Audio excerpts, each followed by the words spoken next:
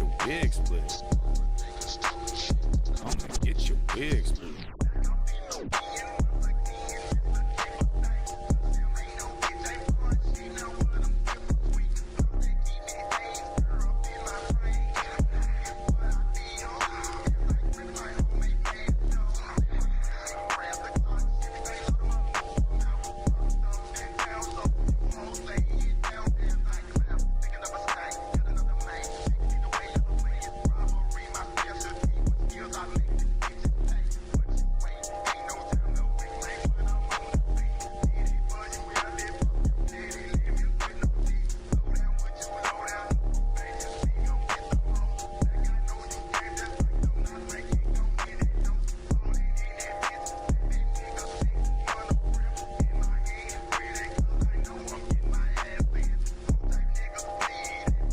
Number one of the chat, Rebel Phoenix, followed closely behind by Borderline Feline.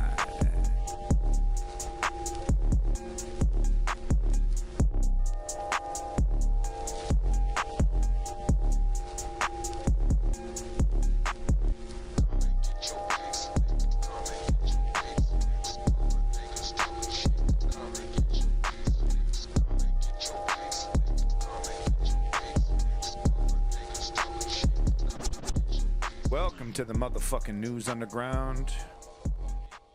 That was HP Shorty with Thinking of a Stang. Yeah, if you're seeing images from the We Are Explosive music video when you're on acid, this is a bad trip. This is too much. Whoa, I want off. Whoa.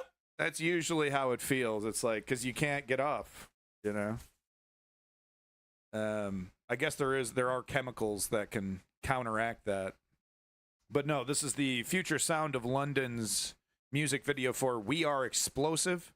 This came across my algorithm because I was listening to the Wipeout XL soundtrack, an absolute masterpiece OST. Definitely recommend you listen to it if you're into, early 2000s techno, electronic music. It's not really fair to call it techno. It's electronic. Welcome back, everybody. Sorry I wasn't able to do boy, that is seizure inducing, isn't it? I'm sorry I wasn't able to do a middle of the week stream. I am a busy motherfucker,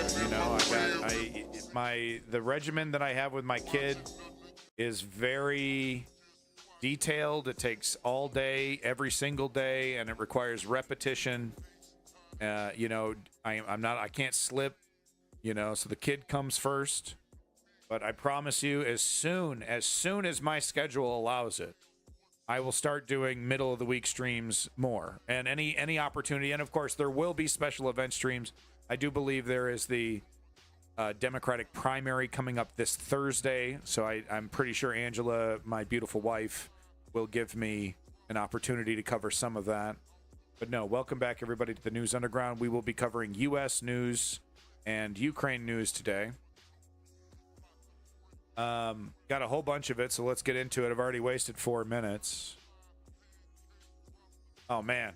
Yeah, Crazy Taxi's soundtrack is... yeah.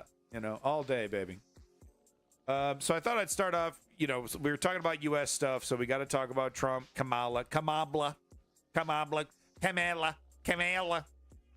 I love it. I got the clip. We're going to show the Republicans finally. I mean, they've been doing this. I don't know if you've been watching politics, this is something the Republicans have been doing for at least since the Bush administration, when they really started eating cow feces. You know what I mean? Really starting taking the big spoonfuls and just really the nasty shit. The whole intentionally mispronouncing names, ethnic names, Kamabla, right? A whole strategy was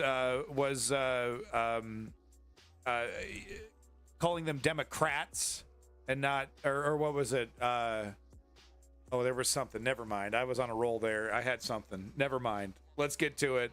I wanted to start off with the Kamabla. I'm sorry, I can't help myself. Wanted to start off with the TV adverts here. Some of the commercials that we've seen, some pretty funny stuff, some memes happening here. So I thought I'd start off with some of the fun stuff, and then we'll get to the more serious stuff. And of course, we're going to cap off U.S. news with everyone's favorite news segment, the mass shooting update. Everyone loves it. Yeah, you got to love it. I mean, I'm sure you're dying to know how many people were murdered, how many innocent people were killed. Because an emotionally unstable American was able to get a gun as easy as one can get a, I don't know, fucking condom at 7-Eleven. I love mass shootings. Yeah, no. Hopefully that's you being ironic. I'm pretty sure that's against TOS, isn't it? You know, it's so funny, the people walking around social media like, genocide's a great, I think that's great. Kill everybody. Kill, kill, kill, kill, kill. It's like, oh, yeah, that's fine. But, you know, don't dox Britney Spears or something, and then you're gone. You're gone, buddy. I don't know. Should free speech like that be policed at that level? Because that's what we're seeing in the UK now, and I kind of have mixed feelings. I mean, people in the UK right now are getting, you know, they're keyboard warriors in the UK are getting jail time. But there is degrees, man. You can't just say I'm gonna go to this place. I'm gonna light this shit on fire. I'm gonna blow this person up. Like, you can't just be doing that. There are limits to free speech, but my problem is like it's arbitrary, the enforcement. Anyway, it's like, well, are we gonna do a ministry of truth or not? You know, are we gonna do a government body that, okay, these are the things you can say and these are the things you can't say? How are people supposed to be, you know, understanding what the fuck they can say, can't say? Well, it depends on what presidential administration is currently in power, so that's fucked up. Doxing isn't something to joke about. That's serious stuff. Shut the fuck up. You want some serious stuff? Here you go. You're probably trying to dox me right now, you fucking right-winger. I can smell it on you. I can smell the right-wing stink on you. I love you. Have a great day at school.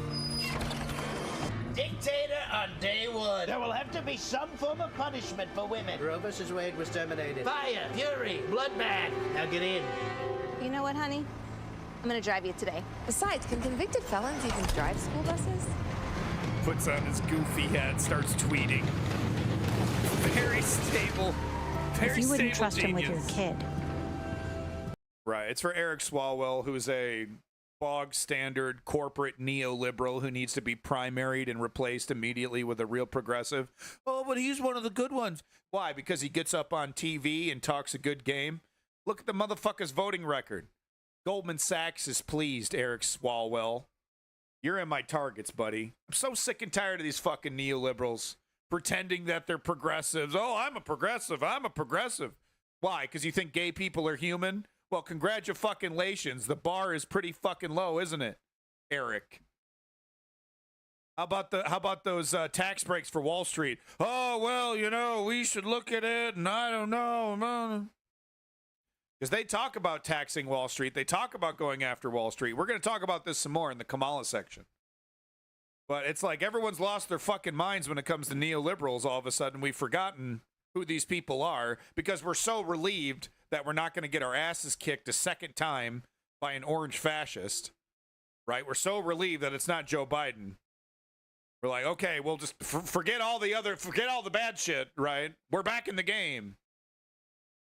So I get that mentality, and I'm right there with you. There's a big weight off my shoulders, man, because like a month ago it was like, dun, dun, dun, dun. It was the end. Trump was going to win, right? Joe wasn't going to do it. The donors were pulling out. Okay, now it shows you online, and I'm here. Welcome back, Strategy. Yeah, I think Twitch is catching on to my game, and they're going to have to shut me down pretty soon. You know, there's one thing you can depend on. If you're a truth teller on social media, you gotta go. You can't tell the truth and sell Clorox bleach. These two things are not compatible. I got a couple more funny ones here. Well, this one's actually just awesome. I just had to show you this one. UAW leader here, Sean Fain, who is not great. The UAW, it's awesome. Unions are amazing. Okay, but are we going to pretend like the UAW is squeaky clean over here, representing their workers appropriately? No, there's all kinds of fucking controversy. But at least Sean Fain does seem to be, at least rhetorically, turning things around a little bit. Because unions need to have teeth. Unions need to demand shit. Unions shouldn't be colluding with corporatist neoliberal political parties. No, I understand. It's like, well, he's the president, and he's on our side, and, you know, he's talking a good game, and, oh, Joe Biden's the first one to march in the streets with us. Okay, are we done getting placated here? Are we done getting placated? Because I'd like some fucking policy, Sean Fain. You know, maybe apply a little bit of pressure instead of just cheerleading. You're only one of the biggest fucking unions in America. You only have a little bit of political power. Maybe you should leverage it a little bit more. I'm crazy. But anyway, this is a spot-on ad. I'm on fucking fire today, boys. And girls and theys and thems. A lot of good news, a lot of bad news, a lot of fucking awesome news. I got to tell you. And guess what, folks? After this, I'm going straight to a 40,000 person barbecue. Gonna go eat so much red meat I come back fucking 3 shades redder. My body's gonna be processing this trip to the barbecue pit for months.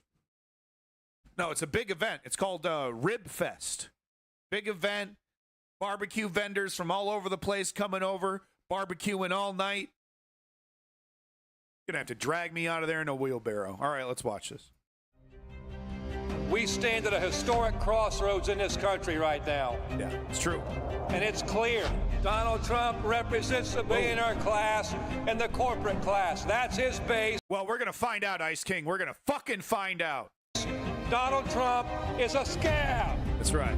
He is. Total scab. He will ruthlessly fight for a vision of America in which the wealthy rule everyone and everything, and the working class is left behind and forced to settle for the scraps. Yeah. What we win but his economy. Now shut the fuck will impact every single contract negotiation, every new organizing campaign, whether we go forwards or backwards for a generation. Yeah. Everything is at stake. True. No, it's in the wealthiest nation in the world, working class people shouldn't have to scrape to get by paycheck to paycheck. But last fall, America's auto workers said it was time to stand up. Yeah. So this was a pretty big change to, you know, because they did a strike during a Democratic presidency, right? There was like, no, we're fed up. And, you know, so that was a nice change to see, because the UAW for far too long working hand in hand with the Democratic Party. So it was nice to see this. We united the entire working class. That's the winning formula. Yeah. The dream of a man. And that is that the strike where Joe Biden marched on? You know, because I mean, they probably would have put that in there, but you know, their actions forced Joe Biden to come into the streets, right? It was either, well, do I do a Reagan, or do I actually follow through on all the pro-union rhetoric in my entire career? Because Joe Biden can't shut up about unions. You would think he's like, you know, workers' rights 100% until you look at his goddamn record. Anyway. Like Donald Trump is that the vast majority of working class people will remain divided. They divide us by race. Yeah. They divide us by gender, by who we love, or where we were born. That's the game of the wealthy. Yep. Divide and conquer. Yep. There is only one answer to the threat we face as a nation. The answer is solidarity. It's true. Yeah. 100%. You are the best America has to offer, and you are the hope of the working class. So as you go into this fight for a better life, remember that duty. We can win. Yeah. Good stuff. Good stuff. Good stuff. Would have liked to have seen this during the Obama era. Maybe there was. Was there a UAW strike during Obama's era? You get my point. I'm reading all your comments, by the way. Thank you for being here, everybody, all you lurkers, all you OGs. So this one made me bust a nut the first time I saw it. Davey really liked it too, so I had to show it here. Update from your boy, Shah-Halud. Good people of Arrakis, it's me, Shia-Hulud, your beloved sandworm of the desert. Many people are saying Paul Atreides, little Paul Atreides, I call him Pesky Paul. He's Al-Mahdi, people are calling him Lisan Al-Gaib. Pesky Paul's calling himself Muad'Dib. He said, Muad'Dib, I'm a little desert mouse, just a humble little desert mouse, and he is very tiny, I saw him. I could crush him easily. Folks, you can't trust Pesky Paul. He's got the Bene Gesserit. Nasty women. Nasty women. Those Bene Gesserit trying to control the outcome of events. He's going around the desert. He's going to the south of the southern border. He's bringing up religious fanatics from the south. He's trying to wage a holy war in the whole universe. Now, the Harkonnens, we don't like the Harkonnens, folks. They're terrible. They're terrible. They gave us a bad deal, but I can get a better deal from the Harkonnens. What can I say? They want our spice. It's the most precious substance in the universe. We're going to get a better deal. We're going to make Arrakis great again. It's going to be an amazing time. We're going to have paradise here in Arrakis, not because of Pesky Paul, but because of your old friend Shia-Hulud. Hilarious. The account is LOL overruled. I don't know if that's their original video, but very, very funny. And according to Davey, he went into the Discord and he went point by point. It was like, this is actually very accurate. This person knows Dune lore very, very, very deeply. Good stuff. Good stuff. There we go. We had good old Shia-Hulud, and here we have the guy that inspired him. Pesky Paul, Muad'Dib. Calling himself the Muad'Dib. Really funny. Really clever. He's such a weird guy, Trump. Well, once in a lifetime character. And it's a shame he's not, because like Canada kind of had a once in a lifetime charismatic character that people loved. Smoke, crack, politician. Hold on. Rob Ford.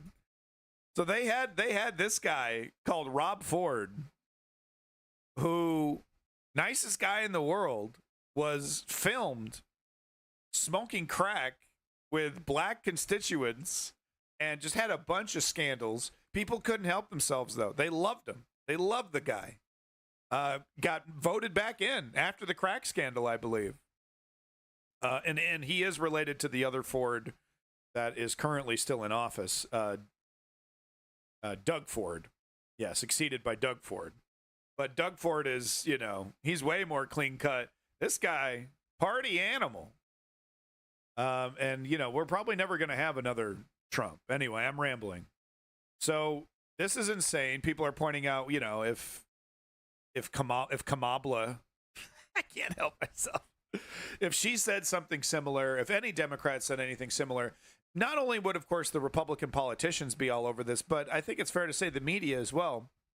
And what people are starting to point out is that there's a scandal a day with Trump. There's, career-ending scandals every single day with Trump. And they're really, I don't know. I mean, can the mainstream media throw any more shit at Trump? I think so. I think yes. They've completely ignored Epstein. They're actually doing a semi-terrible job. They're very selective about what they're actually covering here when it comes to Trump. They do, and honestly, they do let him get away with shit. It really says, like, all you need to do is be hyper criminal, and if you're a president, if you're up in this echelon, you can tie up the court system.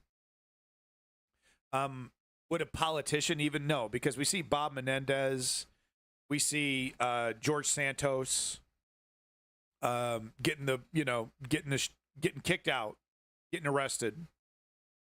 What's going to happen to good old Bobby there? Are we going to see him at Club Fed? I'm curious. But anyway, the point here is, if any Democrat said anything like this, they'd be skewered. But also, he wants his cake and eat it too, and we'll discuss more after the clip. You'll see what I mean. But basically, we're going to drill, baby, drill. We're going to get the energy prices down almost immediately, and we're going to close the border, and we're going to get the crooked ones out, the bad ones out, and we're going to let a lot of people come in because we need more people, especially with AI coming and all. So mass deportation, and then but also we're going to let more people in because we need more people, and farms depend on the slave labor, et cetera, et cetera. So, cake and eat it too. We're going to do both. The world's largest mass deportation, but also we're going to let a bunch more immigrants in. Is down almost immediately, and we're going to close the border, and we're going to get the crooked ones out, the bad ones out, and we're going to let a lot of people come in because we need more people, especially with AI coming and all of the different things, and the farmers need, everybody needs. But we're going to make sure that they're not murderers, killers, drug dealers, and the kind of people that we have largely coming in right now. Okay? You're a sexual assault criminal. They're letting you operate. How? What, you got Minority Report, Chip? Huh? Are you a criminal? No. All right. Come on in. I mean, would they start letting people in and then the mass deportation program kicks them out? All right. So Trump is going to, at the same time, be the world's most hardcore against immigration, lock it down, kick everybody out, but he's also going to be the America's most open to immigration, letting millions of people in. I mean, what the hell are you going to do? The only way that they can tell if somebody's a criminal is if they have brown skin. So, what's the plan? I guarantee you they're going to prioritize the deportation stuff because they're ghouls. And then, halfway through it, realize how bad for business it is. The conservative businesses all across the Rust Belt collapsing. Okay, well, I also said we're going to let a lot of people in, so we're not doing that stuff anymore. You gonna let all the kids go from the steel cages there, Trumpy? We're gonna find these kids that Joe Biden let out of my cages, and we're gonna put these kids back in their cages. Some of these kids are teenagers. They're old enough to rape. They're old enough to do drugs. We're gonna find them. We're gonna put them back in the cages. That's where they belong. Those are dangerous children. So this person here, Mr. Blue Check, he said bring them in legally. This is what Trump has always said. He, in fact, has not always said that. Back in 2015, he promised us a big, beautiful wall with a door in it so people could come legally. He delivered. He did not deliver. The wall is not finished. It's actually crumbling because it was made so cheaply. We want more legal immigration and less illegal immigration. That's what MAGA has always been about. No. MAGA wants more legal immigration, question mark? That's what it's always been about, question mark? Yeah! And of course, there's a bunch. I'm sure there's some kind of statement somewhere that someone could cherry pick to say, "Oh yeah, you see, that was the position." But please ignore the 10,000 statements made in between that time about how a bunch of scary brown people are going to come and get you. Remember when the wall fundraisers went to jail?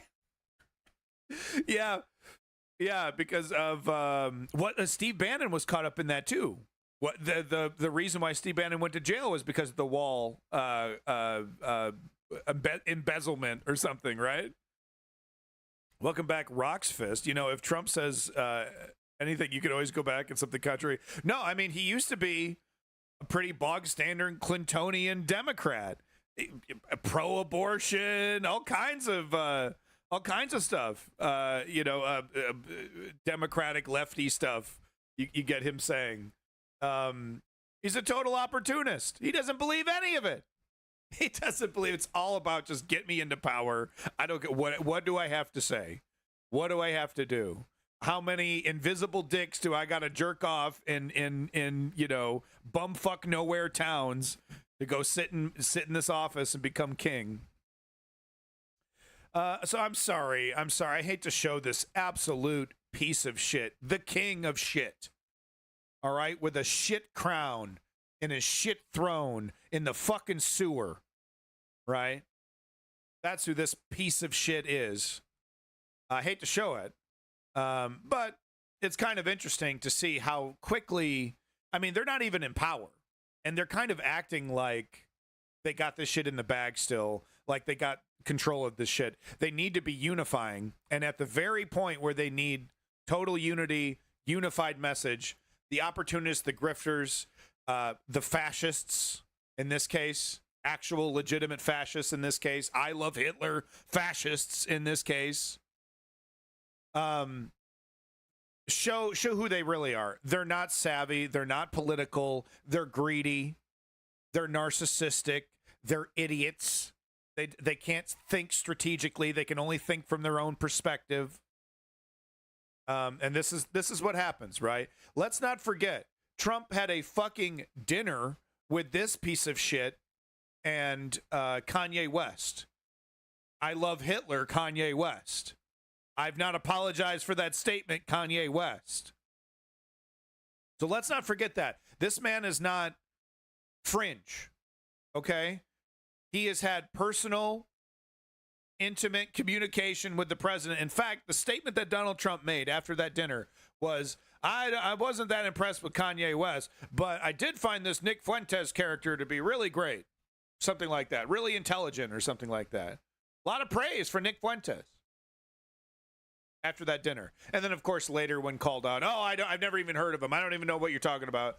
Right. That's the usual thing that he does with the people. I don't even know. I've never even heard of that person. It's just absurd. Cue the video of him walking out of a restaurant with this piece of shit. But anyway, they don't know what they're doing.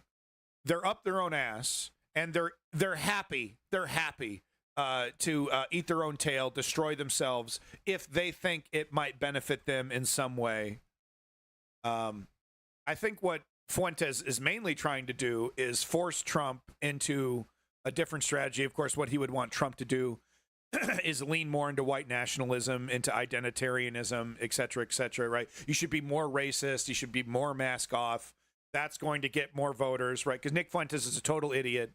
He wants the full normalization of white supremacy, but he's too stoked to tell everybody about that. He's too stoked to trigger you to understand the crypto-fascist strategy of, okay, we don't tell everybody, we don't take the mask off until we're in power. He can't help himself. He's a complete moron, strategically. He knows how much power he has. It's unbelievable that Trump was stupid enough to have a conversation with him. It's because of his stupid groypers, which are just a bunch of white supremacists. And Trump was like, oh, well, that's a lot of people that will vote for me. Homie, they were going to vote for you anyway. If they do vote. A lot of these people that follow Nick Fuentes don't even fucking vote. They talk shit. They make it their fucking life to go across social media and cause as much havoc, all the Hitler shit. And then they don't vote. Why? Because they can't leave their little cum dungeon. They can't leave their little fucking computer room in their mom's house. They don't leave. These people are terminally online, mentally ill sociopaths. Right? Not exactly a constituency you should be worried about securing, locking. We got to lock these guys down, right? But no, that's Trump.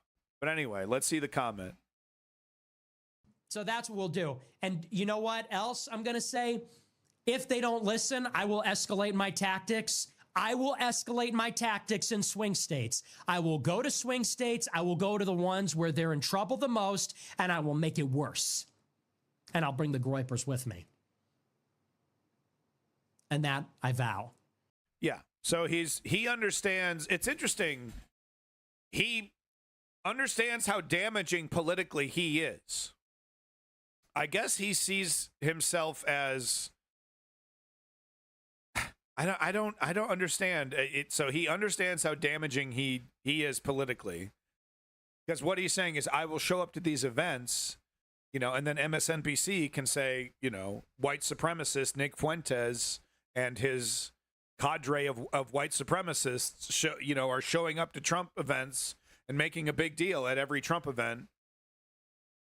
Does he even have the money for that? It's going to be so embarrassing when he goes and like maybe 20 people show up, right? Because he thinks, oh, there's going to be hundreds, like the thousands of people that watch him. They can't get out of their little fucking crusty cum dungeons, though. They're pathetic.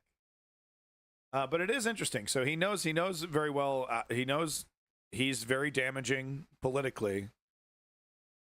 He just can't help himself, can he? He's too stoked about Hitler. He's too stoked to see people in, like, he gets giddy and excited when talking about mass deportation and, you know, going after liberals and, you know, Muslims and people who are not Christian, atheists, you know, locking them up, jailing them, making it illegal to be atheist. He gets really, really excited thinking about the government forcing people into his worldview. He's really quite a dangerous character. It's a good thing that he's a weak piece of shit. Weak, ineffective. Like, I can't say he's ineffective, right? That's not quite fair. But it's not quite fair to call him effective either. He's like a mustard stain. You can't get rid of him, but it's not going to ruin the interview, you know? Anyway. Welcome back. Why is Kanye West? Folks, I have a treat for you. I don't think any of you viewers were here in the first years when I first started covering politics. But back in the day, RT, the terrible Russia Today propaganda network, they were happy to throw as much money at a bunch of actual real journalists in the United States as long as they were criticizing the United States. And they were allowed to do whatever they want. Real journalism, right? But they couldn't point their camera at Russia, or if they did, they had to do it very briefly. But if you were, you know, talking about U.S. imperialism, if you were talking about how bad George Bush is, or how dangerous, you know, Obama's neoliberalism is, or his drone wars, et cetera, if you were talking about America and criticizing America, RT was happy to have you. And you were allowed total journalistic freedom. And it was actually really cool, some of the shows. You had Chris Hedges, Chris Hedges and Chris Hayes. No, Chris Hedges had a show. Jesse Ventura, Abby Martin. There was that comedian fella. And they all did real journalism. It wasn't like Russian propaganda, but they were getting paid by Russia because they were criticizing the United States. But the reason why they weren't on any other network is because they were too critical of the military-industrial complex in the United States. So they couldn't find a home in America's journalistic landscape because they couldn't get paid to talk the truth, to speak the truth about America. So they had to go here. So anyway, that's kind of the history of RT. And then, of course, the invasion happened, and then they folded everything up. So anyway, we used to watch on the show The World According to Jesse every single time. I couldn't help myself. It was the funnest show.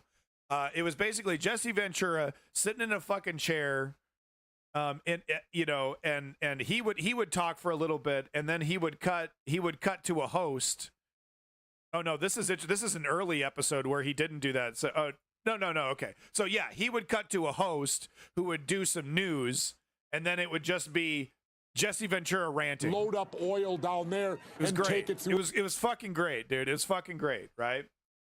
So anyway, we kind of have a new episode of The World According to Jesse. So I'm going to do something that I haven't done in the longest time. We're going to watch the intro to the show, and then we're going to watch the clip. You'll see what I mean. It's a CNN interview.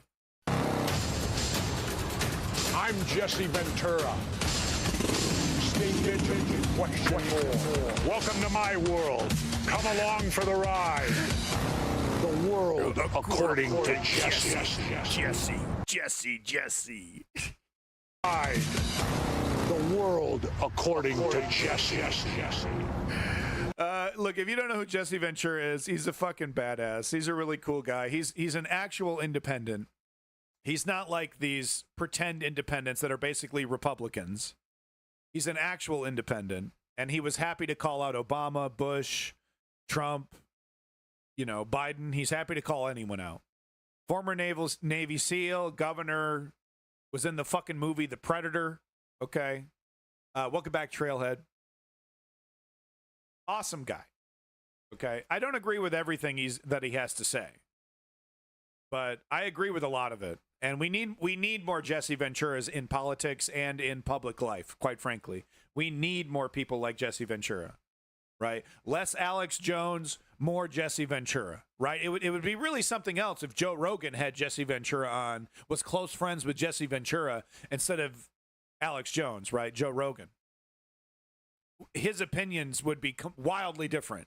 But anyway, that was great. Got the intro. Now let's watch the Jesse interview. 10 minutes of fucking Jesse, baby. Yes. You know him in here. A chain-smoking Korean War era veteran. Cared about his community, but 2 days after I turned 17, he took me down to join the Army National Guard. And for 24 years, I proudly wore that uniform. Presumptive Democratic vice presidential candidate Tim Walz, the governor of Minnesota, touting his service, the National Guard, at a campaign rally tonight. Yeah, Jesse Ventura also had a really cool conspiracy show. It was cool, but it was also corny. Like, it, wasn't great. Definitely had some issues, but entertaining. It was entertaining.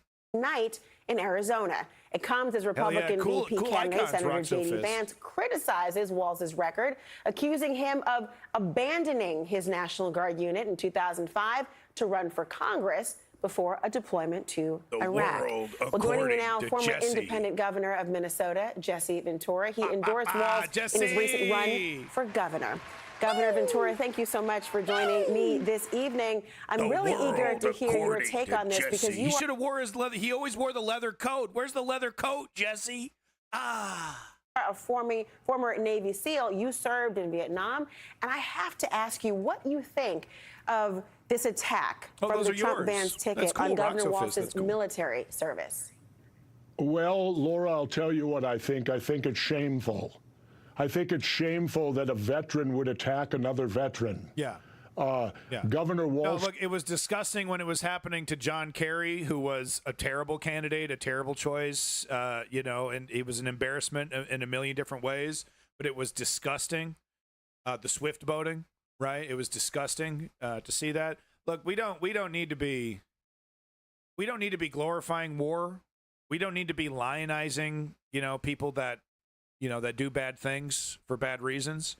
But when it comes to the individual, to the guy, all right, who signed his name on the paper, made the pledge, and is out there on the front line, we don't need to bring that into politics, right? Like, it's okay to say I served and all that, but we don't have to disparage the uniform and these sacrifices made. Because if men like this weren't there during World War II, we'd all be speaking German, and that's 100% true. And what's happening in Ukraine, it's not World War II, but it is existential. And let me tell you, I guarantee you, the grand majority of the people in Ukraine are happy for these men in uniform to be out there. It's a mixed bag, though, right? We can't.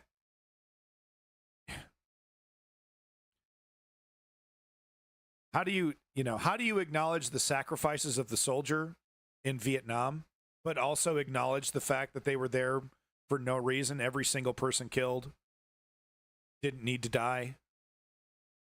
Innocent, Viet Cong, U.S. So it's complicated. It is. But and that's why we need to not. Oh, you didn't shoot a gun. You were over there. You were over there. As an expert, as someone else. No.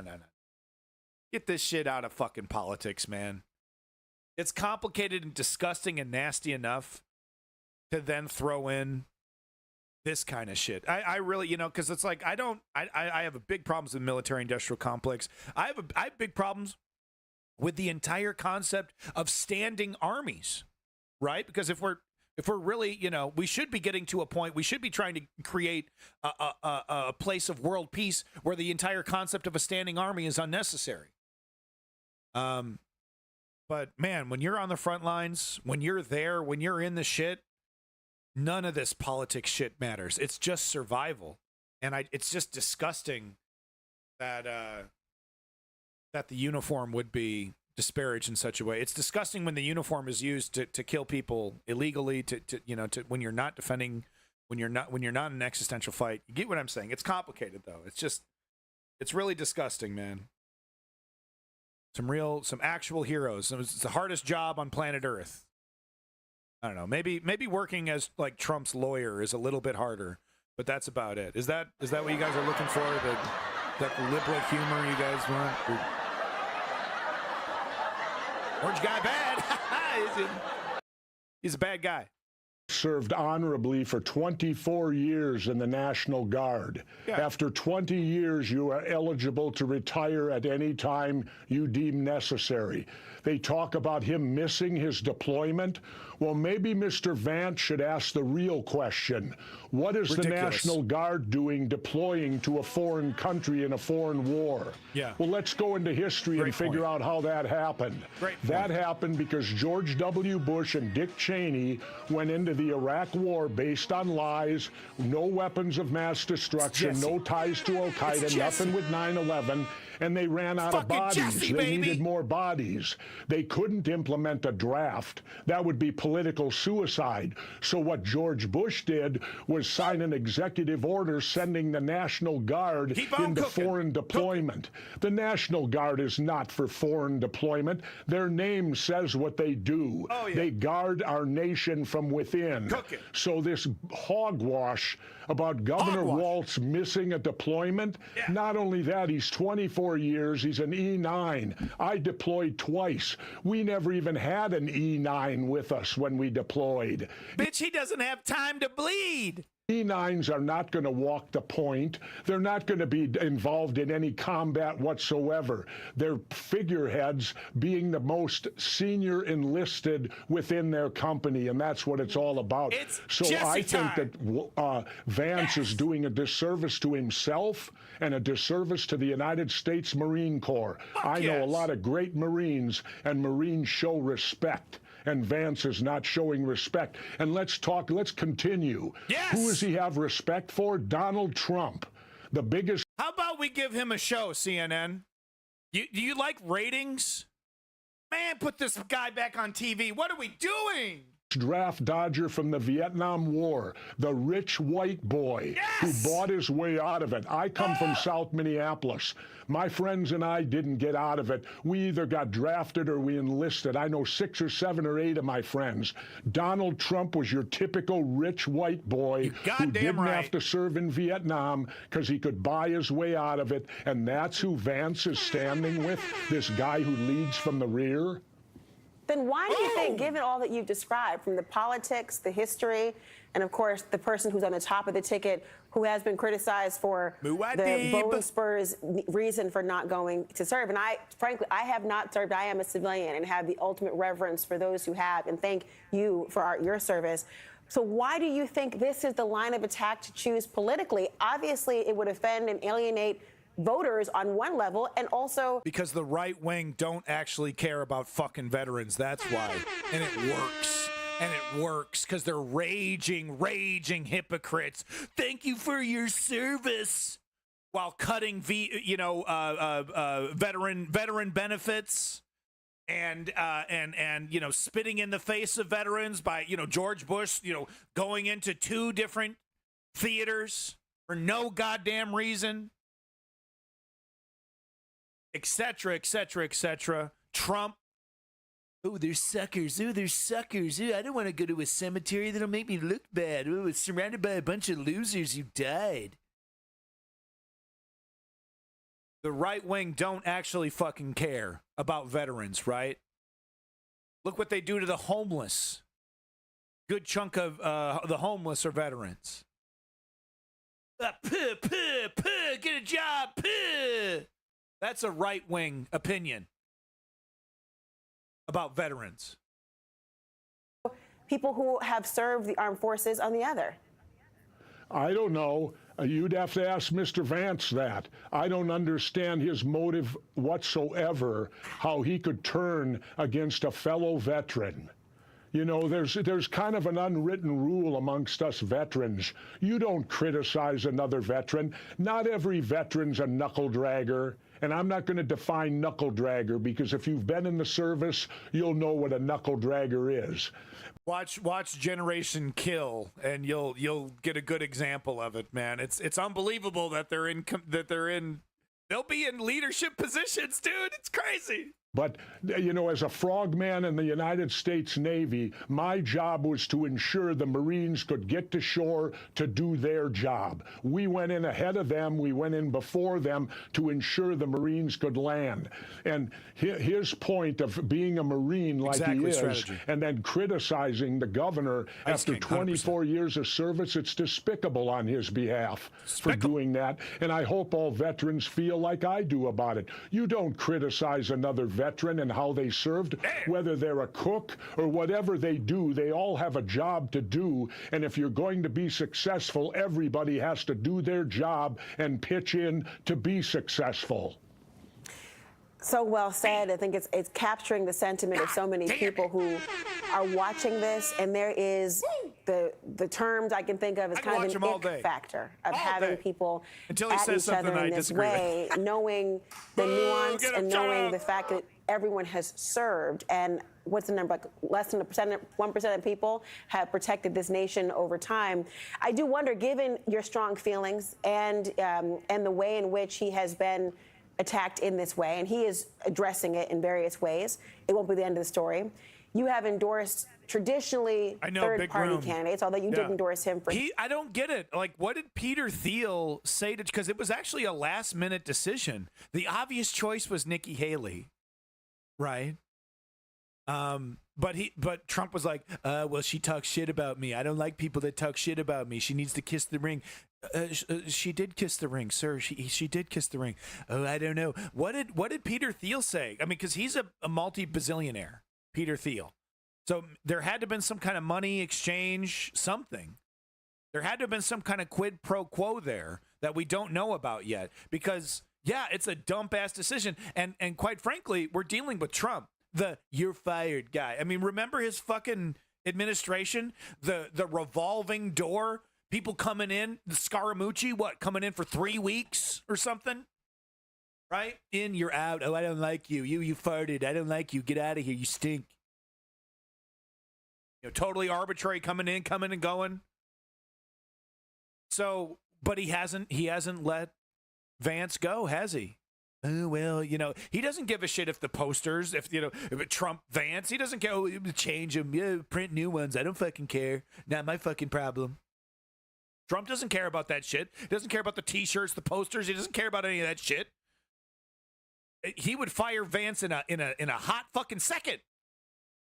But something is preventing him. Something is preventing him from doing that, and it has to do with Peter Thiel. So there has to be some fucking connection with this billionaire who came in at the last second, and Trump made this last second decision for this fucking pudding pop shaped as a human being. Shit, dude, I thought my beard was ugly. Holy shit, man. He's uglier without it, though. He said, damned if you do, damned if you don't over here with Vance. His run for governor. Do you intend to endorse the Harris-Walz ticket now? Here we go.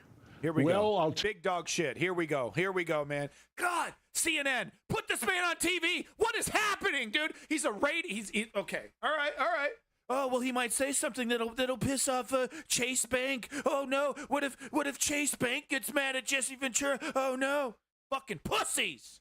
Let's not forget who owns these news networks, right? Right-wing oligarchs own most of these left-wing networks. Are you kidding me? Put this man on TV, dude! 40 minutes a day of Jesse, that's millions of views. I guarantee it. And to endorse the Harris-Walz ticket now? Well, I'll tell you this. I met with Bobby Kennedy last winter. We met for 3 hours. Apparently, I came in second. He chose his woman, Shanahan, as running mate. Bobby's still a friend of mine, but I'll tell you where I stand right now. And listen to what he's talking about. Fucking RFK, dude. RFK, right? So, you know, this is where it's like, God damn it, Jesse. God damn it. He's a mixed bag. He's talking about Bobby, my friend Bobby. The fucking RFK, the maniac. The maniac who's not progressive. Not progressive. RFK, not progressive, dude. He's not even pretending. All right, we saw the phone call with Trump. We're gonna forget about that little phone call. Oh, I'm so sorry. I'm so sorry. Oh, God, I'm so sorry. I'm so sorry, Daddy. The guy who would drop every fucking principle in the fucking dumpster if Trump asked him to be part of his cabinet or administration or universe. I brought in RFK. He's a good guy. A lot of connections. Oh, you're asleep? Suck my fucking... Bobby's still a friend of mine, but I'll tell you where I stand right now. I'm going to be selfish. A few years ago, I got the opportunity to see the United States elect its first black president. I didn't think that could ever happen, and they even re-elected him. Well, now I'm going to be selfish again. I've only got a few elections to go. I'm 73 years old now, so the window's closing.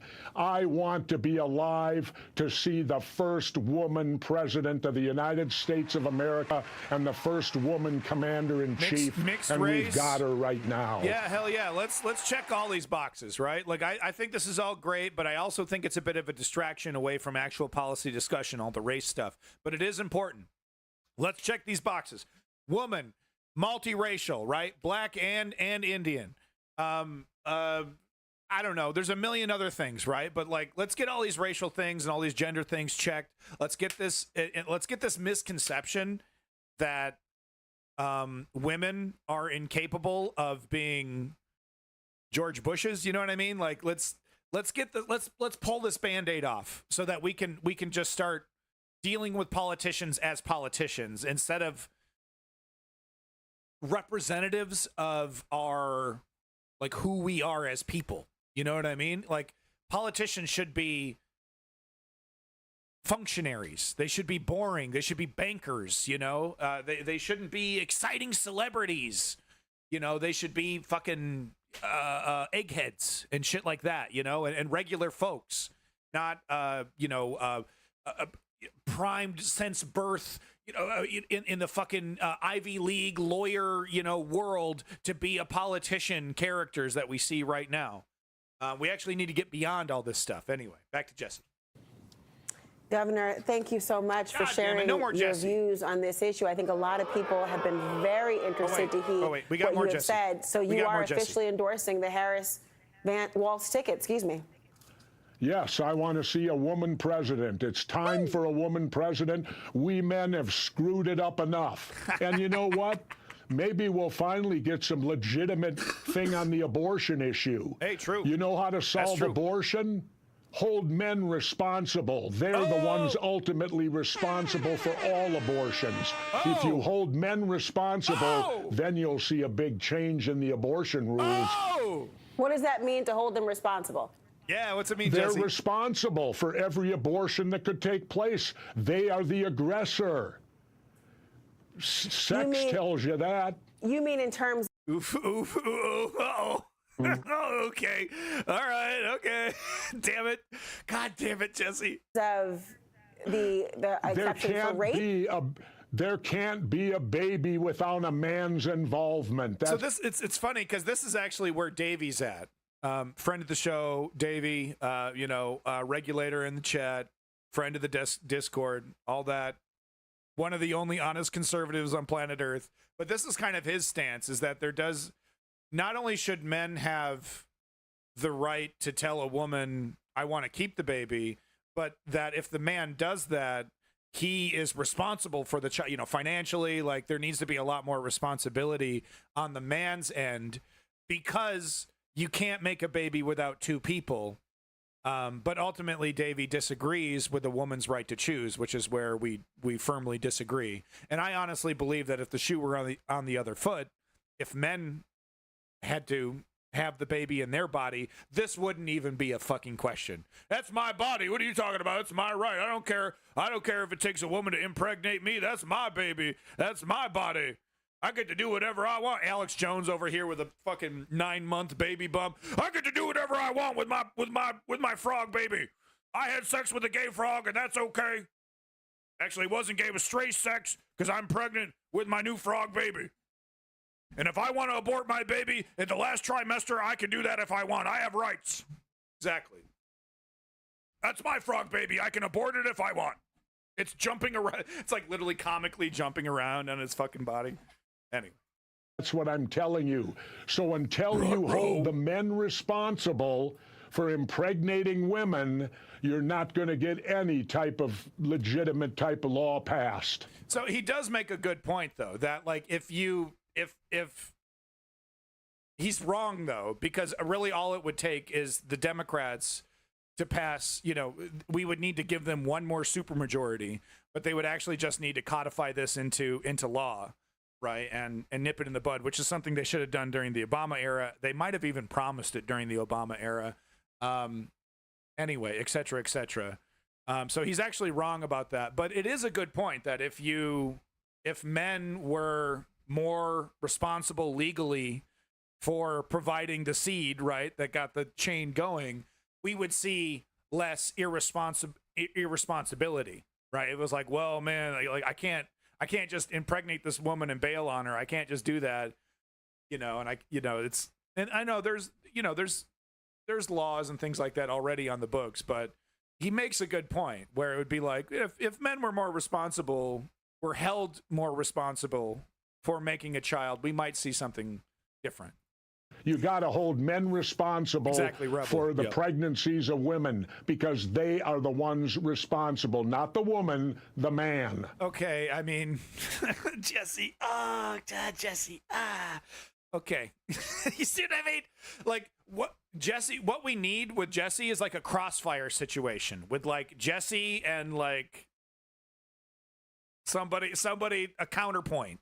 A counterpoint, not exactly a liberal or a Republican or anything, but a counterpoint to Jesse. Like, are you sure, man? I don't know about that one, dog. Let's, It'll be interesting to see how people evaluate that. On the one hand, thinking about autonomy and agency over one's body, and also the notion of assigning responsibility on the other.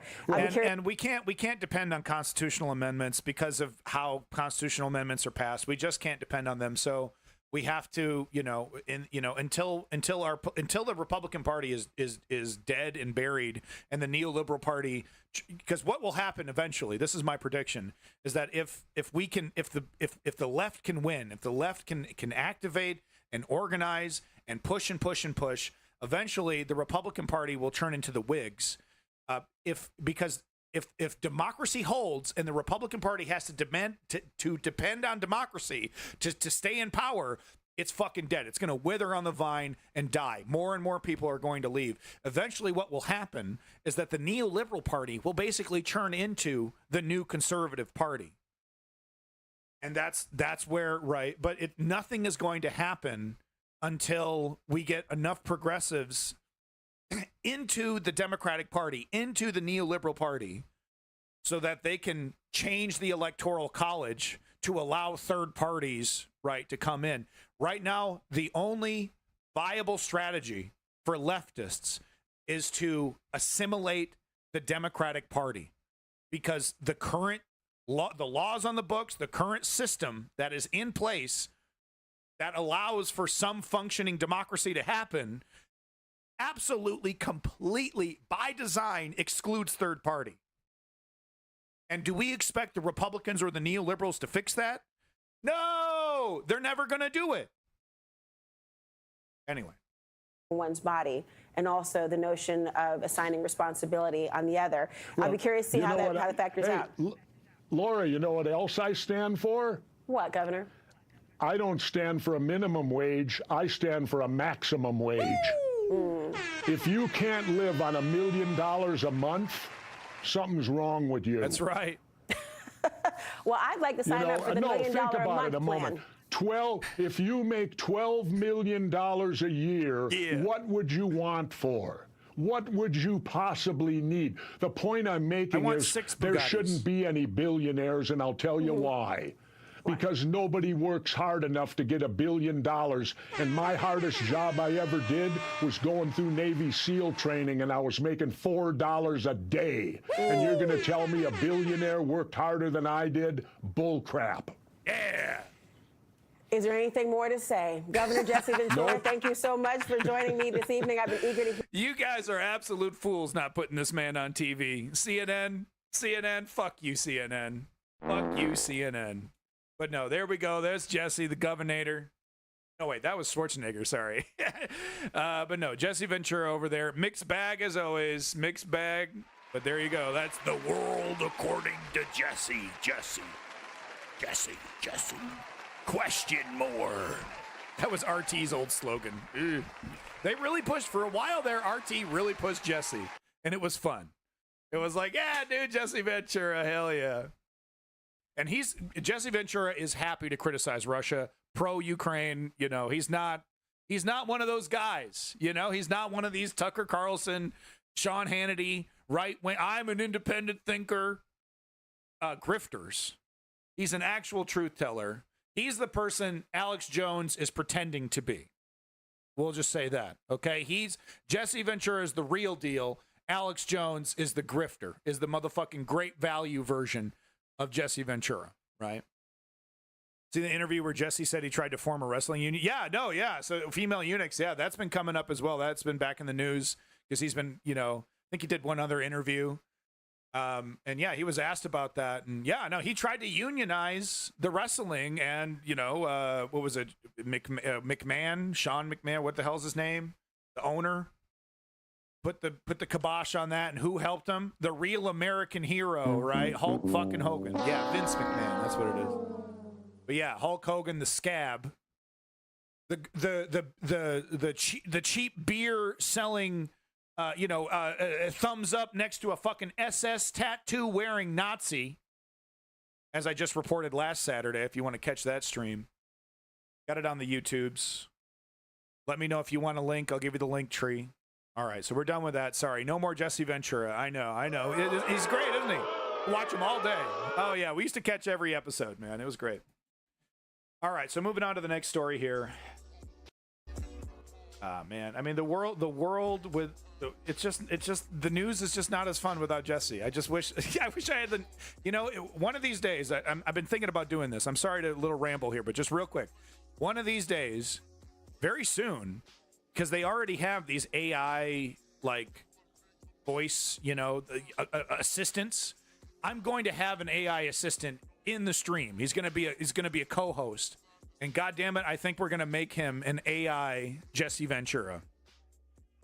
Yep, I think AI Jesse Ventura is going to be my co-host on the News Underground, because as soon as it's like I don't have to pay for it and it's ubiquitous and I can just really quick, put it into my stream and just ask it questions, like, hey, Jesse Ventura, what do you think about this?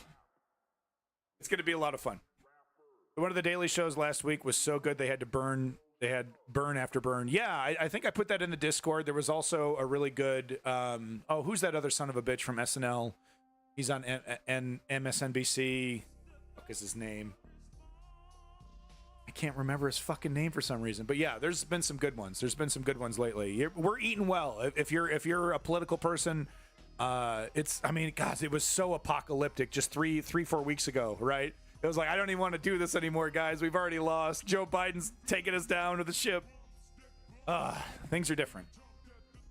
So anyway, we have this comment here. This is a link from Davey in the Discord. Thank you. But this is the VFW admonishes former president for Medal of Honor remarks. So, the head of the VFW coming out, criticizing Trump, about these flippant remarks about the Medal of Honor and the heroes who have received it, and blah, blah, blah, blah. He continued, blah, blah, blah. These asinine comments not only diminish the significance of our nation's highest award for valor, but also crassly characterizes the sacrifice of those who have risked their lives above and beyond the call of duty. Yeah, blah, blah, blah, blah, blah. if this guy was consistently, I don't know the history of this dude, but I get the feeling that he's been pro-Trump up until now. He's been supporting Trump up until now. It's like, get with the fucking program, man. What, you don't believe General Milley? You know, you don't believe the people that were right next to Trump who said, yeah, dude, he said dead veterans are suckers. And by the way, that the person was asked again about that just recently. He said, yep, that's what he said. I hold to it. I'm not lying. So if this person has been consistently anti-Trump since, Trump, shit on veterans the first time, yeah, you're goddamn right. You're tubing. You're goddamn right. Okay, that's fine. But if this is him, oh, okay, the straw has been broken. Finally, the straw is broke, right? The camel's back has finally been broken. Then fuck you, dude. You were down for Trump until now? Get with the fucking program, idiot, if that's the case. I don't know if that's the case. I don't know. But anyway, yeah, hey, veterans. Donald Trump thinks you're an idiot, literally. He laughs at you, literally. Sits on his golden toilet and chuckles to himself, thinking how fucking stupid veterans are for risking their life to defend their country. I'm not even joking.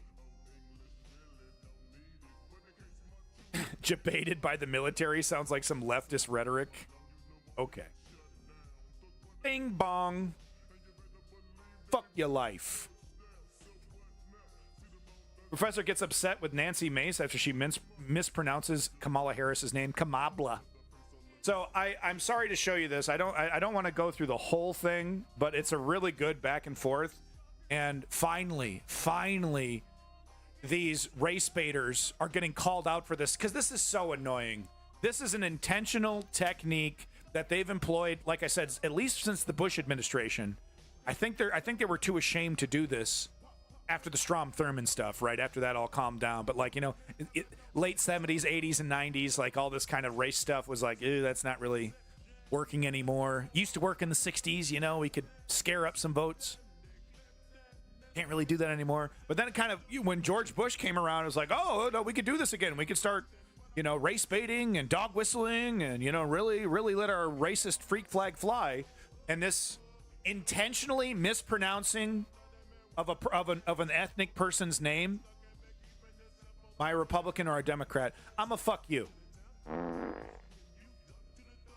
I need to put that in the rules. Stop asking me.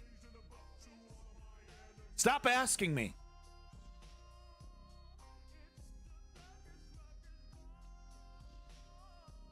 Look, I'm voting for Kamala. That does not mean I'm a Democrat. I'm a democratic socialist, but that doesn't mean I agree with every single thing Bernie Sanders says.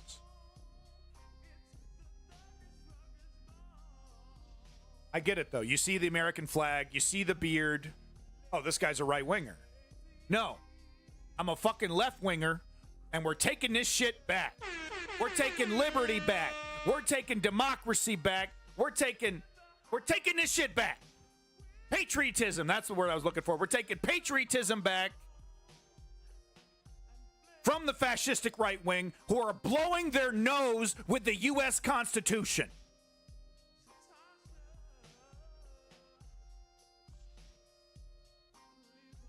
So if you got a problem with that, you got a problem with me, dude. But no, like I said, I don't think I'm not going to make you suffer through this whole 8 minutes.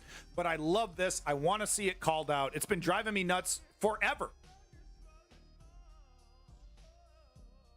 Yeah, Keir Starmer certainly better than the fucking conservatives. Certainly better, right? But very scary how Keir Starmer is going Clintonian. Right? Running to the right. Oh, that's the winning strategy. I know we're the Labor Party, but how important is labor, huh? But whatever. That's a discussion for a different stream. We do cover UK politics. All right, but anyway, I love to see this called out. It needs to be called out. It's racist. It's intentional. And they're all like, what? I could say names however I want. I could do whatever I want. I could say whatever I want. But the person, I think it was Michael Dyson here. Yeah, this fella. He points out that just because your intention, and he's being nice to Nancy Mace here, but he makes a good point, which is you don't have to have the intention of racism to assist racism. You can Dunning-Kruger racism, right? You could be totally unaware that you are being disrespectful and still contribute to racism, right? And it's like, oh, well, now I have to walk on eggshells. No, the liberal woke, to tell me. No, this is about respect. And there's a lot of unwinding that needs to happen, right? Because there's a lot of incorrect assumptions that people make. With just a little bit of information, open your mind a little bit. You're like, oh yeah, if I empathize with that group, if I put myself in that person's shoes, yeah, that makes sense. I would find it a little offensive if someone of a different culture or race was intentionally mispronouncing my name, especially if that person was a politician, especially if that person was trying to get racist to vote for her. But no, so Michael Eric Dyson makes a great point. Anyway, this clip is filled with it. Let's watch. Trump says he's not ranting, but this press conference was a great example of a speech littered with all the things that he's been focused on for a long time. Is he capable, really, of staying completely on message here? No, of course not. This was not a press conference, first of all. This was a campaign rally speech. He even had his supporters there at Bedminster, and he fooled the press once again, by claiming he was going to have a press conference. He spoke for 45 minutes before he even allowed a question to be asked. And when he did, he was just filled with lies over again. He made this comment about, more than 100% of new jobs that are created. I'll play it. So just so you don't have to paraphrase what it was. I really like the statement that he's been making lately that Kamala Harris is going to turn the country communist immediately, if not before. Like she's working as hard as she can to, for this Bolshevik revolution, and we might even have a full-blown communist conversion before the election, folks. It's happening. Listen. Virtually 100% of the net job creation in the last year has gone to migrants. You know that? Most of the job creation has gone to migrants. In fact, I've heard that substantially more than beyond the number of 100%. Yo, I gotta say this, man. He looks frazzled. He looks harried, and look, I don't mean to be ageist, but it for some reason, just pre-assassination, it wasn't showing as much. The stress is kind of showing and kind of adding. There was an effervescence to Trump when Biden was running, right? Beyond the number of 100%. Beyond the number of 100%. I guess I need my calculator so I can go shoplifting with Donald Trump, because clearly you can't have more than 100% of jobs going to migrants. You can't even have 100% of new jobs going to migrants. It's not only math. Oh, the big room. I'm looking forward to it. I mean, look, I'm not a fan of Kamala, for a myriad of reasons, but better than Trump, better than the right wingers any day. Mathematically impossible. It's just plain stupid. And how does this guy get taken seriously? How is it that he is a presidential candidate for the highest office in our country when he can't even complete? Why is CNN still asking why? Really, CNN should be giving us full-blown documentaries and people who can tell us why. Are we really this late? Why is he winning? Why? We should know by now. Right? Why are we still asking why? I get, he's just on a roll. He's got to do his thing. He's riffing, right? That's why he's there. But it's a little frustrating that there are pundits on TV that are still asking why. a press conference without spewing lies and misinformation and obvious falsehoods. Yeah, big room. Yeah. Well, if you want to talk about misinformation, we can talk about Kamala Harris's Google ads, like literally taking headlines from mainstream media and rewriting them, which should be against Google ads policies. But what's stupid is allowing people, criminals, to go into stores in California and not being able to arrest them unless it's... This is a total lie, by the way. I think Jon Stewart did a really good job of breaking down this lie that Kamala let all the criminals steal up to $900. You could steal everything you wanted. It's like, no, not exactly. It's basically a lie. There's some truth to some of the changes that were made, but no, she did not make shoplifting legal. $900 or $950 and more. The problem is that that's not actually what's true. That's not true. Going into stores in these blue cities and blue states, stealing merchandise and not being stopped. We've all seen these videos. So should Donald Trump not be... So it's a real thing that's really happening. Is Kamala directly responsible for all of it or even partially? Not exactly. No. It's far more complicated than that. She was mayor of San Francisco, I think, while I was living there. And I got to say, just another mayor who didn't do jack shit about any of the fucking problems. Like I said, she's still a neoliberal here, right?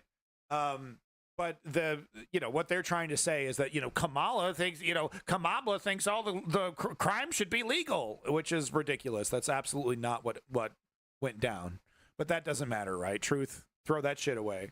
First thing to die.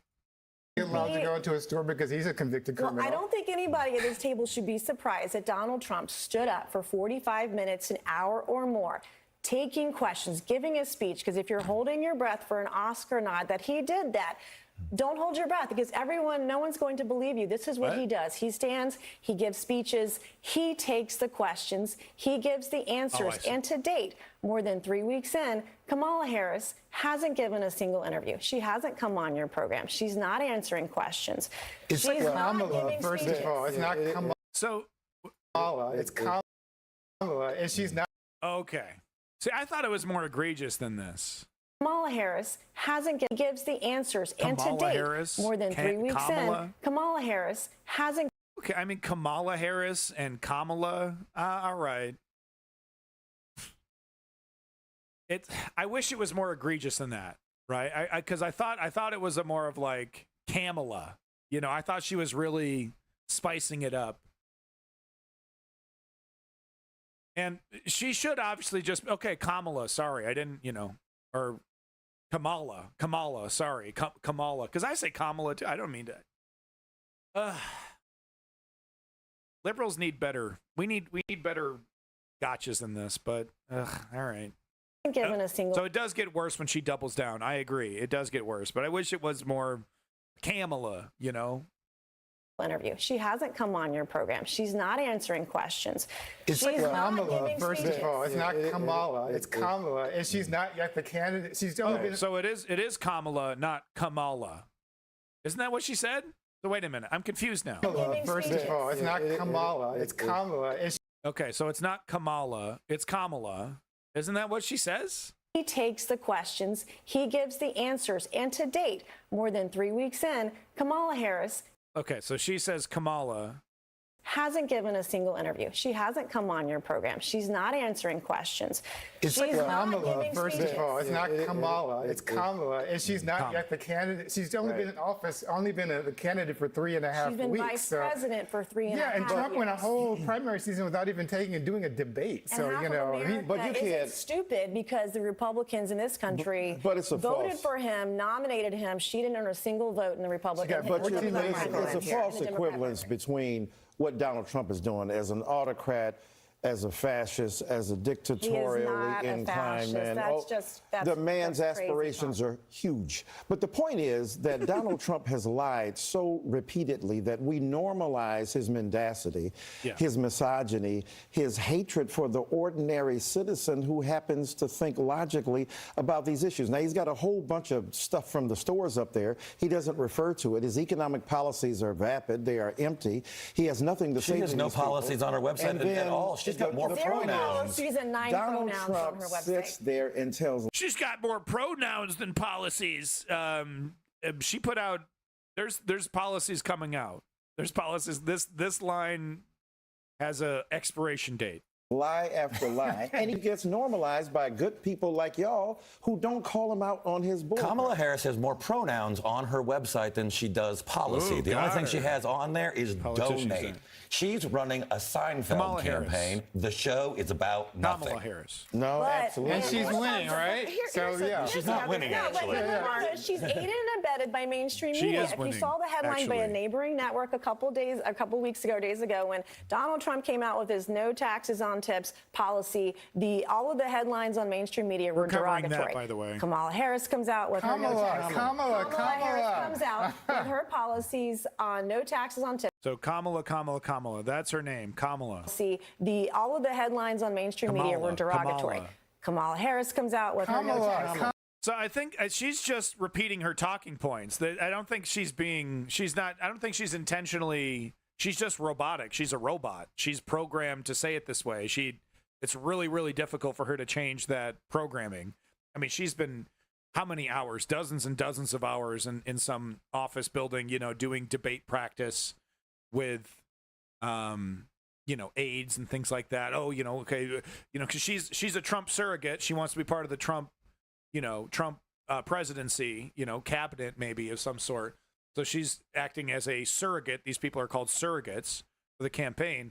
So she's gone through all this. She's got a bunch of pre-programmed political talking points, and that's how she's programmed. I don't know if she's being intentionally racist here, because I've seen it. I think it was like Lindsey Graham, Obama, something like that years ago. I've seen Republicans do this intentionally. And usually they're not even called out for it. All of the headlines on mainstream media were derogatory. Kamala Harris comes out with her no taxes. Kamala Harris comes out with her policies on no taxes on tips, which is Donald Trump's policy, by the way. All of the headlines on mainstream media were positive and glorious and thoughtful. I guess y'all are standing up for him because he didn't say any of this today. Well, everything you're saying is nothing he's ever said. One of the things that we learned about her policy that she's going to roll out. All right, you get it. So there's another. I think she does it a third time.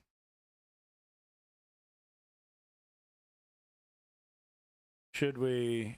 I'm curious. Okay, let's see if she does it a third time. I'm kind of curious to see the reaction when she does it a third time. So let's get Michael Dyson's here. Because it sounds kind of like it. Well, look, if you like it, it's called good policy. If you don't like it, you call it pandering. But is it really policy? I mean, price gouging?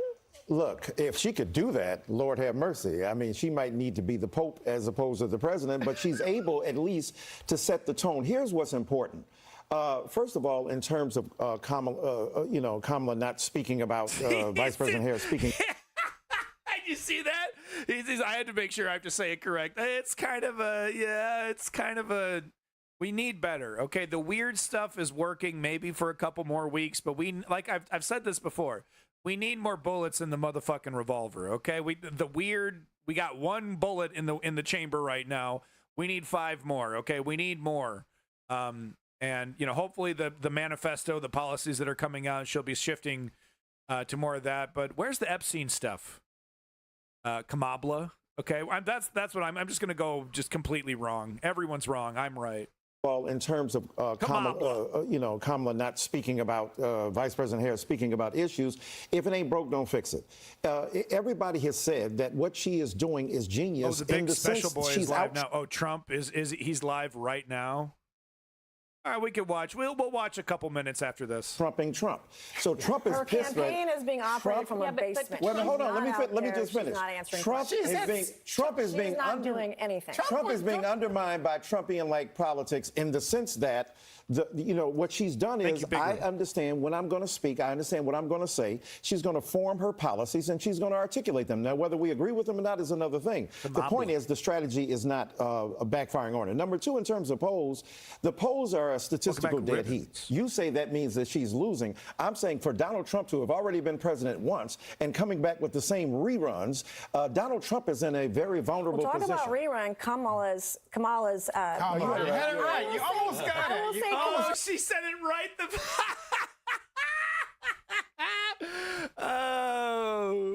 She said it right the first time and then wrong. That she corrected herself with the wrong one. So that tells me there might be some intention to this, that she knows that this is a strategy, that she's like, she has to make sure she's employing for repeated doubling down gaslighting act and not knowing better. We don't know if it's intentional for sure, but yeah, gaslighting the bullshit already, the really easy way. Yeah, true. No, they feign ignorance. Don't you love it when they're like, oh, I haven't read that. Oh, can you comment on this major political thing that you obviously read and know about? Oh, I have no idea. I've never heard of that thing. Wow, that's happening. Oh, wow, I was playing Fortnite all day. I don't know. They're pathetic. I hate that they get away with that shit. I see that in the UK as well on the BBC. Oh, I haven't read about. Oh, Nigel Farage said that. I haven't read about that. Oh, that's crazy. I have no comment about that because I haven't even read it, so I don't even know. Oh, well, they made this statement. Here's the quote verbatim. Like I said, I haven't read it. I don't know what any of this is. I don't even. Where are we? Are we in the third dimension? Wow. Oh, wow. Look at this. Like a depth and wow, it's amazing. Got a Z-axis over here. This is wild. I've never existed in reality before, so I have no idea even what you're talking about. Sorry. Okay, moving on.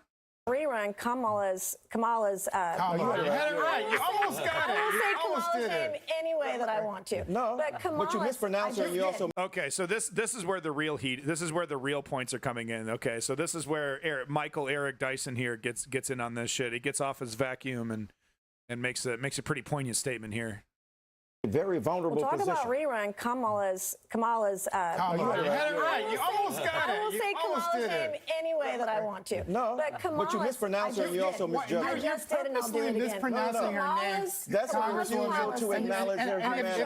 If I purposely mispronounced your name, that would not be appropriate. Policies are Joe Biden's policies. She owns it. You're normalizing that kind of viciousness, man. 33 times. She was the vice president. Joe Biden's bill. We know that times the deciding vote on Joe Biden's bills in the Senate. Let me just say this, because this Congresswoman is a wonderful human being, but when stop with this fucking language. I don't know. They brought a younger, hotter chick on here for some reason. I don't know. I'm sorry, that was misogynist. I take that back. Boo! Quit being misogynist, you bastard. She probably went to college, not like you, jackass. She was on Vice. Yeah. Where have you been? Xbox Live. Boo, fucking misogynist. Talking to me. You disrespect Kamala Harris by saying you will call her whatever you want. I know you don't intend it to be that way. That's the history and legacy of white disregard for the humanity of black people. So now you're calling me racist. I didn't say. So yeah, so this is interesting. Oh, how dare you? How dare all the racist dog whistles? I'm not racist.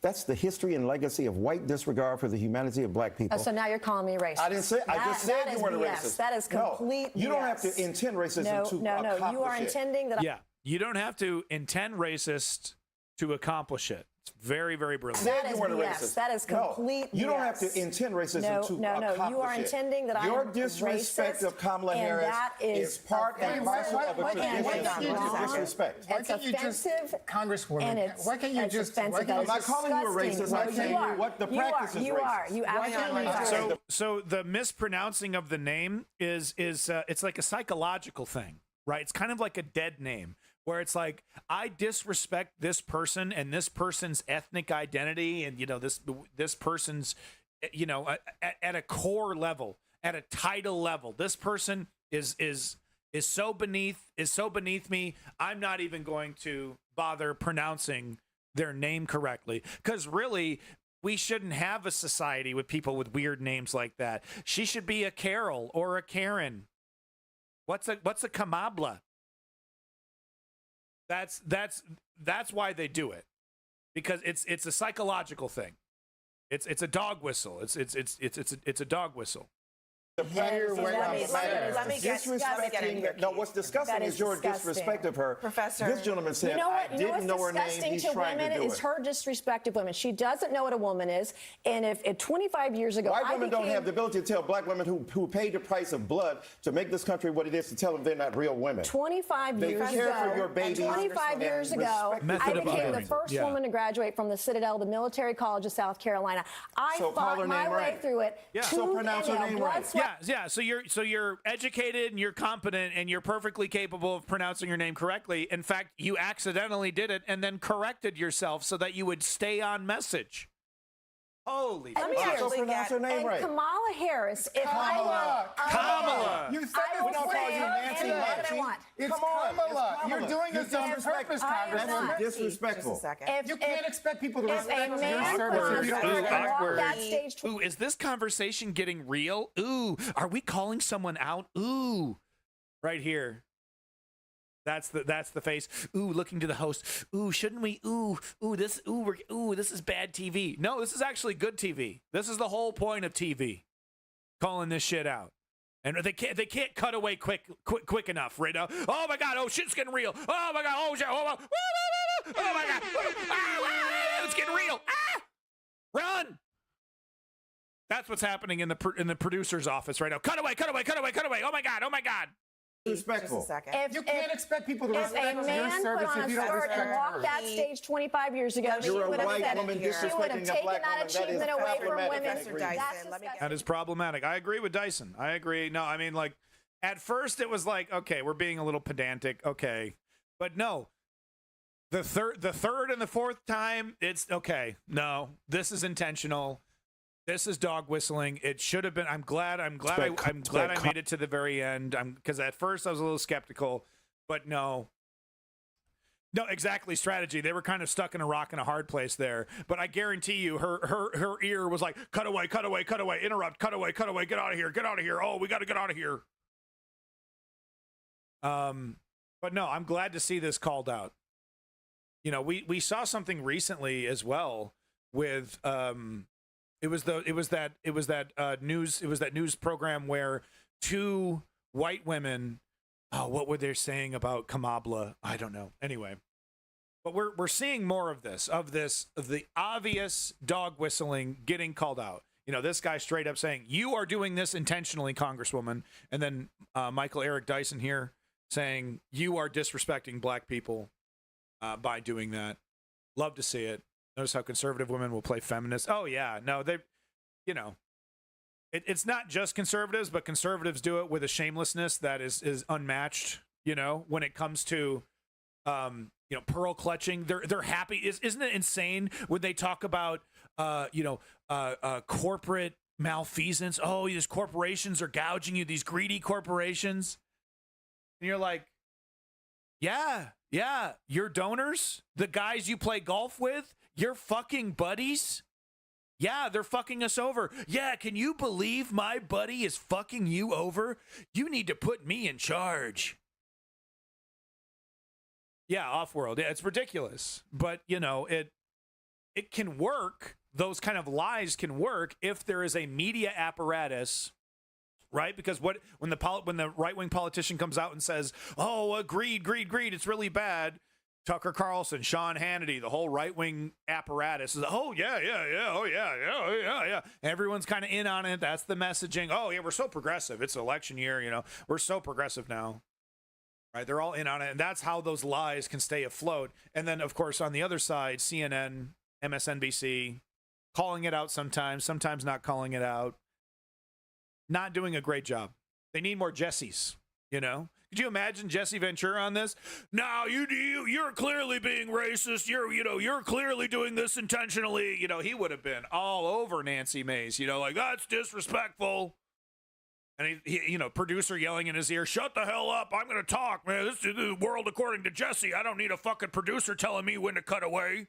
You know, he's not afraid to have an awkward conversation with a gaslighter, with a fucking corrupt politician, Jesse. My judgment hasn't changed. Trump's entire campaign against Kamala so far is 300 pages of N-words said over and over again. He wishes. But yeah, no, they don't have much. You know, they're flirting with the economy stuff, which is probably the most effective direction. But it's insincere. It's so clear that Trump just wants to fall back. And there's some videos. I should have had it queued up, but there is a video. I think Jon Stewart actually once again. Trump's messaging about Biden, he just switches Biden with Kamala.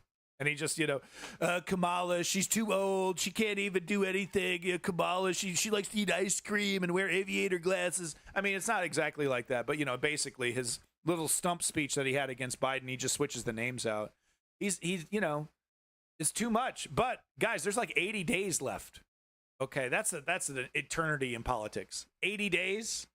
That's it. That's an eternity. We haven't even had our first Kamala scandal. Real Kamala gaffe. So, it's rocky. Trump's shuffling the deck right now. He's bringing in the old camping Lewandowski? Is that his name? Bringing him in from the 2016 campaign. The men's ain't changing their minds. He is now talking about Kamala being the leader of Joe. Yeah. So they're still playing around with messaging, and they have plenty of time to find something that sticks. What's she going to do with the entire days? I'm certain she's going to win. Yeah, Tisrael. Well, I mean, we need a little bit more than weird. I don't know why they're holding on to the Epstein stuff. Maybe they're waiting on the Epstein stuff for it to get closer, but there's a lot of stuff that needs to be called out here, and I'm not seeing Kamala doing it. But anyway, what we are seeing, they are weird. It's 100%. It's totally accurate. It's working, right? Don't, keep repeating it. But it's not enough. It's not enough. Fareed Zakaria came out with a video. He did a little GPS on Kamala, and he pointed this out as well. He's like, it's effective for now, but it's not going to last until November. Kamala is going to need more substantive or just another attack line, but more. It appeals to the white audience. It does. No, it's working for now. But my God, 80 days of, Trump saying your economy sucks and you're not doing a good job. And, when Trump's really on messaging, and let's just assume he is, repeating it over and over and over again. And Kamala's like, you're weird. You're weird. Oh, that's a weird thing to say. And, and Trump's coming out with like substantive critiques over and over again. That's just not going to work, man. You're going to need more. So big room. Apparently, there's 2 debates that have been confirmed, one on Fox, one on ABC. Trump is bitching and complaining to high heaven about all of it, and I'm sure he's doing everything he can to give himself every advantage. But, yeah, there's apparently 2 debates that are confirmed. Substantive only to righties. Yeah, exactly. Trump will be able not to say something weird. It's in his nature. If he's able to gish gallop and he stays away from the race stuff and identity stuff, and he stays on the economy stuff, and he can gish gallop his way through it,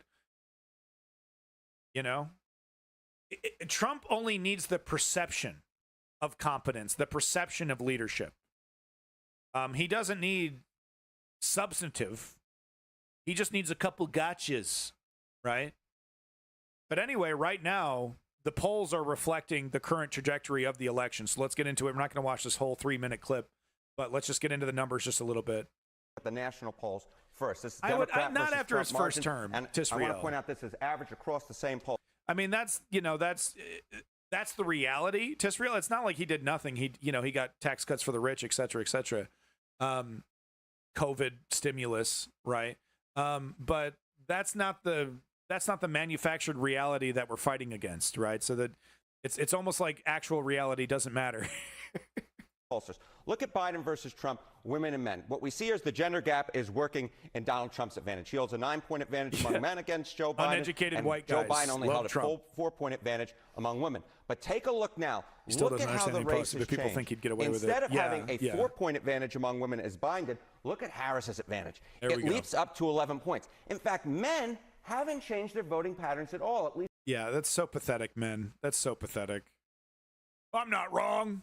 Oh, everyone else is wrong. Oh, I mean, dictator for a day, it's not that big a deal. Oh, I can't vote for a black woman. Oh, that makes me erect. I can't do that. The national polls, a 9-point advantage for Donald Trump versus Joe Biden, yeah, a 9-point advantage They're against a little Kamala mixed Harris. up. What it's complicated over there. Is women voters are flocking to the Democratic ticket. Look at that. Look at that. 4 points versus 11 points. Leaving racist comments that Kamala on Harris has turned black this Pornhub around. You said this is nationally, right? This is national. Oh, I hated that. That sucked. What's going on in the swing states? So let's Leaves take a look at multiple those comments Great Lake over the course of a states, month. Pennsylvania, I Michigan, hate this video. and That's why I Wisconsin. keep This coming is among back to it. registered voters. What do we see here? It's a very similar picture. Biden versus Trump women. Biden has a larger advantage in those Great Lake battleground states, scoring those New York Times uneducated at 10 points. But again, that surge among women, we're seeing the same thing in those battleground states as we saw nationally. Kamala Harris up 17 points among women. Men, very little change. Donald Trump doing a little bit worse, but okay, it's like the margin of error, but the margin of error has flipped.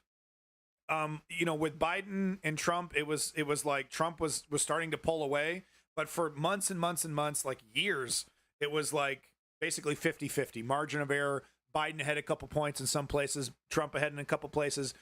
But a couple weeks before Kamala, sorry, I got to get it right. A couple weeks before she took over, Trump was pulling away. The people were showing Biden fatigue, and they were not happy with Biden. And now that has been basically totally flipped, where I think Nevada is the only place where Trump has a definitive lead right now.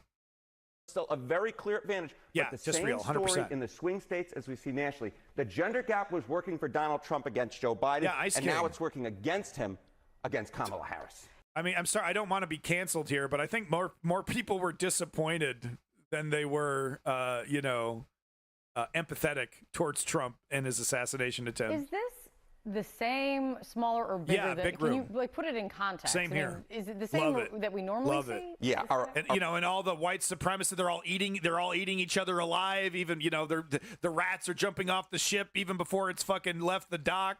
Oh, I love it. All right, so let's take a look. Back Let's Davey go in this through motherfucker. time, particularly here. All right, this is the Democrat versus the Republican for president. Again, these are these kids. Right. So you get it. It's basically still 50-50 margin of error, roughly, in most places. But the margin of error, it's flipped. Where Trump was a couple points ahead, it's now Kamala basically 1 or 2, 3 points ahead, right? Don't sleep for a second. The reason why the numbers are like this is because of the massive amount of people that are totally disengaged. It's Kamala showing up is not just going to wake up a bunch of people that have cynically checked out of politics. Kamala needs to spend billions with a B, billions on a get out the vote campaign, which where is it, by the way? Where the fuck is our get out the vote campaign? I want to vote or die, right? We got all these celebrities. How come celebrities aren't, you know what I mean? Like, we're getting scattered comments here and there, but where's our massive vote or die $1 billion, right? It's exciting and fun to vote, and just call this phone number and we'll help you fill everything out. And, you could be part of this amazing Democratic, Obama was really successful because it was like, whoa, black guy, holy shit, you don't want to be the dude that doesn't vote for the black guy, do you? So, same thing here with Kamala. Where is it, by the way? Come on, Kamala. Let's go. So, her speech was really great. I have a quick breakdown of the speech. Here's an article covering one of the things she talked about. And I love it all. It's all great. The housing stuff, the going after bankers, going after the greedflation of the grocery store cartels. I love it. Look, I'm sorry. Okay. I'm this guy. I'm that guy. Hey, it's that guy. It's that guy. I'm here to ruin your time. Oh, you're having fun? That's too bad, because it's that guy. He's here. He's going to tell you why you shouldn't have fun. That's right. It's that guy. Yeah, I hate to be that guy. Build Back Better. Voting Rights Act. COVID stimulus. All those just 3 examples of lies told to us by Joe Biden when he was running for president. And we tried Build Back Better. Oh, we failed, and now we're not going to try again for the rest of my administration. Oh, we tried the Voting Rights Act. Oh, well, we're not going to try again for the rest of my administration. The COVID stimulus. Oh, I know I promised 1,400, but I was actually promising only 800 because Trump gave you 400 already. Some shit like that. Bitch, you did not say that. You went the whole election saying you're going to give me more dough, and then you sit down in the chair and you're like, psych.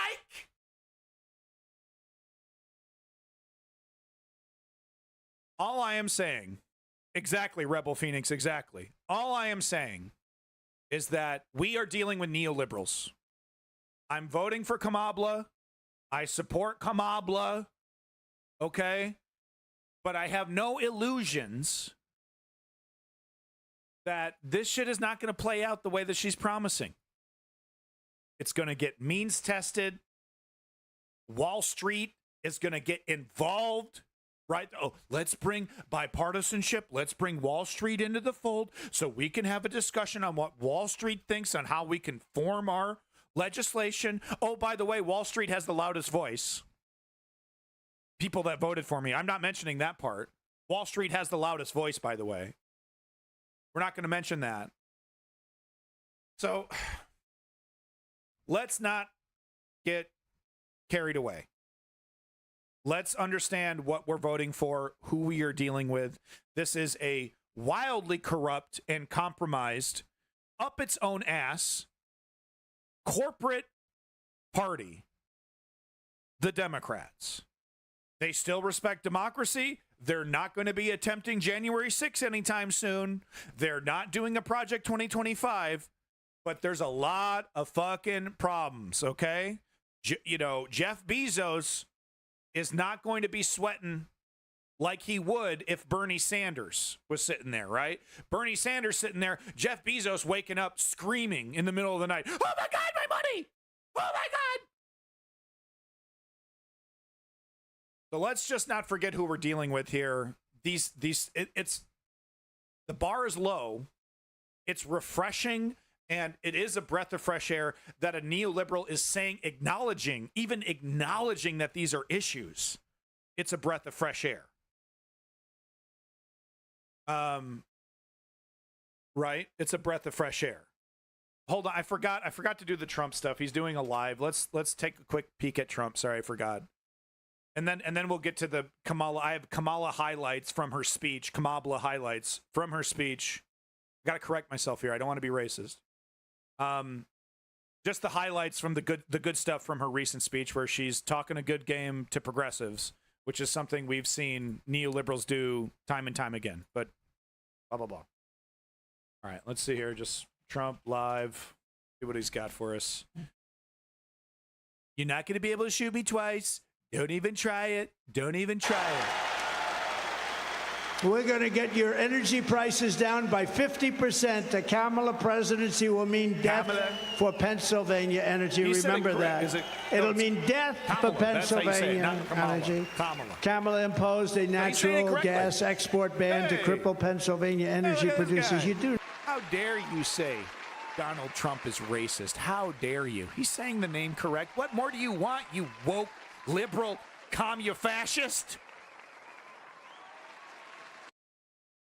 Anyway, we're doing an interview with Jordan Peterson. Let's go ahead and cut to him. Jordan Peterson dressed completely and unironically as the Riddler. Yes, indeed. Twisting his mustache. I've lost my mind. I shove steaks up my ass. That's interesting, Jordan. I love the hawking. I love the fucking merchandise hawking during the Trump speeches. It's fucking great, dude. It's really capitalist. Starved of billions of dollars in oil and gas revenue, which means higher taxes, lower property values, worse schools, and plunging quality of life in these people the great are so Commonwealth bored of Pennsylvania that I love.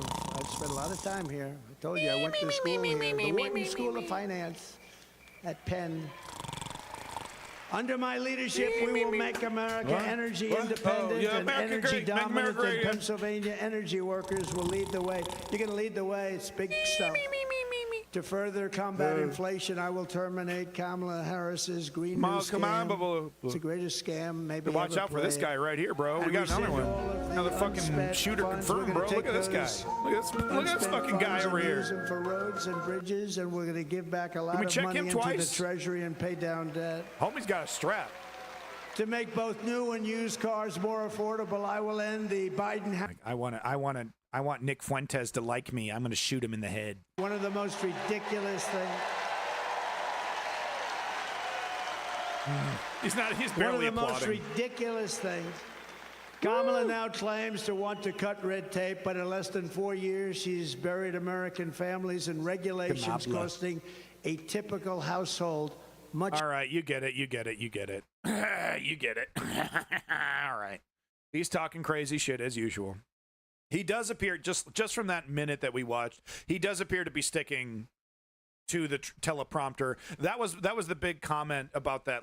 The Republicans were actually praising Trump's latest speech because it was like, oh wow, he's more on message and cool. He's using props like Carrot Top. He's showing the price of groceries and how they changed under Biden. And wow, he's sticking on message. I'm so stoked. This is great. Oh, Trump's not freaking out. He's not a grenade anymore. So I did notice that a little bit, that he's sticking to the teleprompter a little bit more. But we only watched 1 minute. We would have to watch. What, 120 minutes? How long does he does these incredibly long rambling speeches, that the people, half the crowd leaves so that they don't get stuck in traffic. You know what I mean? It's like watching a fucking baseball game. Oh, what are we at? 7th inning? They won. Our team won. Can we go? Fuck, man. I've been sitting in the hot sun for 3 hours. Can we go? You can only drink so many $16 beers before you're like, I'm fucking broke here. I'm barely drunk and I'm hot and this sucks and I don't care who wins. I just don't want to be stuck in traffic. That's what a Trump speech is like. Vice President Kamala Harris laid out her economic vision for the future today during a campaign rally in the battleground state of North Carolina. In her first major policy speech, the Democratic candidate for president vowed to strengthen America's middle class by creating what she calls an opportunity economy. Harris framed her economic... I totally disagree, Davey. I think some of the most boring sports can be some of the most fun when you actually go there. Maybe golf, not so much, because it's just fucking, man, it's golf. You know what I mean? You're just standing there. Anyway, so maybe golf, but I don't know. I love going to baseball games. I love going to, to hockey games. It's a lot of fun in Canada. Let me tell you, the Canadians love their hockey, dude. It's so much fun. Even the small games, they're out, they're pumped. It's great. It's a good time. So I disagree. I don't know. I have more fun when I'm there than, because I mean, I show up completely fucking wasted, high as hell.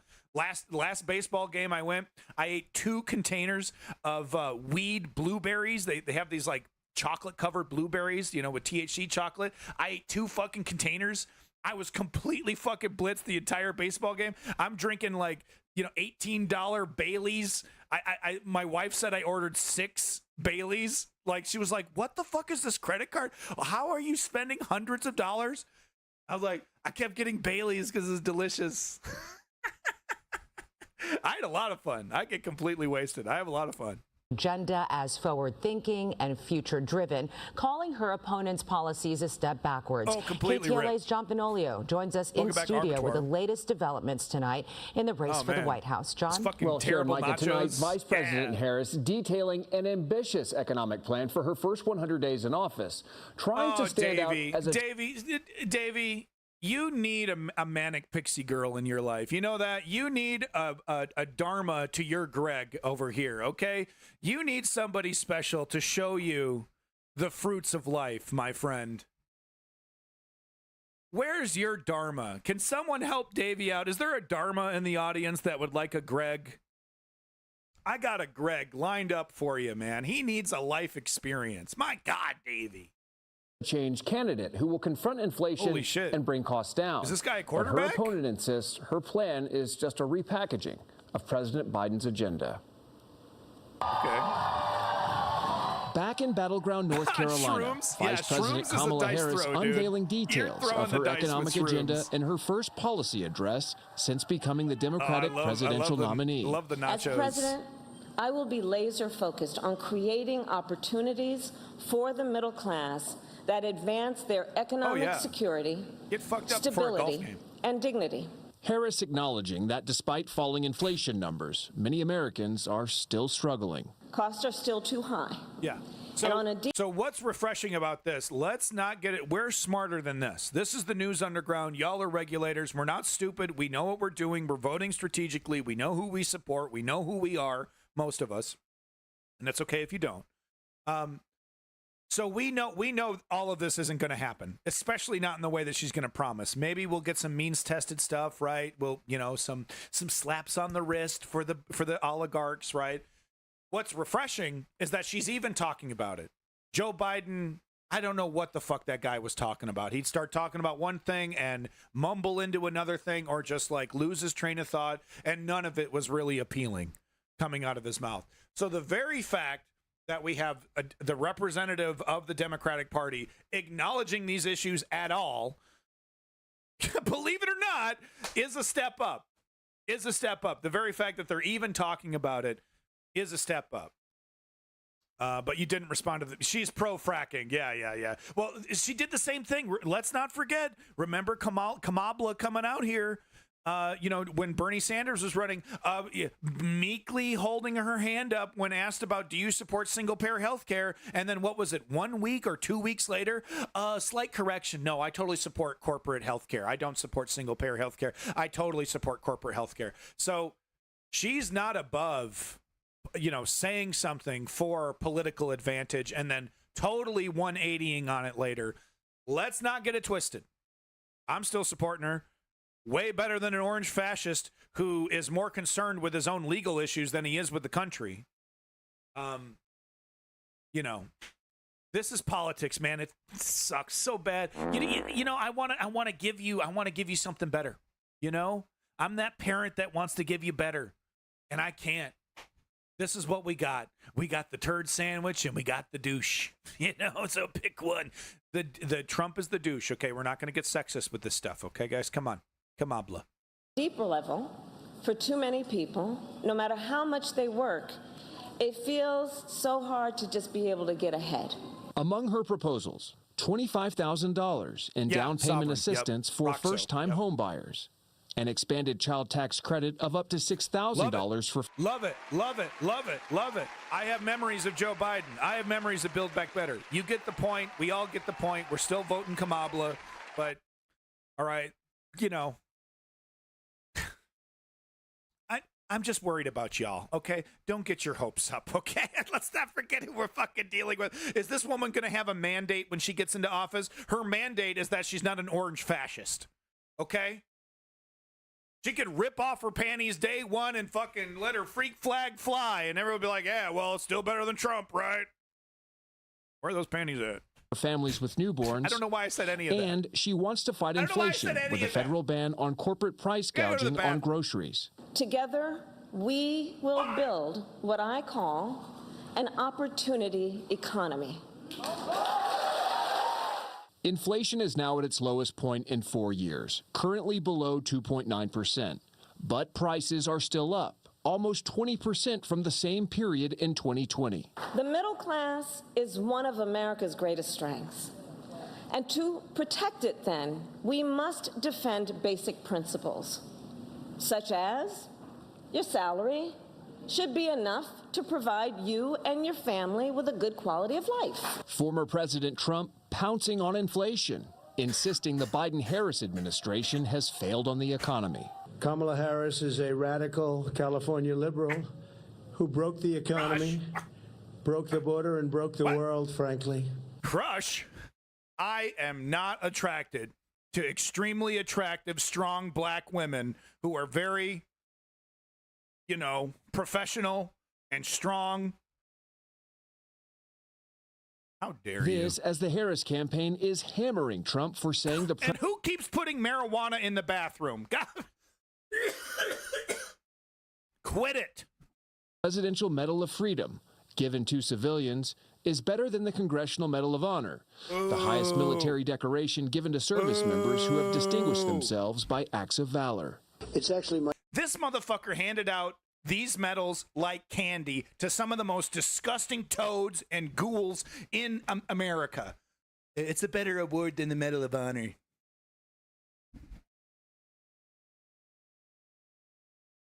Is there no low? There really isn't a low. There's no low. There's nothing he wouldn't debase. God. Much better because everyone gets the Congressional Medal of Honor. That's soldiers. They're either in very bad shape because they've been hit so many times by bullets or they're dead. Harris also says her administration will... Shocking. Utterly. Oh, and we're supposed to believe that he didn't say veterans are suckers. Shocking. One more time. I mean, that is shocking. Jaw-dropping. Jaw-dropping audacity. Valor It's actually much better because everyone gets the Congressional Medal of Honor. That soldiers, they're either in very bad shape because they've been hit so many times by bullets, or they're dead. So that's the logic behind those comments that he supposedly made about veterans being suckers. What do you mean? They're dead. They lost. They're losers. People who die are losers.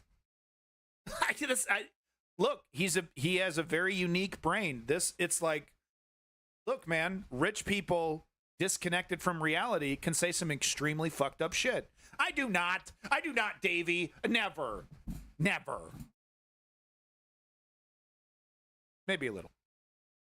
Harris also says her administration will build 3 million new housing. Don't means test me. No, this strong black woman's gonna mean test my underwear away. No. Units, as well as wipe out medical debt for some 3 million Americans. Meantime. Oh yeah, borderline feline. I totally forgot the disgusting comments Donald Trump made to about John McCain. Disgusting, literally.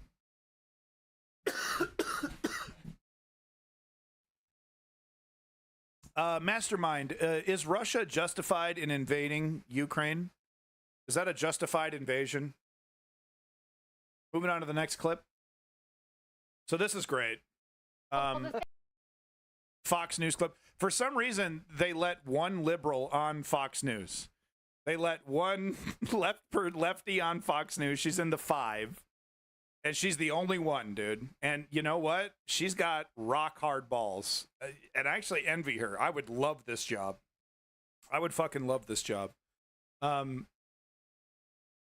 Mastermind, you have 10 seconds to answer the question, yes or no. Is Russia justified in its invasion? It's a very simple question.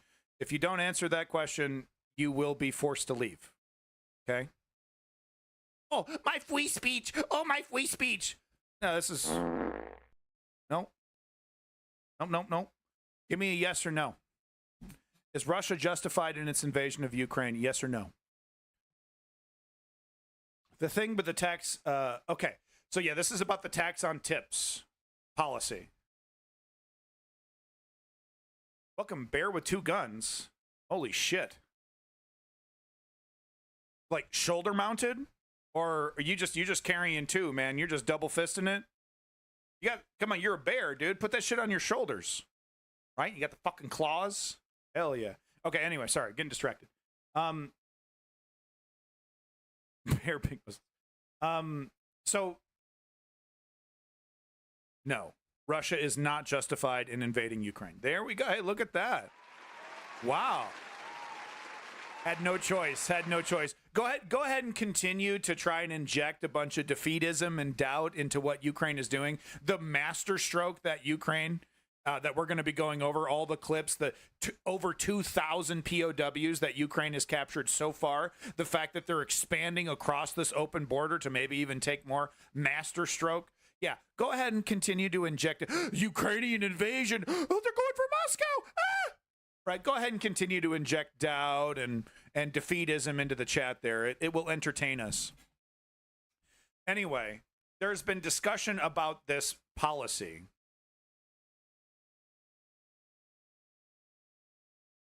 Yeah, I think they can.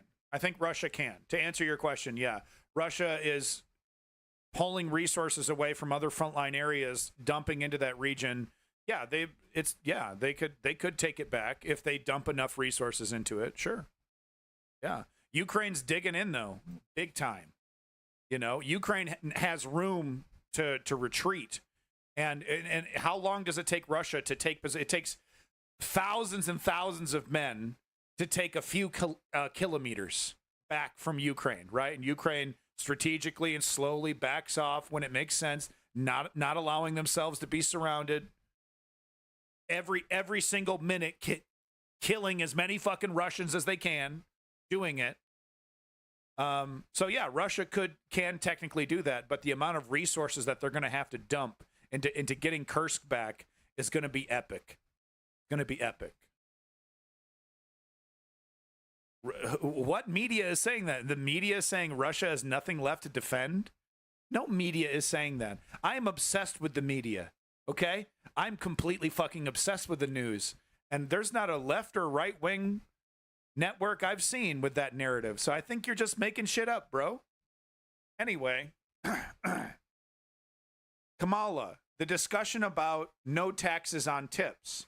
Oh, no taxes on tips for waitresses, no taxes on tips for, you know, other industries where you get a tip.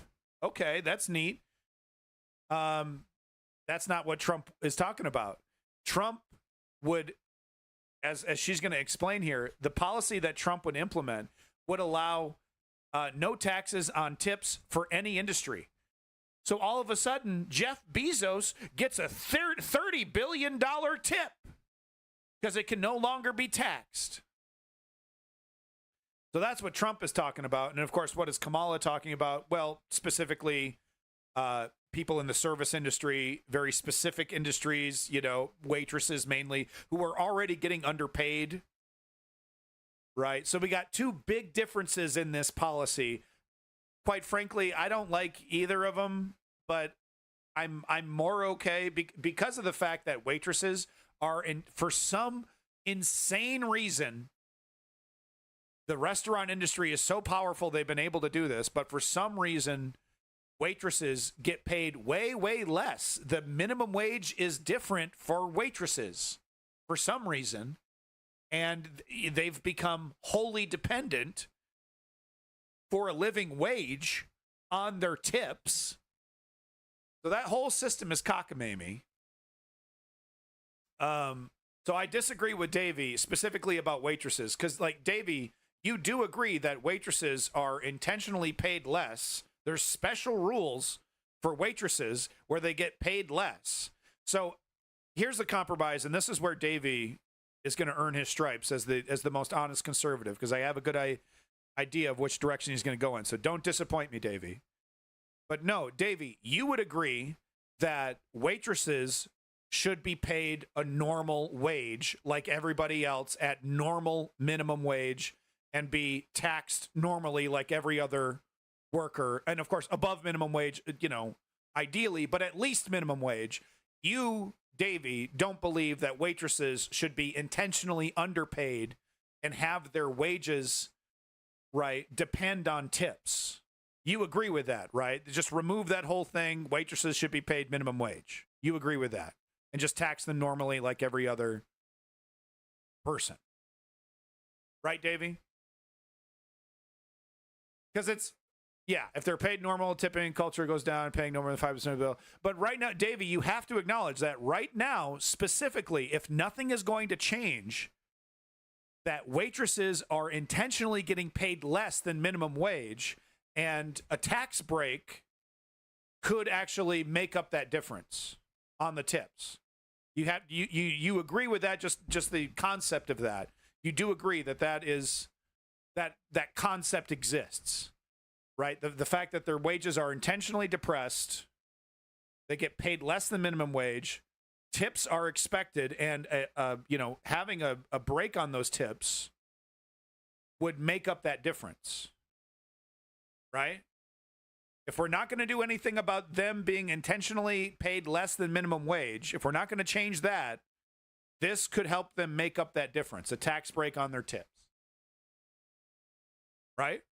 Sure, more money will go into their pocket, and they will live in a society that they don't contribute to. So they're just going to hoard that money like a bunch of fucking, rich guys? Is that what they're going to do, Davey? Oh, yeah, I'm a waitress. I can't wait to put more money in the bank. That's what waitresses do, right? They're not going to contribute to society. So they're not going to buy food, clothing, resources, homes, rent. They're not going to spend any of that money, huh? They're a bunch of little Warren Buffetts going to put that money in an overseas bank, right? So you're wrong. You're wrong, Davey. You're wrong on that one, buddy. Anyway, she breaks it down. Like I said, she's the only liberal on Fox. I don't even know why they let her on. But she breaks down the difference in the two policies, what Trump is advocating for and what Kamala is advocating for. They don't contribute to schools and roads, really. So none of those goods and services and the rent they pay, none of those taxes they pay, huh, go into any of that, really. What are you talking about, man? Quit floundering. Quit floundering, bro. Oh no, they're not going to contribute. See, but at least Davey, like I said, he's the only honest conservative on planet Earth. At least Davey would agree. Okay, fine, just pay waitresses a normal wage then. Like, just remove that, underpay them rule. Yeah, they're primarily, and that should change. You agree, Davey, right? That the fact that they are primarily paid in tips, that's totally ass backwards. That's completely fucked. Only industry in the world in America, the only industry in America where that exists. Completely fucking fucked concept. You do agree that should just be fucked. Yeah, pay them a normal minimum wage and tax them normally. You do agree with that. Because that's what I would do. I would say, no, just no more underpaying them. I wouldn't do this tax stuff. I would say, no, we're just going to remove that special rule. And, and I'm sorry, restaurants of the world, what I would do to the small mom and pop restaurants is that I would give them a subsidy for this change. I would say, look, I understand, going from $5 an hour to $15 an hour for, all of your employees is going to cost an incredible amount of money. Here's a government subsidy for 5 to 10 years, right, to help you so that your business doesn't go out of so you don't go out of business with this massive change. Because that is a pretty big change. That's a massive payroll change, right? Because some of these waitresses are getting paid $4 or $5 an hour, dude. It's unbelievable. $2, $3, $4 an hour. I kid you not. Right? So if you're going to tell employers, okay, yeah, you got to give them the federal minimum wage. Is the federal minimum still at 7 something? Oh my God. Is it really? I thought it was at 15. Yes, sir. You went, we're now going to pay you more. If you can squeeze more money out of customers, you can keep some of it. Yeah, it's a completely fucked system. So I would just get rid of that system altogether. But like I said, $7.25, that's the federal minimum wage. My God. At the same time, though, I do understand a mom and pop restaurant would be destroyed if you're like, oh yeah, double the payroll for most of your staff. Bye. You're fucked. Bye. So a subsidy would need to be involved there, but I would just get rid of the whole cockamamie system. We're not going to pay you more. Yeah. They would. No, and Davey is correct. They would, because if certain so this is the thing. Certain waitresses in high-end restaurants and nice restaurants, and restaurants that do brisk business, successful restaurants, waitresses can come out with buku bucks, make way more than minimum wage. Okay? Waitresses that work at the fucking diner, at the Greasy Spoon Diner, 8 hours a day, they're lucky to get $30 in tips. Okay? So it's not the same for everybody, Davey. Let's not pretend like that's the case. But Davey is correct. There would be a contingent of waitresses that would not be for this because, yeah, that's, I would say you should make minimum wage and and if they want to give you a tip, you should, you could be able to get a tip and those tips should be taxed, yada, yada. But you should get the tips and the minimum wage. That's what I would say to waitresses that would be disagreeing with me. Oh, that's great. That's going to fuck up my life. No. You're going to get a minimum wage and whatever tips that you can get because, of your industry. Well, I mean, ideally, tipping would be removed. I do agree with that. It's annoying. Ideally, tipping would be gone. That's a whole other thing, though. That's a whole other, that's a cultural thing. You know what I mean? That's stopping tipping completely would be like stopping people from tipping coins into the water fountains across America, right? Or across the world. Like, okay, you're not really going to be able to stop this. There are industries where tipping has, become integral to that relationship, right? So, but it's totally out of hand. It's completely out of hand in Canada. It's like spreading like a virus. It's like, yo, this is a post office, dog. I'm not giving you a tip, dog. What the fuck is going on? So anyway, that's the discussion. We're okay. The clip time, for God's sakes. Well, the thing with the no tax on tips policy, which shut up, Davey, with your hyperbolic nonsense. Of course not. Of course not. hyperbolic conservative nonsense. What are you, Rush Limbaugh? Well, the thing with the no tax on tips policy, which the Democratic senators have endorsed, and it has bipartisan popularity, Parker, I but there agree. is a distinction between the way the Democrats would do it and the way that Trump would do it. So the way the Mastermind is Kamala correct. Harris plan would work is there would be an income limit, because right now there's a loophole Thank in you for that Trump's follow, approach Parker. which would allow people like corporate lawyers, for instance, to take advantage of it, or people who work at hedge funds. So they want to make sure that it's actually for people who are earning low wages. And I should note that the Culinary Union came out and endorsed Kamala Harris. Donald Trump went on this whole thing like, I'm so good for the servers, and he did this in Las Vegas. He talked to a woman who said, you know, I'm... Yeah, Davey, are you trying to burn me? Because, yeah, no, of course I don't want these things. And you could easily do legislation, a policy that is specific to waitresses that are only earning a certain amount, et cetera, et cetera.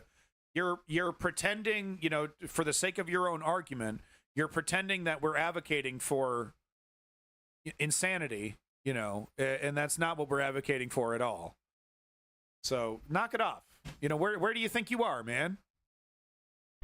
My tips are getting taxed, and the Culinary Union didn't care and endorsed Kamala, who they believe will be better for her. But it was not her.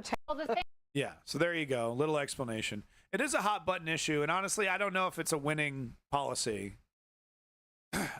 And Davey, what I'm saying is that your intentional misinterpretation would be a Pandora's box. Yes, your hyperbolic misinterpretation of what we're talking about would absolutely be a Pandora's box. Boy, golly gee, it's a good thing we're not fucking talking about your dishonest, intentionally dishonest interpretation of what we're talking about. It's a good thing that that's not what we're talking about. We're talking about something very, very specific.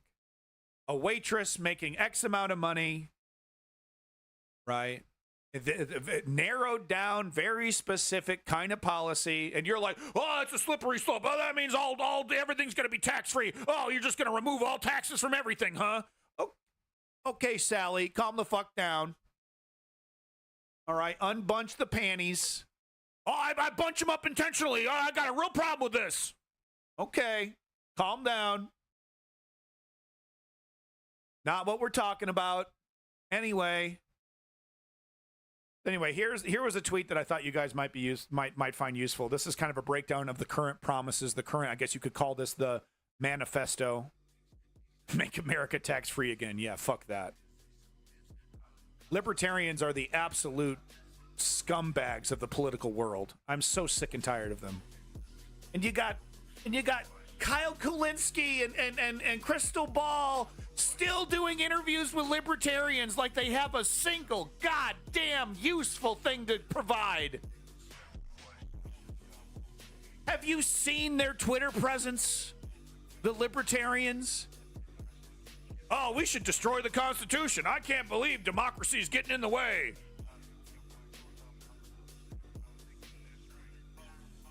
Yeah, Davey, that is pretty funny. That's how far, you know, you guys claim to be conservative, right?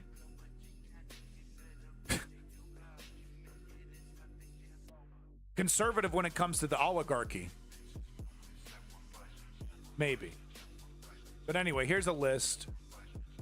Unveiled an aggressive economic policy agenda. These are winners. These are total winners. This is like much better than what Joe Biden was offering. Frankly, it's much better than what I think Barack Obama was offering.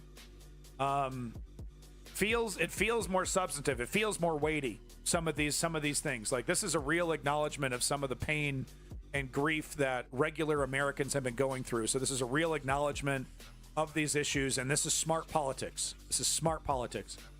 You know, $25,000 subsidy for first-time home buyers. I mean, it's nothing. 25G.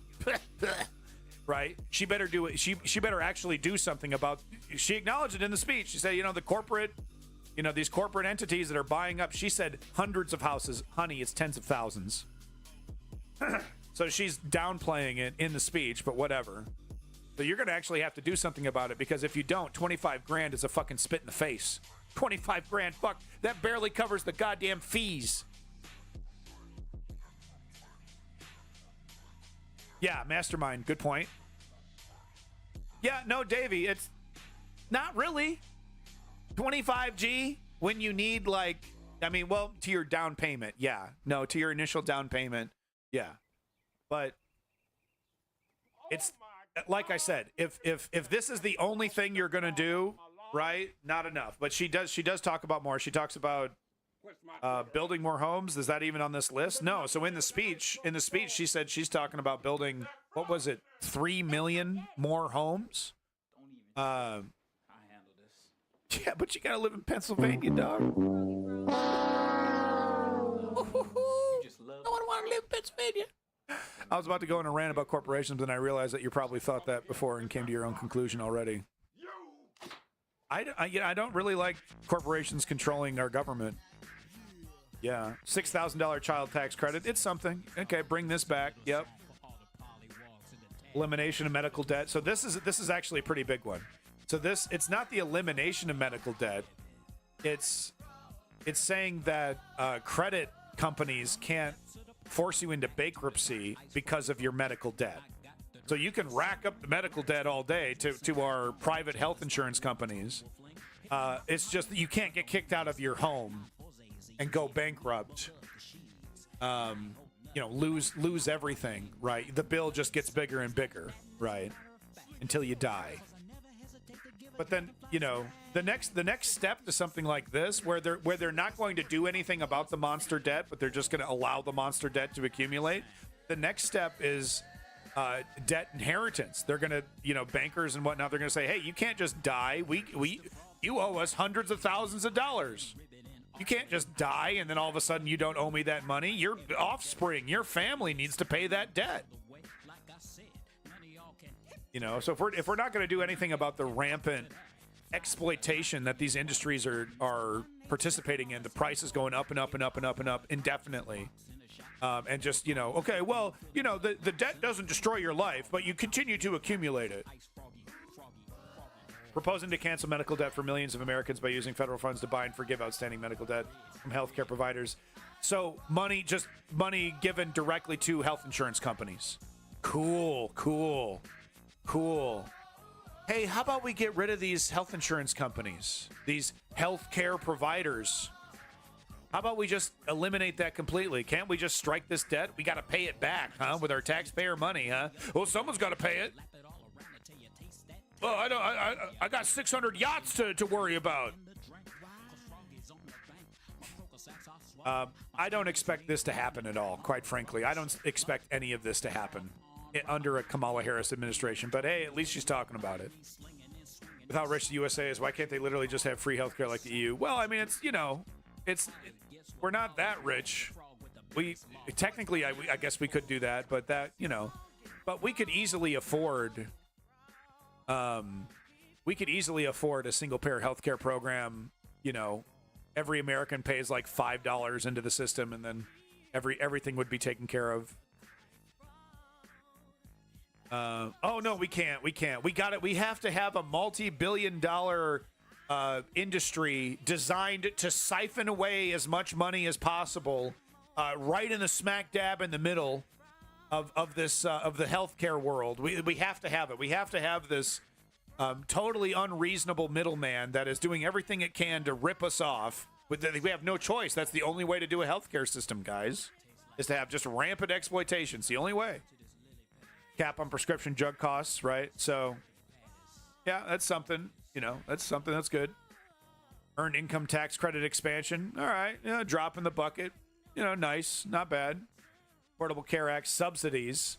So once again, money we're not going to do anything about the exploitation. We're not going to do anything about the privatization of this system, but we will take your taxpayer money and give it directly to this multi-billion-dollar organization. Yeah, oh, no problem. Here you go. Yeah, I mean, there's no such thing as a free lunch. We can't have a completely tax-free system and expect single-payer healthcare and all that. But we could tax the rich. We can tax the shit out of the rich, and their lifestyle would be almost unaffected. Oh, well, I had to sell my 17th Bugatti. I can only have 16 now, you fucking liberals. Fucking commies. I was going to have a whole fleet of Bugattis, but now I can't anymore. I was going to have a Bugatti rally. right? So that's how their lifestyle is going to be affected if taxes were to go up on them. But isn't it funny, in the UK and in the United States, the neoliberals and whatever you want to call the Labor Party, the one thing that they take off the fucking table, taxing the rich. Oh, we can't afford it. We can't afford it, right? Keir Starmer's whole plan is dependent on growth because we just can't afford it, and we're not going to talk about taxing the rich. Well, it's the same thing over here with the neoliberals in the United States. Oh, well, we gotta devise plans. We gotta figure out where the money is from. Oh yeah, what about these obscenely rich billionaires that are sitting on money, for days, for centuries, more rich than the sultans, of kingdoms from hundreds of years ago, right? Oh, well, we can't touch that. Ooh, what about innovation? Oh, we can't stifle innovation. If we tax the rich, then they won't invent fun toys for us. They won't invent fun gadgets for us. We won't have an iPhone if we tax the rich. Rich taxes, like literally as of this week. Yeah, they talk. They do a whole lot of this, don't they? Hey, and at least in those areas, I'll just take your word for it. At least in those areas, they're talking about it, where Keir Starmer is taking it off the table. And of course, here in the United States, it's mind hold, right? It's just fucking erased from your memory. There are rich people that we can tax more. I thought it was impossible to tax. I thought it was bad for the economy to tax rich people. That's what Stuart Varney said on fucking CNN Money. He said taxing rich people is bad. And Mr. Wonderful said that too. Mr. Wonderful said that. Mr. Wonderful said more taxes on the rich would hurt the economy. Yeah, well, France is definitely a special case, isn't it? Even with Macron there, who is, in French terms, Macron is considered conservative, but the pressure is still there. I'll take your word for what you're saying. And thank you for the correction. Yeah, because it isn't across all of Europe.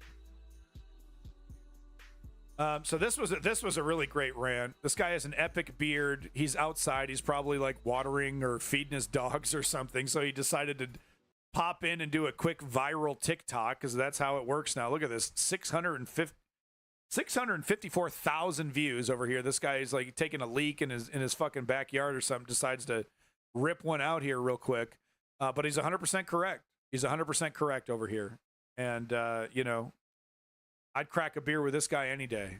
They gave y'all a super cop and a white dude from the Midwest who likes to hunt and fish in his off time, and y'all still bitched about it. That's right. In fact, not only did you bitch about it, y'all are out here openly defending a rapist who's also a Hollywood elite, and his running mate is a suburbanite cosplay cowboy. And that is what y'all are defending. Yep. Against the super cop and the guy who hunts and fishes.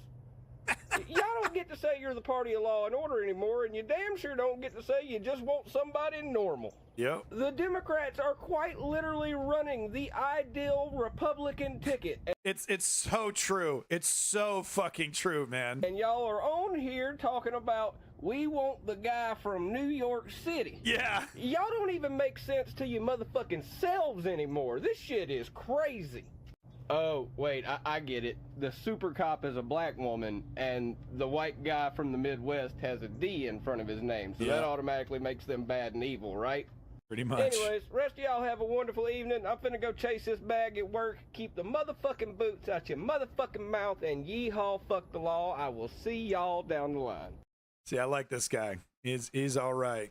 Keep them boots out your motherfucking mouth. Quit licking them fucking boots. Take a couple tips from this guy, Davey. So the guy who almost got assassinated is an insider. Insider? I don't know what are we talking about? Why he talking like a hillbilly? I think he's a hillbilly. I think he's on his way to his refrigerator repair job. He's gonna go fix some ACs, right? Maybe go clean a pool. Because this is what America looks like. That's why. Tisriel.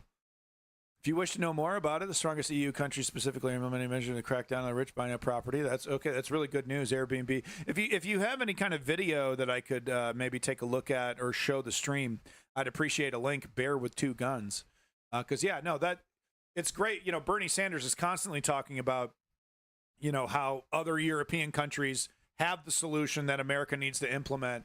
Oh, too many people. It's too many people. It's impossible. It's impossible. No, the fuck it isn't. Don't listen to the bad actors and conservatives who think it's going to somehow benefit them to keep a fucking rich oligarchy in charge of critical services. Country cracking out Airbnb style rentals. Yeah, that's good to see. Airbnb getting cracked down on. I mean, it's so egregious, the Airbnb stuff. Have you fucking seen the defense spending? Yeah, it's a little egregious. It's a little egregious. That's what I'd answer to. We don't have the money. No, exactly. Well, if we, but if we don't give Israel everything it asks for, how will we have peace in the Middle East? So, speaking of festering boils stuck on your ass cheek and you know, causing you to itch your ass cheek every 5 seconds. Wait, were we talking about that? Oh, well, we're talking about that now because it's Elon Musk. Old Muskie. You know, I just thought I'd, you know, he's coming up in the news, so I just thought I'd point out a few things here. How does the USA spend so much money don't have? What do you mean we don't? We do have the money. That's what's interesting. It's like it's more complicated than that. Finances for countries like the United States. With that said, we do need to reduce our debt. The debt burden does need to be reduced. Good thing that we're going to hopefully get a Democrat in office who historically, if you look at their economic policies, pay back the debt. They do a great job of paying back. Look at the Clintonian economic policies, man. So, you know, Republicans love to rack up that George Bush, even Ronald motherfucking Reagan, man, racking up the bill, putting all that money on the credit card, or purchases on the credit card, sorry. If you don't throw in a buck of $5, who will? Exactly. I got $5 on it. GOP economy plan, pay out my friends and blame it on the Dems. Pretty much. I mean, it's a little bit more complicated, but yeah, you got the gist. Is responsible for the entire debt. No, not the entire debt, but you know, Nixon, if you want to talk about responsible, the person really responsible, it's the gold standard removal. It's Nixon. But let's come on, guys. Let's leave that for that's Bush League stuff. Let's get to the good stuff here. Elon Musk's financial woes at X have Tesla bulls fearing he will liquidate more stock. So he made an excuse just recently, and they're straight up blocking Brazil. They're done working in Brazil. They made some excuse. Oh, the politician there made me mad, so we're closing. You know,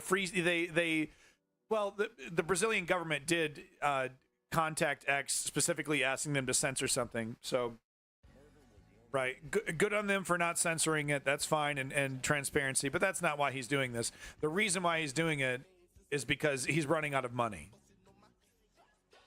And the real question is he aware of that? I think he's aware of it. I think he doesn't care. I think he's like, yeah, I'll find the money. I'll get it. It's right-wing conservatives understand the value of Twitter being a right-wing hellhole, of being a right-wing echo chamber. People are still by default. It's like, you know, it's become part of the zeitgeist, and we haven't been able to replace it. It's Twitter, and you know, Blue Sky I think is gaining some momentum. Mastodon is out there. It's nice. It's an open source alternative, so that's good. You know, Mastodon's really like the underground social media. I need to get with that more. Mastodon's never going away. I don't think. You know, there'll always be some kind of fork or, you know, something like Mastodon. But you know, society hasn't switched over to Blue Sky, which I thought was going to be like an instant switch. I thought people were going to be excited to go over to Blue Sky, and that's just not the case. So there's power in that. What I'm trying to say is that this social media company doesn't need to make money for it to be valuable. You see what I mean? Elon Musk knows it. Right-wing assholes know it. Steve Bannon knows it. Right? They understand, even though it's completely enshittified and he's making it even worse every single day with new things being removed. You know, trying to squeeze money out of you. They're well aware of all that. But anyway, the headline over here from Fortune: Elon Musk financial woes at X have Tesla bulls fearing he will liquidate more stock. He may very well. He might dump it, but I don't think he's ever going to sell it. I think he's going to hold on to it, drive it into the ground, but still be in charge of it because, like I said, it's more valuable to him as a propaganda tool until society throws it away, right? Until society throws this shit away, and we're not. We're just not. Indie video game devs, politics, news agencies. There's some. I think there was some recent something in the UK. Maybe the UK government or something like that. They said we're no longer going to post on X. So very slowly, but it's still the default. Twitter. It's still, there isn't a replacement for Twitter, is there? Right? It's still kind of the default right now. And until that changes, he has power. He has a lot of power, right? It's not really about the money. I wanted to show this here, these shit boxes that are called Cybertrucks. Literally, the worst designed, cheapest vehicle I think ever produced. Crap. At every level. Total garbage. One of the worst designed vehicles ever made. Well, but you were safe inside. No, you're not. There's no crumple zone. You're actually super duper fucked inside. But anyway. Yeah, it's Bear with Two Guns. It is an embarrassment. It is the Homer car personified. It is the Homer car. It is a reflection of one man's ego. We've gone into detail, Bear with Two Guns. We've shown the weak frame, the how you can pull the panels off because they're glued on. The fact that all the systems are daisy chained, so if you have a failure in one system, the rest of the systems can no longer communicate with each other because there's one Ethernet cable going through the whole car, etc., etc., etc. The goddamn thing is an absolute disgusting. It's one of the worst design cars in mankind's history, bar none. I feel utterly confident saying that. I'm not saying that just because I hate Elon Musk. And I absolutely despise him. Okay? I don't say that about the Tesla. Okay? There's some merit to the Tesla, to the Roadsters. Right? I don't like them. I'm never going to buy one. They depreciate like a motherfucker. But they're a legitimate car that's not going to kill you. Or fall apart instantly. These, they talk about this vehicle being ideal for the apocalypse. This is the #1 vehicle to get your ass killed in the apocalypse. Who was the Cybertruck made for? This guy right here. This asshole. That's who the Cybertruck was made for. This piece of shit. Of all the people, right? How in the world did Elon Musk go, okay, yeah, we got to send one out to what, Belarus? Kardyarov, I can never say his name correctly. Right? Over in Belarus, right? Oh, but he straps on a fucking machine gun. Look at this nobody there. Is this Russia? Oh, is he in Russia? But right, leader of the Kardyavites, Chechnya. Okay, it's Chechnya. That's where. Come on, Chechnya isn't Russia. Maybe technically, but we all know the fucking truth about that one. Chechnya is just waiting for its opportunity to free itself from the bondage of Russia. I'm hesitant to call it Russian. Look at this guy. What? I bet you that's a $10,000. Look at this idiot with the fucking ammo. Ah! They are such clowns. I can't show you this, but it's in the Discord. A Kardyavite general was just taken out. These guys are clowns. They're TikTok fighters. Now, some of these battalions are no joke, right? Allah Akbar, badasses. A lot of them are posing ass chumps. Yeah. This guy put his son, he made his teenage son a general or something in his military. Yeah, no, we've covered his sons, Davey.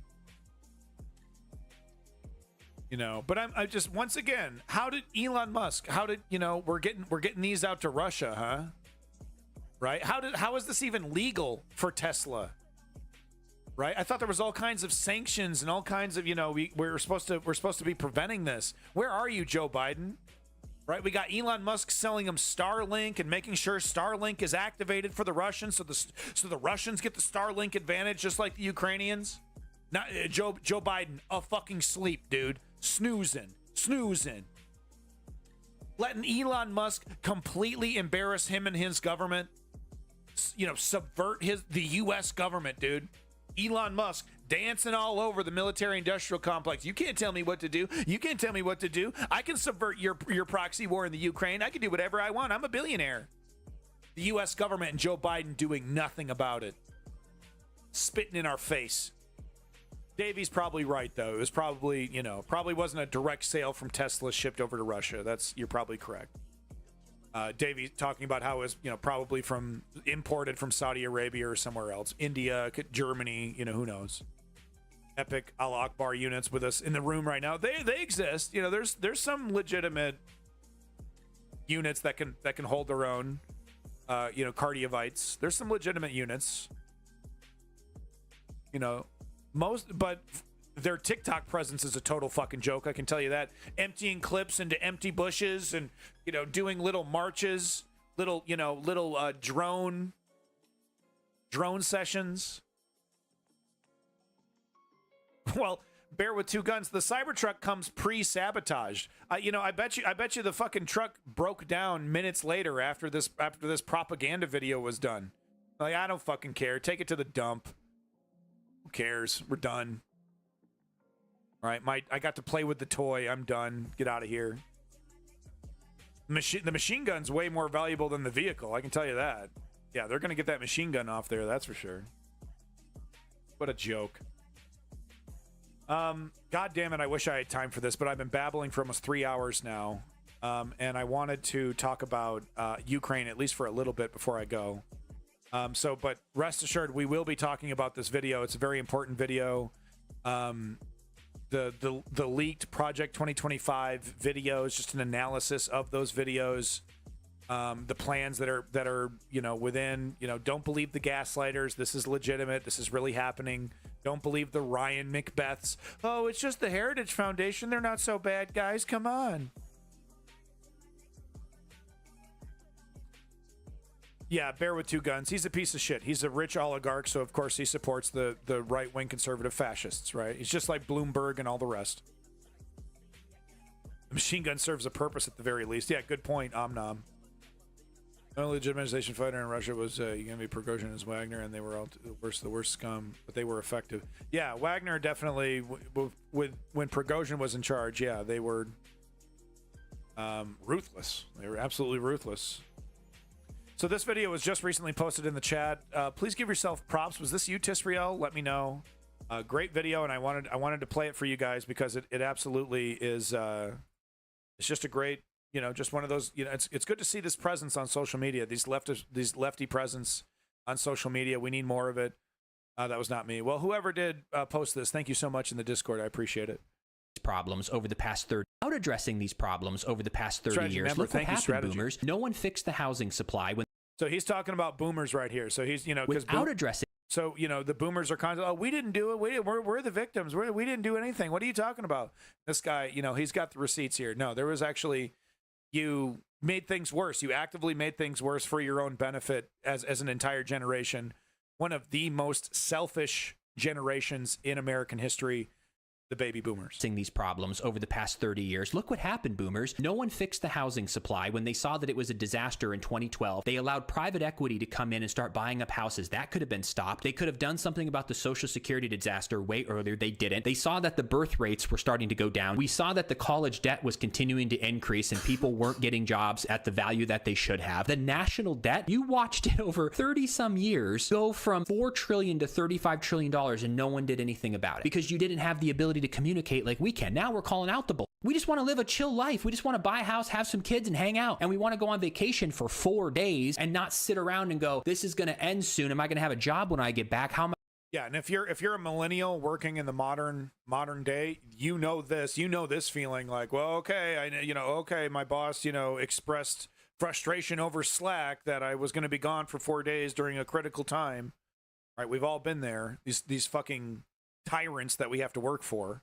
Am I going to pay my mortgage? You don't want a generation full of hopelessness, because the worst thing we can possibly do is not have children, because then it fucks our population. And secondly, when people are stressed, their mind isn't open. We need our minds to be open to creative ideas and innovation. That's such a good point. That when you're under the 8 ball, when it's like, I got to get to work, I got to get to sleep, I got to if I got 6 seconds from us, I got to take a shit, I got to take a shower, I got to go.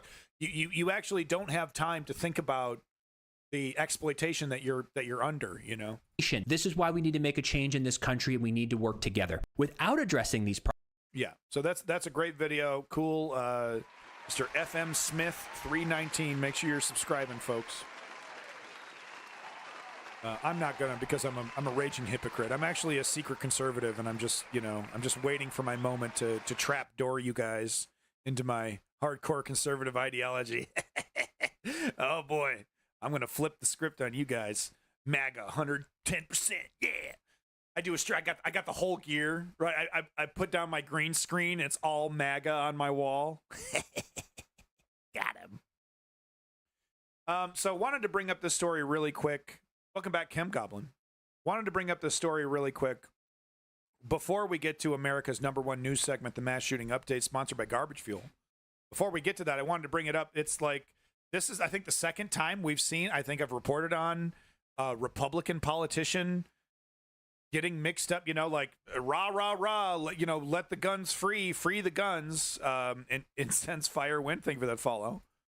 But it's crazy to kind of see the chickens coming home to roost. These politicians, these people that are promoting full-blown gun anarchy, and it starting to affect their lives, because of course it's affecting everyone's lives, these constant, never-ending mass shootings. But here's the headline: GOP official killed by neighbor after dispute over daughter playing with mulch. Yeah.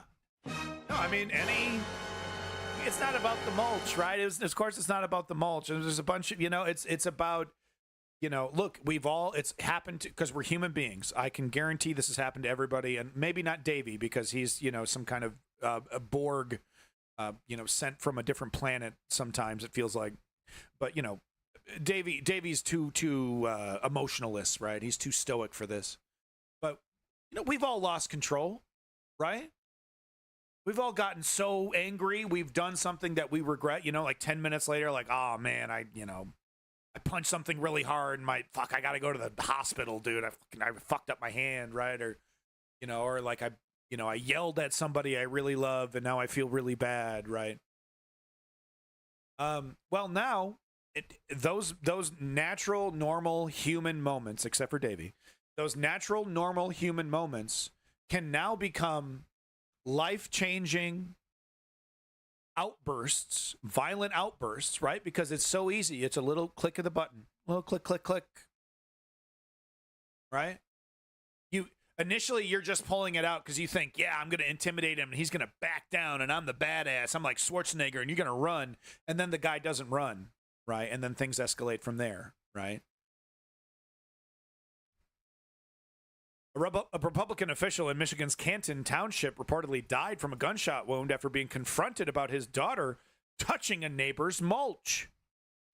I'm from Michigan. It's my home state. We take our mulch very seriously. Okay, don't touch it. Don't touch our fucking mulch. The Detroit News reported that 35-year-old Nathan Morris was identified by a press release from the Michigan GOP. We are devastated to share the tragic news about Nathan Morris, who was senselessly taken from us while protecting his family in Canton. I'm sorry, protecting his family? Is that what being a victim to gun anarchy, is that what that is now? The party said in a statement on Saturday. Morris was serving as the secretary of the 6th Congressional District Republican Committee, and I'm sure 110% supported gun anarchy, right? Maybe that's not the case. That would be the ultimate irony if he was the only conservative in his, peer group that was actually, hey, we should do something about this insane, everyone gets a gun and they could be any caliber and no scrutiny whatsoever. But very high chance that this fella was, gun anarchy, gun rights. It's more important than food on the table and the cost of fuel. It's, having the right to have every gun possible to you. But here's what it says. Quote, on Saturday, while taking a stroll with his family in the neighborhood. So he was with his family. Wow, that's devastating. He got shot and killed in front of his family. His daughter touched the mulch of one of the neighbors. Wow, so she's just walking by and the kid does something stupid. Daddy, look, it's a pile of mulch. So she goes up and touches it. Not a big deal, dude. The Michigan GOP wrote in a post on X, the neighbor took a gun and started threatening the family. Nathan sent his family home and said that he would try and defuse the situation, but instead was shot and killed. Okay. So his family didn't witness the murder with their own eyes. And he was trying to defuse the situation. He was like, hey, I'm sorry, I'll buy you more mulch. But are we just going to sit here and ignore that this politician totally supports this guy's right to, like, the castle doctrine, right? If you step on my soil, I can snipe you dead, and I'm legally within my right. That's what they argue. If you touch one hair on my mulch pile, I get to assassinate you. That's my legal right. That is what these NRA gun anarchists are talking about, right? With their shoot first, ask questions later mentality. Stand in my ground. This is me standing my ground. My castle doctrine. Not one more step on my land. That's what that is the world that this politician who was tragically killed, that is the world that they are creating. Complaining because you don't have a mulch pile? Really, Flex Seal? Really? You're going to, this example, staring you in the face, a GOP politician murdered because a mentally unstable guy with an emotional issue saw a little girl touch a mulch pile. This example staring you in the face, and you're still like, yeah, guns are good. I want my guns. We can't have restrictions on guns.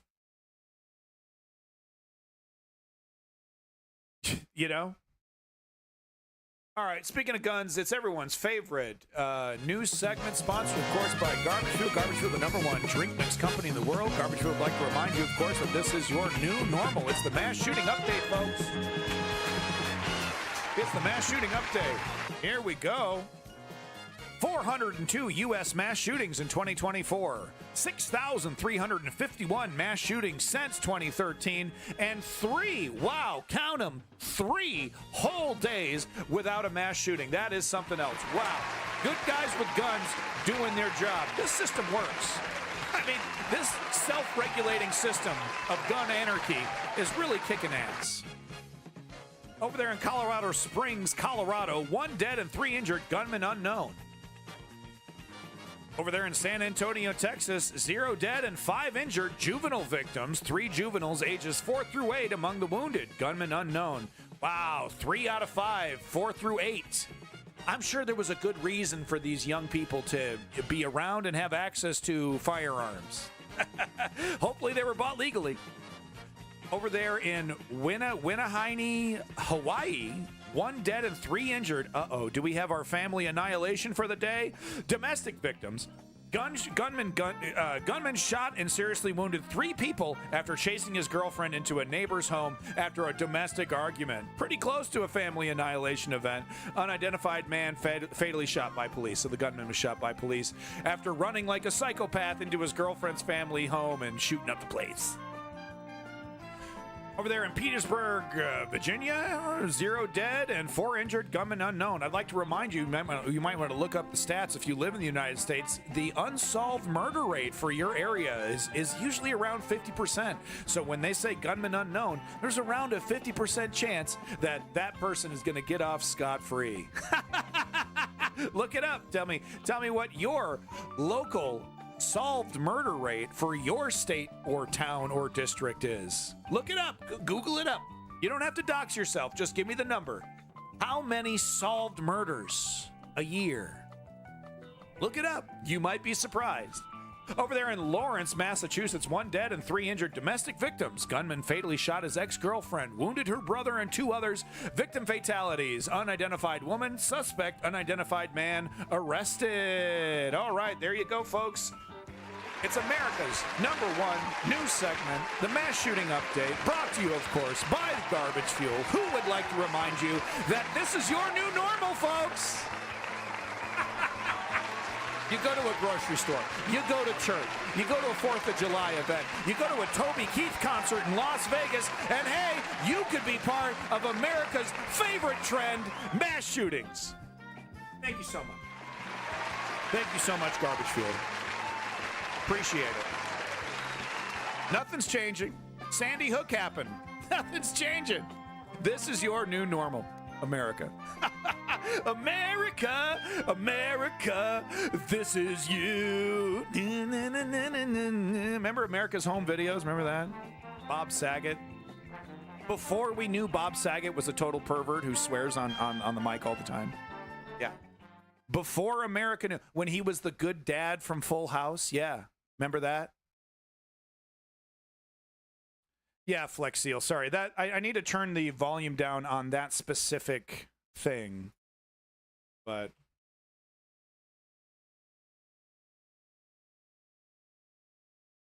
anyone remember this? Love this shit, dude. We got laughs from coast to coast to make you smile. A real light look at each of you to capture all that style. You're the red, white, and blue. The fun and things you do. America, America, this is you. Stories from your friends next door, they never told. You might be a star tonight, so let. All right, guys, let's go ahead and watch some Russians getting the shit blown out of them. Here we go. Wanted to start off today's Ukraine coverage with this video. We have an announcement. We have an announcement. Hold on. It'll get there. Whoa. Who's this guy? Специальная военная операция полностью провалилась. Полностью. Uh-oh. The special military operation is a failure. This guy is, he's basically like a Tucker Carlson equivalent, you know, supposedly an intellectual in Russia, right? This isn't Dugin. Dugin's the other guy. I'm thinking, I can't remember his name. This isn't Dugin, though. Anyway, I thought that was a funny video. So this is really cool. This video is really fucking cool. I'm going to show you 2 videos here. The current Russian media response to what's happening. It's really funny because they're basically like, oh, this is unfair. Ukraine being really not cool, dude. I can't believe Ukraine would do this to me. It's actually really fucking hilarious. So I just thought I'd show this to you. Наши победы — это победы над Our victories are victories. районами, над вооруженным до зубов Fortified противником, areas. натовской техникой. NATO Они equipment. зашли на территорию мирных деревень, где стояки были, собственно, одни. Peaceful villages, alone, and the children. Well, why were they alone? Why were they defenseless, Russia? Но им Gherkin, thank you. Yeah, that was Igor Gherkin. совершенно это не важно. Важно показать вот этот флаг над деревней, да, и показать, что они где-то там на территории. Ukraine isn't hurting these people, by the way. Ukraine isn't doing a damn thing to these people. России. Hell, they're more likely to get water and food, if anything. Поведение совершенно, Vile behavior. Сказать, не то что не спортивное, не военное, но мы уже от этих бандеровцев ничего и не ждем. Oh, no. No. Vile. Can you believe it? It's not military. Vile behavior. It's not sporty. It's not sporty, guys. Woo. So someone did this. This is really cool. I don't know who put this together. Subtitles by this Gerashenko fella here, and this is on Anton Gerashenko's Twitter here. But this is actually a really interesting video where it shows the Russian media's evolution of the special military operation, right? We're headed the 3-day special military operation to take Kyiv, and we're gonna bust their ass, and you better watch out, right? Turning that into what it is currently, right? The timeline of it. So I thought this was a really cool video that just breaks it all down in just a minute. Just shows us little clips of how the narrative has shifted. 3 дня. Горячее войне. Мы Украину победим за 2 дня. 2 days. What's the big deal? We got. Yeah, come on, man. And, you know, to be honest, this was the assumption, including my assumption, when this started. I was like, damn, dude, Russia, you know, like, there's no way Ukraine. I mean, how could it? Russia's the second most powerful military on planet Earth. It was just assumed, like, shit, dude, this is over. And, you know, Vlad Vexler points out that had Putin succeeded with this operation, the Western world wouldn't have come to Ukraine's defense. You know, the America, UK, Germany, they would be like, that's really bad, but everyone would just have forgotten about it, like with Georgia, like with Crimea. It was, of course, it was assisted by the United States. Barack Obama, after Crimea was taken, Barack Obama very quietly increased the assistance, the military assistance, so that Kyiv was ready, and Kyiv was ready to defend itself. Even though up into the moment of the invasion, even Zelensky was kind of like, come on, guys, they're lining up their troops, but this is intimidation. They're not really going to go for it. At least according to what we've read, the reports that we've heard about that. I don't think Zelensky himself has made any statements. But anyway, if it wasn't for that pushback that was assisted by the United States, but that was, of course, it was Ukrainians on the front lines doing it. If it wasn't for that, the world would have just moved on from this country grab, from this snatching of this entire country. So quickly, 1.5 or 3 days. Come on, man, 1.5. Come on, we're already there, dude. I've already bought property in Kyiv, dude. Быстро. 1,5-3 дня. 2 дня. 2 days, and then the city falls.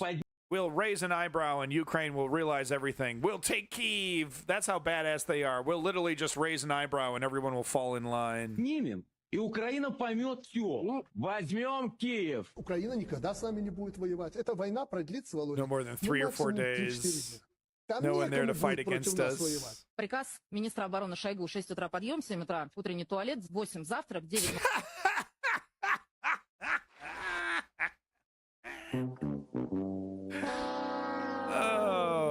They really do overconfidence really well. 00 нападение на Украину, 12:00 обед, 13:00 взятие Киева, 18 концерт Газманова, 21:00 салют. Единственное, чего не хватает, это дата, Евгений Петрович. А в остальном, мне кажется, недалеки. What is this? Кто придумал этот тезис, что русские возьмут Киев за 3 дня? Это же мы ни разу такого не говорили. Ну, слава богу, вели же КТО. Ну, я туда приехал и обратно, причем с оружием. Меня никто нигде не остановил. Вот, линия фронта, я спокойно приехал, прошел по городу, забрал там стариков, посадил в машину, уехал обратно. Тут никого не... This motherfucker would not be driving up to any front line. No one stopped me. No, when I calmly arrived in my civilian vehicle. Sure you did, buddy. Sure you did. До Москвы дошел никого. Силы и средства довольно-таки серьезные. Это штатные общевойсковые соединения.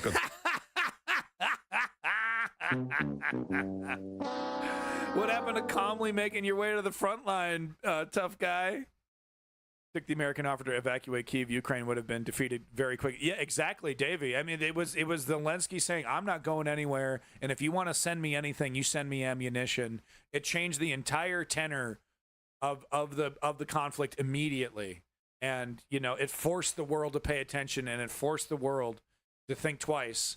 And it's all because of Zelensky that this is even happening. Because most cowards in Zelensky's position would be like, yeah, me and my family, we're going to go to the Hilton in New York, and that's where we're going to live, like the fake Venezuelan president, right?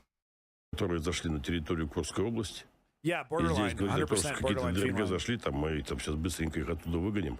Было бы навязчиво, надо сказать, трезво смотреть на ситуацию. Need to take a sober look at the situation. I just calmly drove up in my civilian car and just slapped hands with the Russian military who was totally slam dunking it. Oh, we got to be really careful. We're getting our asses kicked, guys. 3 years later, by the way, he lost his suit. So that was a cute little video. This is pretty interesting. So we sometimes we get bad actors in the chat, you know, who are like, oh, Zelensky killed the pipeline. Zelensky killed the pipeline. And my conclusion was that we don't have enough evidence to finger point specifically on any one country. If you game theory it, the United States might have, Ukraine might have. There's even reasons why Russia might have. Okay? But it looks like Germany might have something here. We might be a little closer to some proof on who actually did it. Now, of course, this is Germany's pipeline, and it happened the day the pipeline opened, right? So Germany has invested all kinds of money. You know, this was a project started during the Merkel era, I believe. It was supposed to really help Germany's fuel costs and really help German people nullify. They didn't even get 1 day out of it, right? So Germany has an incentive to find the truth here, where probably Russia, United States, Ukraine, we don't know. We're not really going to look into it. Germany is actually going to be putting the time to look into it. So here's what they have to say. Nord Stream sabotage. Germany issues arrest warrant. The Ukrainian national, whose last known address was in Poland, is being sought by German authorities for the 2022 attacks on the Nord Stream gas pipelines. He is believed to have acted with 2 accomplices. Right. Now, you know, anything can happen, but correct me if I'm wrong, the German judicial system is a pretty solid judicial system. It's not politicized to the point where they'd be able to just trump up these charges out of thin air, right? That would be pretty difficult within the German legal system. I'm assuming the German justice system is not corrupted in the way that a lot of other countries would be corrupted, right? Like I said, you couldn't just make this up out of whole cloth. You would need evidence and the whole, you know, checks and balances and all that, whole procedure. But this guy his name was Vladimir Z. That's funny. German authorities have issued an arrest warrant over the sabotage of the Nord Stream pipelines nearly 2 years ago, according to German news outlets ARD. I'm not saying that. Die Zeit. In an investigation published Wednesday, the outlets reported that the suspect is a Ukrainian diving instructor named only as Vladimir Z. That is hilarious. For privacy reasons. It's alleged he attacked the pipelines in tandem with at least 2 others who are also believed to be Ukrainian citizens. So here we go. This is, you know, like I said, I don't think Germany's making this shit up, dude. They don't, you know, I don't think that would be pretty difficult. It is alleged that he attacked the pipelines. Okay, so the suspect was believed to last be living in Poland, but Polish authorities said that they could not act on the warrant because he had left the country. Okay, all right, and then they just go through the history. So there we go. New evidence looks like, you know, like I said, Germany has an incentive to actually find the real legitimate truth. And I don't think they're just making this shit up out of whole cloth. So this is a pretty strong indicator that it might have been Ukrainian. Ukrainian independent actors or Ukrainian, you know, Ukrainians ordered or directed or, you know, some way controlled or pushed by the Ukrainian government that did it. So that's very interesting stuff. Now this isn't conclusive. They could be just wanted for questioning in connection with something else. But this is very interesting. So very interesting piece of information here that might be flagging Ukraine as the guilty culprit. We might have an answer here, folks. Ukrainian national doesn't really mean anything. Exactly. I mean, there's, you know, that can mean a lot. I'm not gonna, you know, come to any conclusion right yet, but that is a very interesting piece of evidence right there. So this was fascinating. Just real quick, I wanted to show you this, but you can actually see the front line of Russia from space. So you can actually see from space the damage that Putin is doing in Ukraine. So here we have Crimea right here. And as you can see, the front line major areas that have been bombed and leveled by the Russian military. As you can see around here, get a little closer. You can see these areas. I don't know if this is smoke, right? Or if this is just destroyed buildings. I think it's just destroyed buildings. Yeah, I think what we're seeing, it's not smoke. It's like rubble. It's concrete rubble. Clouds? No, these are not clouds. Or are they talking about these empty spots here? Oh, maybe. Okay, you guys are right. Yeah, okay, I'm looking at this wrong. Yes, okay, I'm sorry. Jesus fucking Christ. Okay, thank you. It was like a fucking hidden object poster. I didn't see it, but no, I see it now. Yeah, look at this. Totally wiped. Wow. Jesus Christ. Look at that. Total annihilation. Wow. And then, okay, so that's what you can see from space right here. This massive scar right here. Right here. Wow, look at that. Disgusting. Because that's, and that's, I'm worried about the people in Kursk. This is the only way Russia knows how to fight. And it's like, if the Ukrainians are hunkered down in the Kursk residence buildings, this is what's going to happen to Kursk. Russia, I think Russia has already shown that it's capable of bombing its own cities for military purposes. So interesting stuff right there. That's, this is liberation. This is liberation according to Russia. Not these white areas. These are clouds, because I'm an idiot. Don't ignore what I said the first time. I nailed it. I nailed that part. I nailed that one. Okay, hold on. One sec. So this is another. So we've seen several of these. I've reported on several of these pieces of evidence that the Russian economy is starting to really suffer. The sanctions are starting to work. The actions taken by the Western democracies against Russia's economy are really starting to hit. And here we see, for some reason, now this is very strange. I don't know why this is happening, because, China and Russia are pretty close, but maybe this is a sign of that relationship fraying. I don't know, but it's interesting. Nearly all Chinese banks are refusing to process payments from Russia, report says. This might be an indicator that, China is well aware of Russia's economic situation, and they're putting the brakes so that their economy doesn't get dragged down. Who knows? But yeah, Davies, China always puts business first. I mean, this is the case for any country. They're not, even America would fuck NATO, right? If this shit was really affecting the American economy and America had to make a move, no other country, no obligation, no contract signed would get in the way of America securing the dominance of the dollar. And that's the same thing with China, right? They're not going to, no matter how close the relationship is with Russia, they're not going to allow the Russian economy to drag the Chinese economy down with it. And yeah, Davey over here making another good point. China makes more money from Europe and the U.S. True. Yeah, and it's all this stuff has always been kind of a favor to Putin. He's cashing all these chips, and he was able to keep his economy artificially afloat by selling oil pennies on the dollar. Crude oil pennies on the dollar. Record sales. Record amount of money made. But it's all temporary. Things are catching up. The sanctions are starting to work. And here we have an indicator that one of Russia's biggest partners pulling out. This is huge. Maybe. I don't know. I'm not an economist. You tell me. But the impact of the West sanctions just seems to be getting worse and worse for Russia. Now, 98% of Chinese banks, even small regional ones, are refusing to accept direct Chinese payment transfers from Russia. Alexei Razmanovsky, the commercial director of payments company Impenya Rus, told the pro-Kremlin Investia media outlet.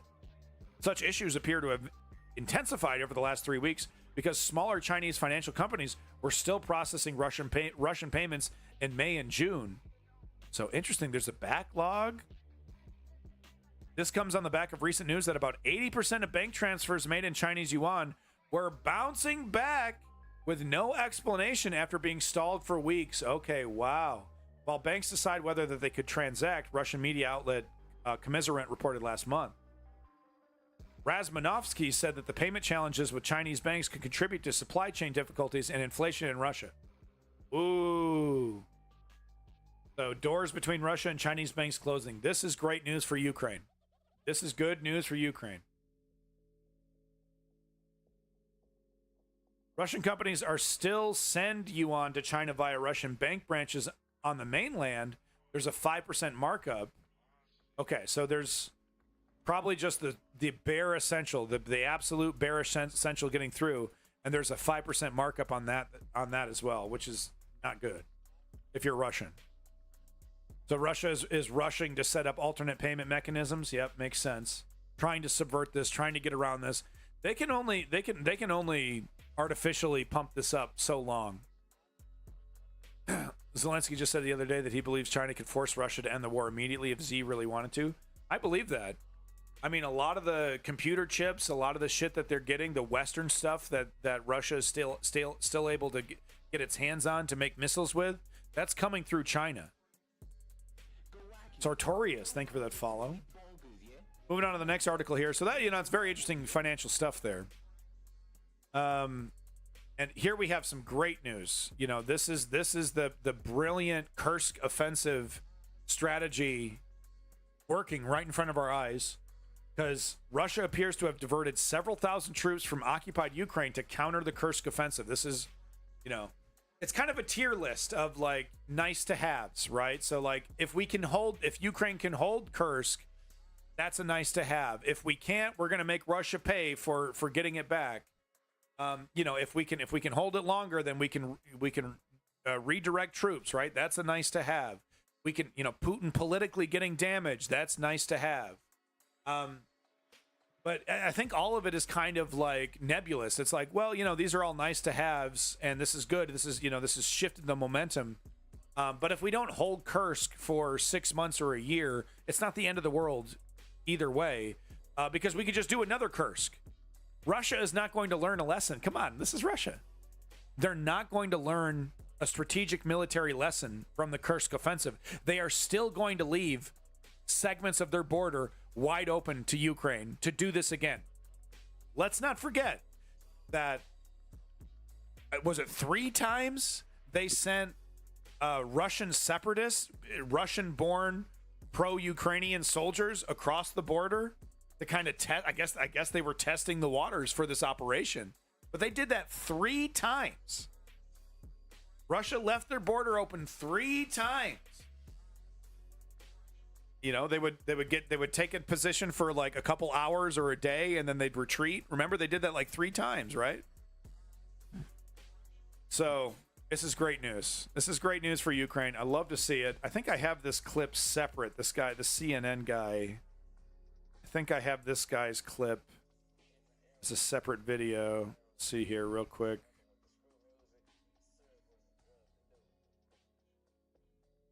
Maybe I don't. This is a really great video, because this is CNN in Russia, in Kursk, and they're at a border, Russian border post, and Ukrainian vehicles just flying through, no problem. And he's like, this is actually surreal to see this, because let's not forget the reality of the situation. This is the first time since World War II that a foreign country has invaded Russian soil. So, you want to talk about escalation, Joe fucking Biden. How about you get off your duff and realize the situation and become a leader instead of a reactor, instead of a trembler? Oh, well, what will Putin do? Oh, the escalation. So, where's, is Putin going to drop a nuke on Kursk? I don't think so. Fucking Joe Biden, man. Can't get rid of that guy sooner. This is where Russia begins. It's startling to see the steady flow of military vehicles, that probably an ambulance, and armor just passing through the Russian border point here. That is the border post that clearly got heavily hit when Ukraine moved in hard over a week ago. So is this because of the war, or is this just the general state of this area? It's hard to tell, right? Is this does this have anything to do? Did Ukraine or Russia do this, or is this just how the place looks? Can someone tell me? Russia's borders here completely undefended. It's also remarkable. That's the war? Okay. The freedom with which the Ukrainian military are moving around here. They simply aren't afraid of the drones that have hampered their every move for the past months. That says the border service of the FSB, the Russian security services of Russia. There's a bullet hole above the rules and bullet holes in the rules There's themselves. fucking bullet holes all over the fucking sign, dude. I have a video of several videos of the initial assault on these border positions. Russians taking video of them getting assaulted by Ukraine, and they were completely caught off guard.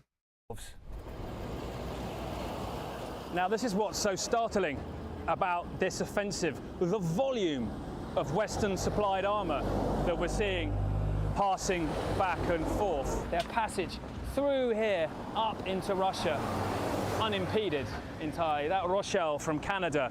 No ожидал. Мы нет, не ожидали такого. So it makes perfect sense that the grunts would have no idea about this. Probably maybe a dozen people super close to Zelensky only knew about it, right? The people who were absolutely essential to planning it. But you know, it's amazing. It's amazing how none of it was leaked out. It really shows the Zelensky's professionalism and his ability to actually lock it down, because you know there has to be Russia friendly assholes, you know, people that are corrupted in some way, that are still close to Zelensky, still in Zelensky's government. So this is it's a big W right now, dude. It's a big fat W.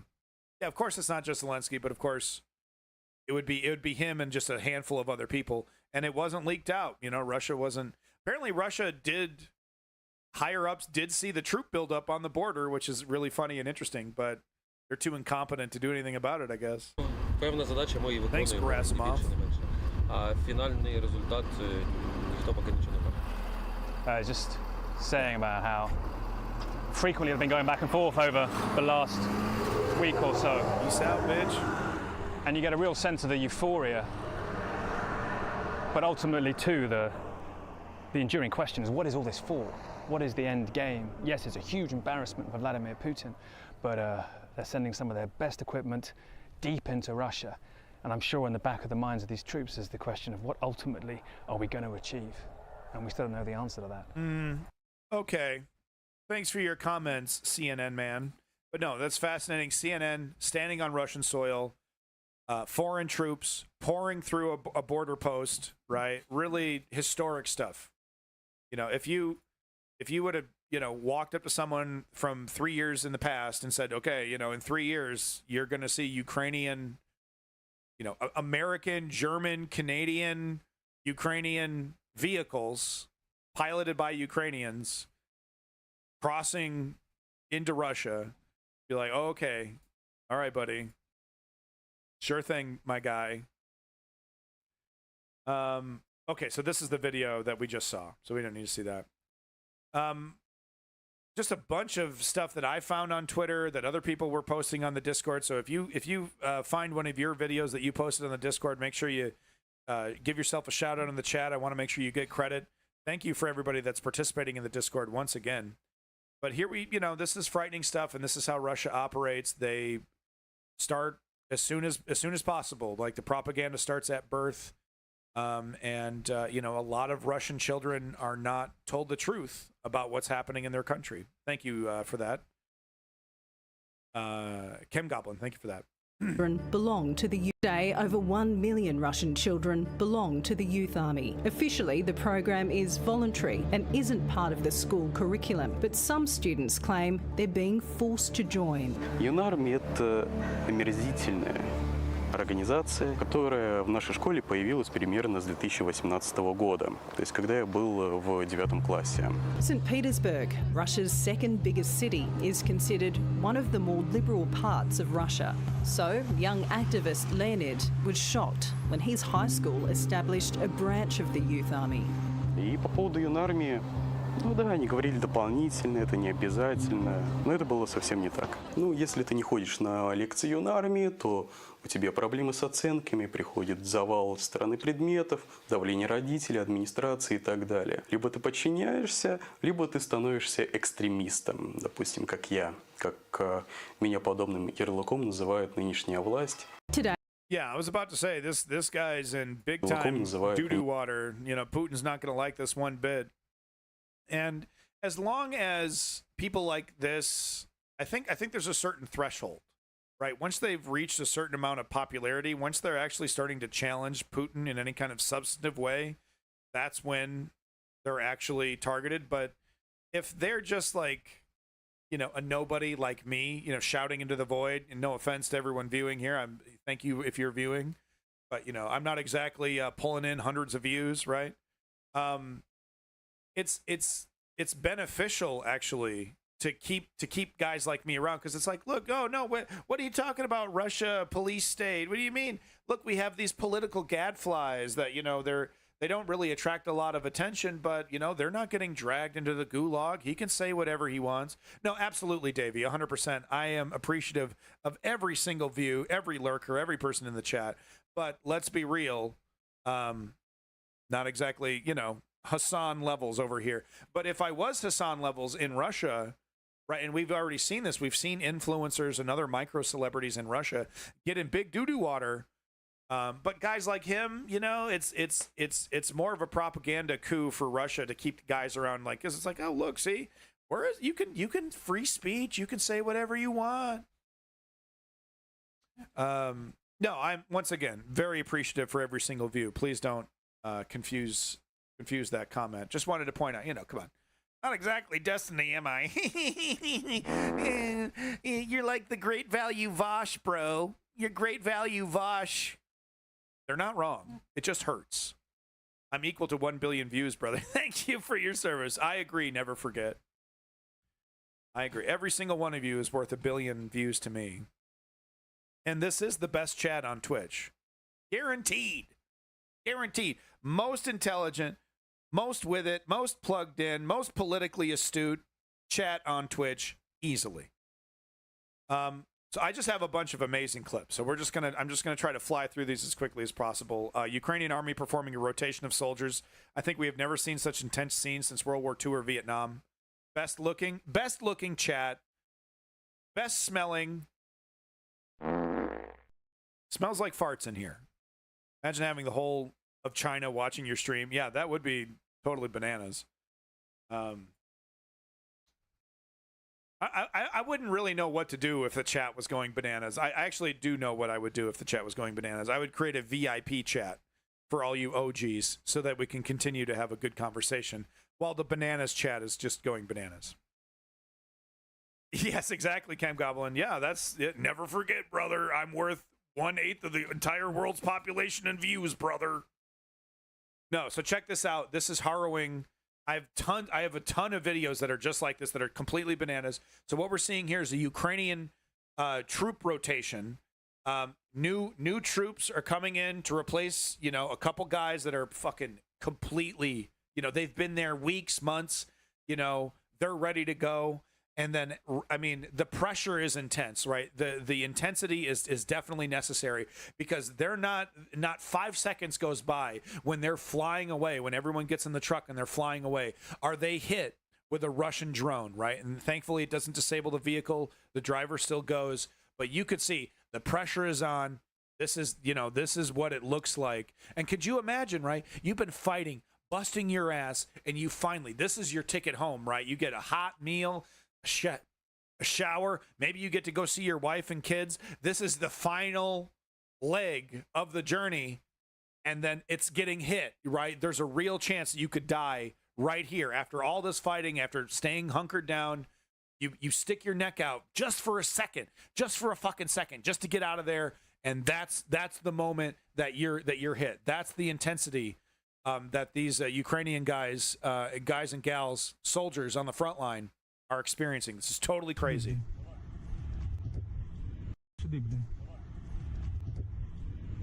As you can see, this guy is flying. Well, that's good news, Davey. That's good news, because, you know, a year ago that wasn't the case. So as you can see, ammo boxes, water, you know, water. Yeah, we'll clean this up later. Fucking go. Let me in. So that was one. That was one drone already. That impacted somewhere. It missed the truck, but you could hear it through my babbling. One drone already coming down. Well, that's good news, Chem Goblin. Right here. Right there. One drone already. Let's go, boys. Go, go, go, go, go. Okay, 3 in. Close it up. Move, move, move. So they're already moving.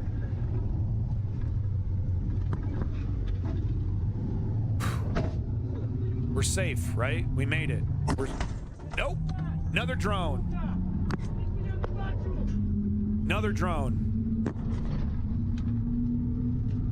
And look what it does. You know, this was like, you know, this is where the soldier can pop out. So there's like a hatch that can open. The door of the hatch has been ripped off or warped in some way. The whole thing is filled with smoke. But that's what it looks like. That's what it fucking looks like right there. You know, and look, Ukraine has the fancy radio jamming stuff, but not every, you know, they need more. They need more support, Joe Biden. UK, Korea, by the way. I'm sure Korea has some pretty advanced stuff.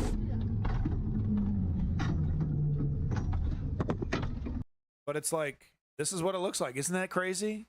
Isn't that wild? Totally wild, man. The drones are there, and it's on both sides, you know, Russia and Ukraine.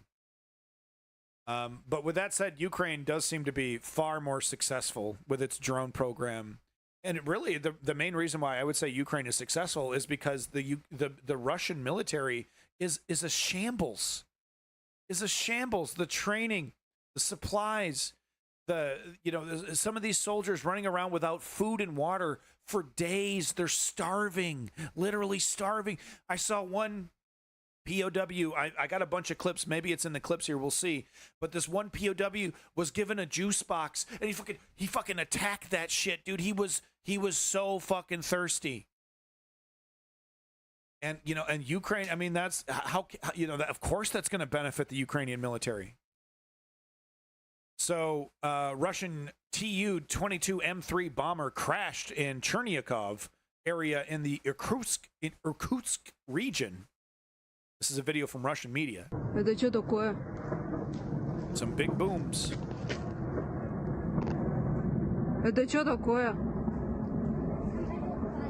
Yeah, Davey is correct. So this happened, I believe this happened way, way, way in Russia. This was like, what, a $40 million, you know, some kind of very specialized plane. The speculation is that, you know, they were taking it out to, you know, as, you know, from storage, and it had a bunch of mechanical failures, but we'll never know. We'll literally never know the truth. Maybe 50 years from now, we'll know the truth about this situation. But yeah, Ukraine did not shoot this one down.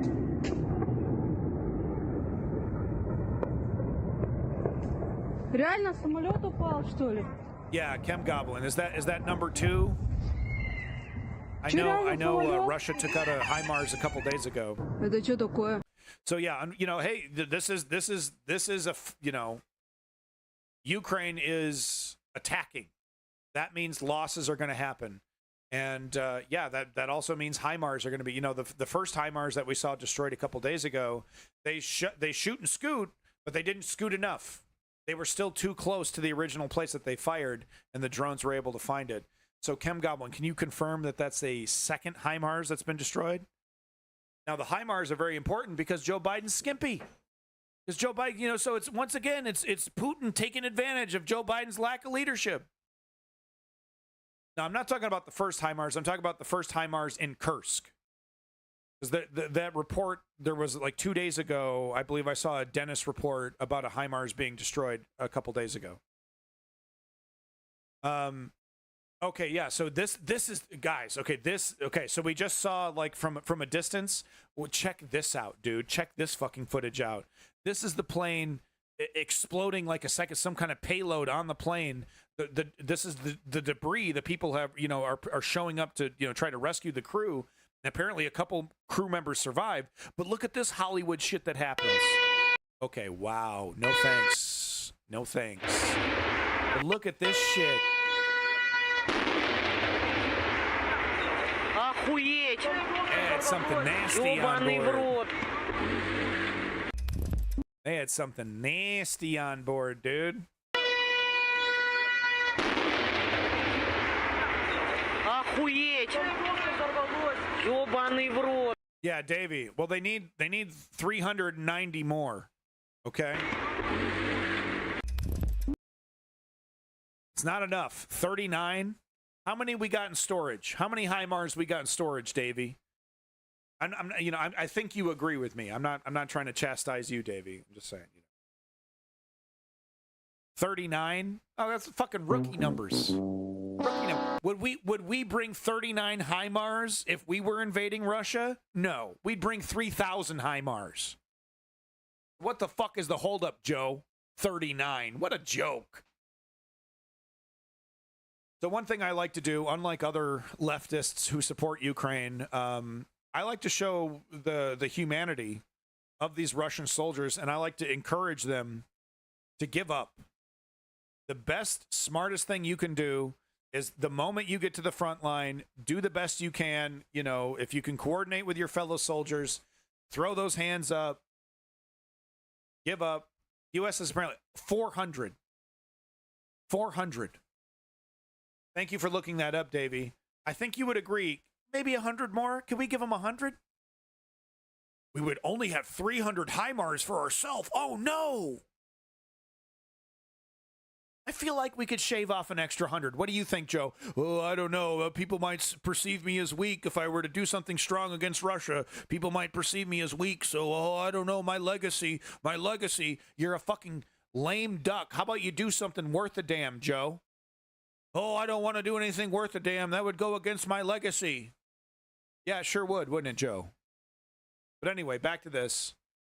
These Russian scumbags, these Russian invaders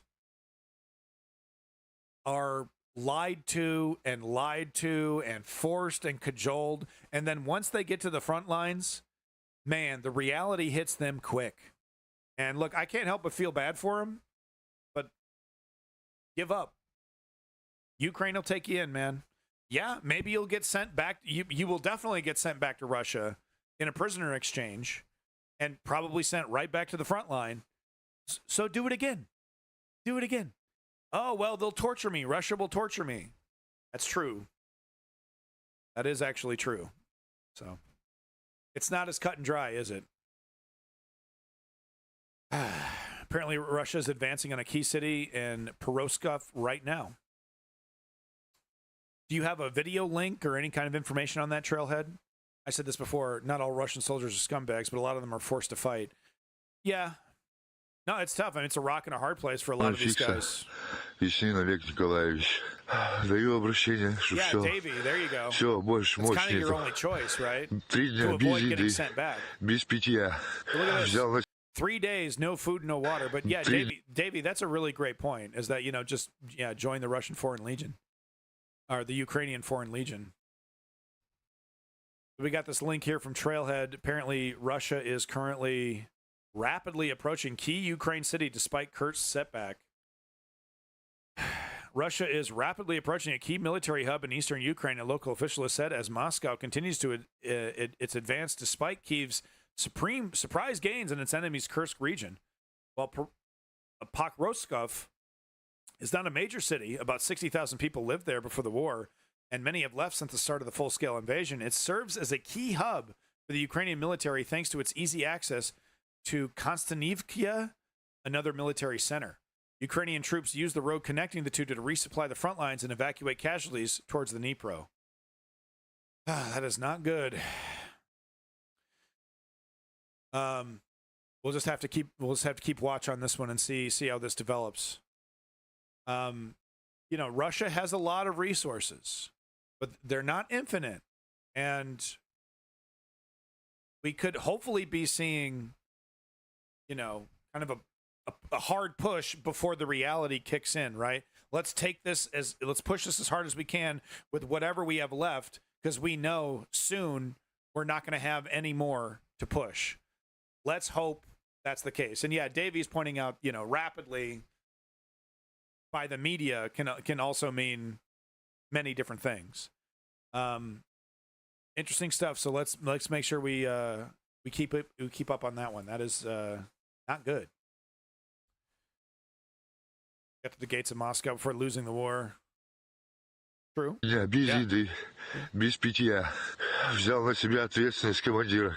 So he's saying the commander that he was with is wounded, so he's basically taking command. Раненый. Сил нету. Пить очень He's хочется. like, I'm throwing in the towel. Третий остал, истек кровью. Наверное, умер. Сзади тоже ребята лежат. Опять. Did I show this one before? I did? Yeah, sorry. 300-х видел. 4 200-х лежит. Все изувечены. Никто никого искать не будет. You're fucked. И жить хочется. So I want to live. Будем сдаваться. Все. We're going to surrender. That's it. No ammo, no food, no water. Yeah, why fight? What are you going to do? Throw sticks at Ukraine? Ни патронов, ничего. А больше всего хочется пить. Мужики. But most of all, I want to drink. Если кто-то что-то это увидит.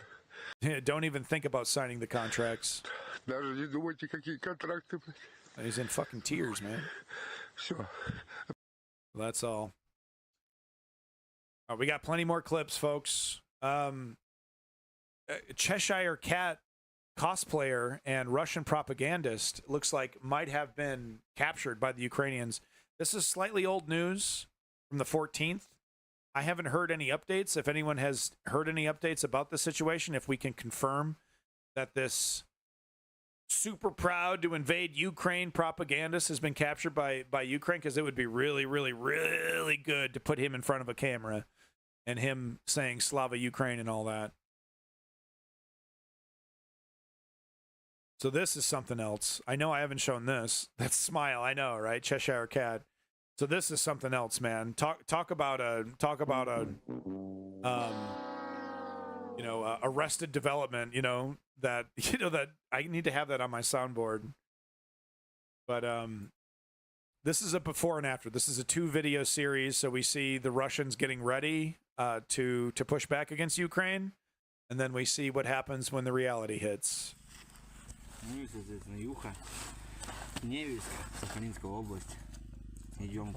We're going to storm the stronghold. Watch out. Fucking, we're going to plant that Russian flag, bitch. We're going to get them, motherfuckers. And then we're going to go home, as they say. And then we're going to go home. So that's how things started out. Let's see where things ended. I don't know if I'm going to fucking die. We've been raided. I guess northern flank, maybe. His arm's fucked up. His leg is all shrapnel. It's probably all shrapnel from drones. He's like Swiss cheese, man. He's hit up every extremity, hit up, dude. Every limb. Пиздец, еще в копчик куда-то вхуярило. И в пятку, сука. Ебучий, He keeps looking up. You notice that? He keeps looking up. He probably wasn't looking up at first, but now he's looking up every 5 seconds. Фу, блядь. Пить хочу, сука. Еле ушли оттуда. And once again, thirsty. Once again, Russia just like, we know you're going to die. That's kind of the point, just for you to get as far as possible and then die. Why give you water and food when you're going to be meat in 3 days? There's just no point to it. Со всех сторон, как давай ебулить, просто нас двоих зажали. Это была пизда просто полная, нахуй. Пулемет, АГС, миномет. He got mortars, machine gun fire, drones. Фу, вдвоем, сука, вдвоем, нахуй. Там и хуй знает, сколько человек сидело. Блядь, севера проебал. Сейчас. So he's talking about fellow Russians, just dozens and he's probably seen dozens and dozens of dead Russian bodies all over the place. Катиться не могу, птичка ебаная. Все домой, нахуй. Ой, блядь, навоевался. Попить бы, нахуй, и сигаретку. It's really adorable that he thinks he's going to be evacuated, that he's going to get out of there. That's really cute. He still hasn't come to terms with the reality that he needs to surrender or die. Russia isn't picking him up, dude. Maybe. Right? We have seen Russians do medical evacs. We have seen that before. But definitely lower likelihood. Да, блядь. Задачу не выполнил. Вот это, сука, обидно, блядь. Didn't get the job done. That's fucking frustrating. Yeah, that's what's frustrating about it, right? О, ладно, на связи. Фу, дай бог, доберусь нахуй. Yeah. Well, we don't. I don't have. There's not a third video. So he probably would have done some kind of social media video if he did make it back safe. It's a rock and a hard place situation for these guys, but I think Davey has the right idea. It's like, look, I surrender. Let me help you guys out. You want me to dig trenches for the Ukrainian military? I'll do anything. If you just don't send me back, because they're gonna torture me. There's a high likelihood that they'll torture me for surrendering in the first place, and then they're gonna immediately send me right back to the front line, especially if my injuries have been healed up. And this is what it looks like, folks. So you're not going to see any actual dead bodies here, but this is what the corpse processing facility plant looks like. And yeah, folks, they're stacked up to the ceiling. Maybe, okay, I take that. Maybe not the ceiling. I don't know. That looks like ammo up there, but they're getting closer to the ceiling. As you can see here, this is, they're making coffins, bringing in cadavers, bringing in dead bodies, putting them in boxes, shipping them out to their families, right? These are all dead Russian bodies. These are Russian. That's what it looks like.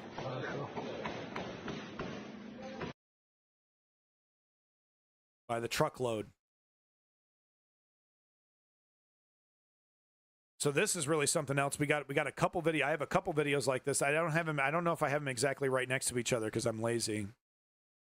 They look so malnourished. Yeah, it's hard to tell if they are, but yeah, it doesn't look like a happy situation. They're not exactly drinking vodka and listening to music and partying. It's a bunch of dead bodies, right? Putting a bunch of dead bodies in boxes. But no, I have a couple videos. I think I have two of Russians on the border of Kursk. And this is what the initial volley, the initial surprise attack looked like from the Russian perspective. So this, I think, was, probably a border guard, possibly, maybe a border guard. Oh, by the way, grain of salt, a lot of fake information, a lot of information on Twitter that's not exactly true. So a couple of these clips might not be the Kursk offensive, even if it's telling us that it is. But usually you can see that corrected in the comments. And I've tried to double check that and see if people saying, oh, this is fake, this is from a different fight. So, pretty sure this is from the Kursk offensive, but not 100%. Grain of salt. But yeah, this is the board. He's in a trench. The initial volley has come in, and look at it, dude.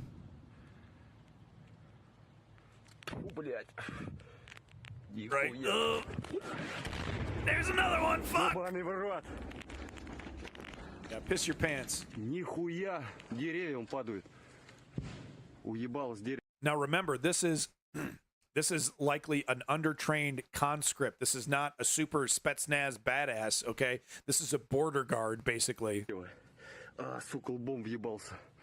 Who thought he was like, okay, this is great. I'll do my job. I don't have to be on the front line. I'm not part of the meat waves. Not expecting this.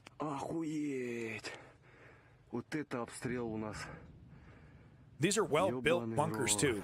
Really nice. Nice dugouts.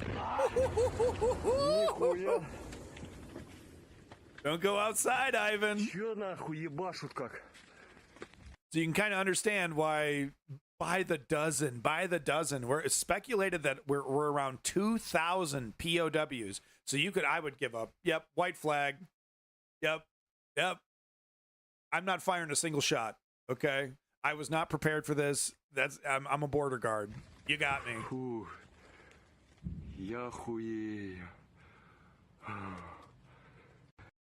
Yep. And quite honestly, with the powerful ordnance, he's actually not that safe right there. If there's a direct hit on his location, he's likely fucked. Even underground. So this is such a flex. I had to show this video. Russia, Ukraine Parliament MP Roman Kostanenko entering Kursk region. So here we have a Ukrainian politician in Kursk. Gotta love it. So I'm not sure what he's saying. But I love the flex.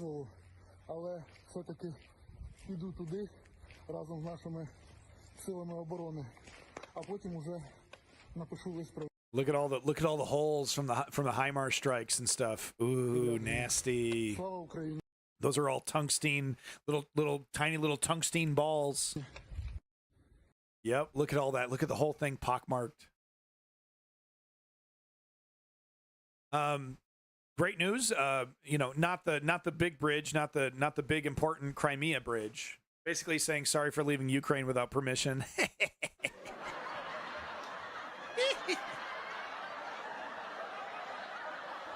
Yeah, I agree. He probably put the helmet on immediately after doing the video. But no, we have a bridge being destroyed, not the Crimean bridge, like I said, but a critical bridge that is along the front line, the Kursk front line that Ukraine is trying to expand. So this is a strategic bridge that prevents Russia from, supplies and whatnot. Successfully blown up. Not bad, not bad. I think another HIMARS, right? I think that's what people are speculating. This is a HIMARS strike. Yeah, so we'll force Russian reinforcements on a dangerous detour. Because I think there's only 2 routes. Bridge crosses the Seam River outside the village of Glushkinko. Bridge is toast, yo. Smack'ems. Ooh. Nasty.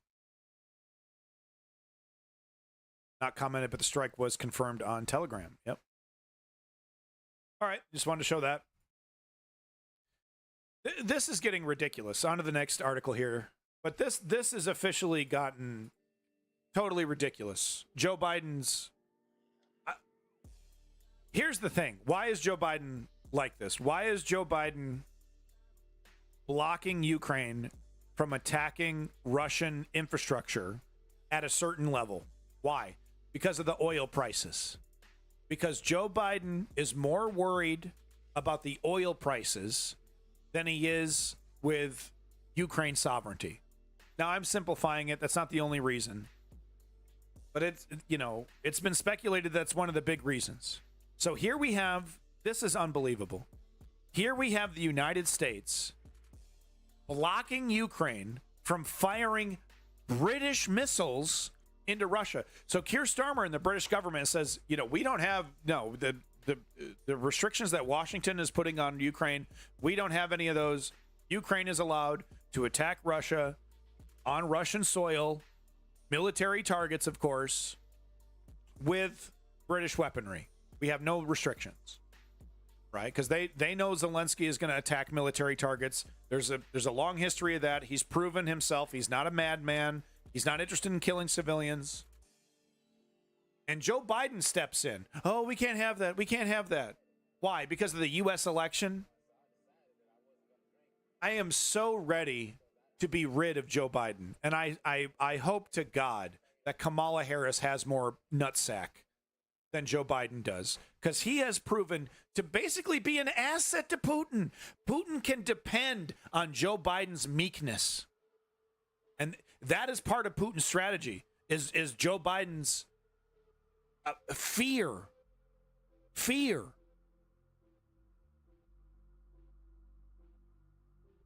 They killed some volunteers evacuating civilians. Yeah, great. But shocking headline, U.S. blocks Ukraine from firing British missiles into Russia. So not only is the United States giving weapons to Ukraine and saying, don't go that far. Don't attack this oil refinery. That's too far.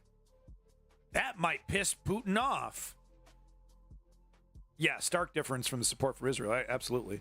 That bridge was important because now it cuts Russia off from defending the section of Russia south of the river, as seen in this picture here.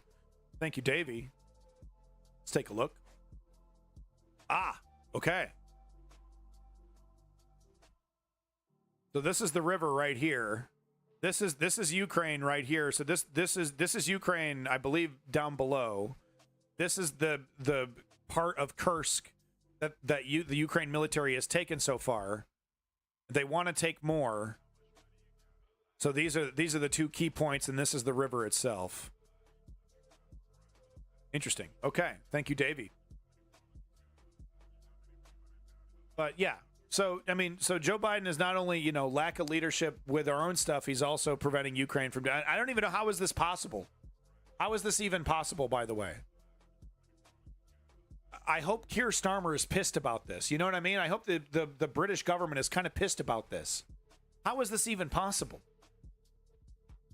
The British government said go for it, and Joe Biden says no, and everyone listens.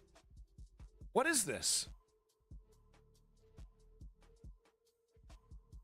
Get rid of Joe. Get off the stage, Joe. If this is how you're going to lead, get off the stage.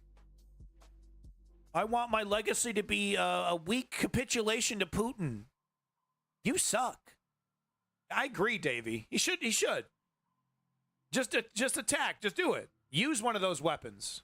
Use one of the UK weapons to attack an oil refinery past the limitation. Oh, no. I agree, Davey. I agree.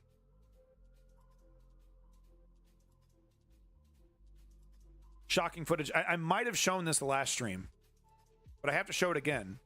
This is a Russian taking advantage of Ukraine's invasion into Kursk by looting a fellow Russian's home.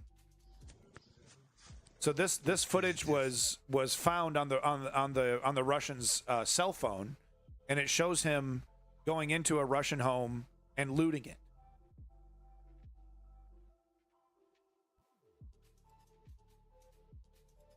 Yeah, no, you just got here, Sir Smoke a Lot. This isn't a Trump stream. Yeah, no, I acknowledge. Yeah, no. Trump he's promising to fucking, capitulate and lick Putin's boots. So no, Trump would be worse, 100% worse. But it's just very frustrating that Joe Biden is, just the tip. We're going to help you, but not all the way. We're going to help you, but I'm kind of afraid of Putin, and I don't want oil prices to go up, and I'm kind of a political coward, Joe Biden. Yeah, I know, Ice King. Why would you do this? Why would you film this? Isn't this cool? I stole from my fellow Russian. Oh yeah, high five, fellow criminal. So this is funny. A Russian filming a battle. Tramp is better. You don't even know how to fucking say the name. Bitch, get out of here. Get out. Go. 30 minutes, you gone. I flush.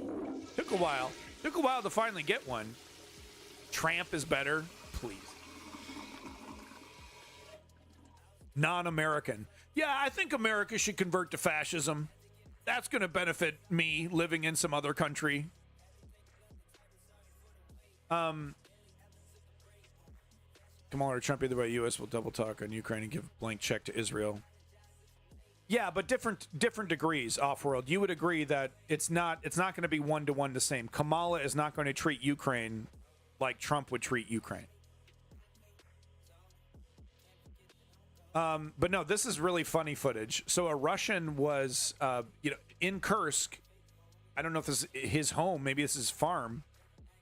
But he's filming a fight between Russian and Ukraine, and the Russian vehicle gets blown up, and this is his reaction. I don't know if Ukraine is going to be having an election, Trailhead.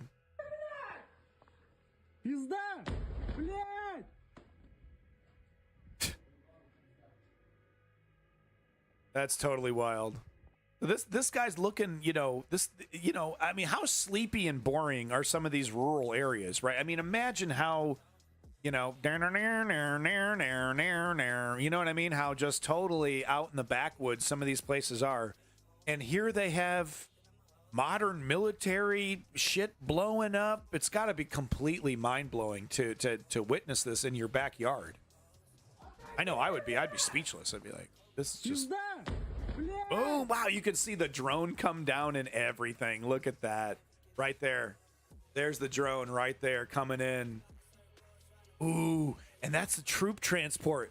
There could very well be Russian troops inside to organize an election right now. Yeah, Davey, I would agree. Yeah, and there's so many Ukrainians that are abroad because of the war. It wouldn't be a full plurality either. Welcome back, Zeodude.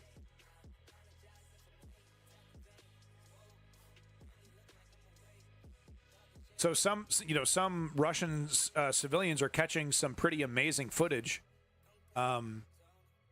It's good to note that Ukraine is not targeting civilians, but that doesn't mean that civilians are not in danger, because this is a fight against Russia, and Russia doesn't give a shit about civilians.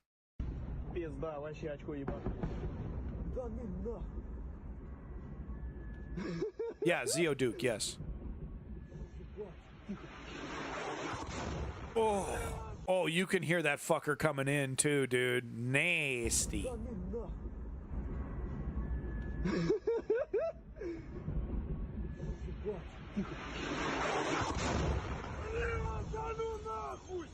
Oh.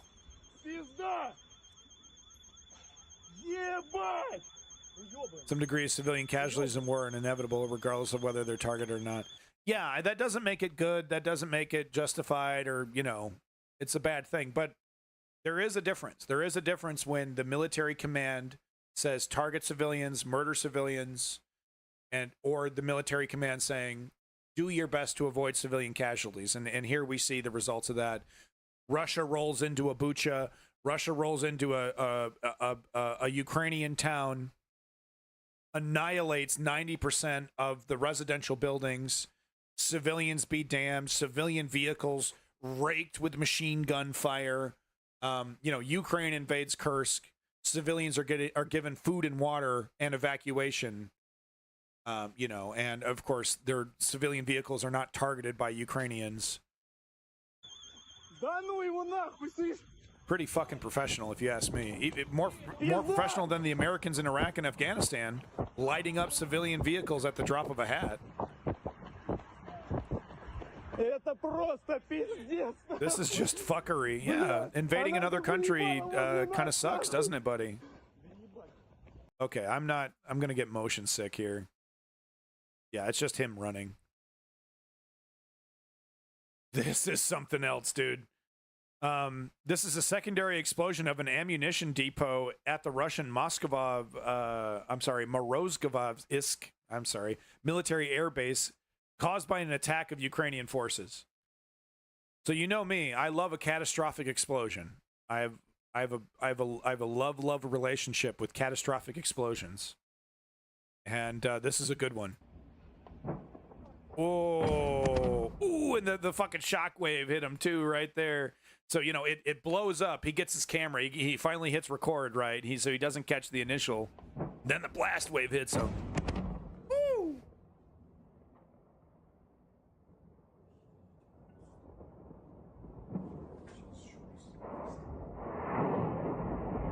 Oh, there's the second one. There's the second one. Oh, one right after the other.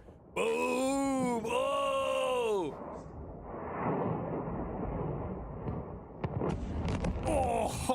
Oh, that fucking blast wave. It's got to be over a mile away. Nasty. Nasty. And that's a legitimate military target. You know, this isn't a library. This isn't a schoolyard. You know, Joe Biden. Oh, no. Oh, no. Oh, no. Oh, what will Putin say? Can we ask Putin if this is okay to attack him here? Yeah, Joe, we called in advance. He said it's okay. Oh, okay, if he says it's cool. I think this is another video I showed last time, but I have to play it again because this is just unbelievul, and it's so true. So they used the Ukrainian flag hanging in the city administration building. He's a Russian. There were many soldiers and equipment. I thought about taking a photo, but then a soldier called me over. Hey, Orange Hue, whose fault is it if a military or government employs children at military locations? Whose fault is it when those children are killed when that military location is attacked by another military? Is that Ukraine's fault that Russia might be employing children at munitions factories? And should we stop attacking those because there might be civilians who are working there? By the way, does the Geneva Conventions consider that person a civilian? I don't think so. I think the Geneva Conventions say that if you are, even though you're not a military person, if you are a civilian working in a legitimate military building, ammunition factory, oil, right, that you are a legitimate military target. Am I wrong about any of that? I just want to make sure I know if I'm being shamed or not.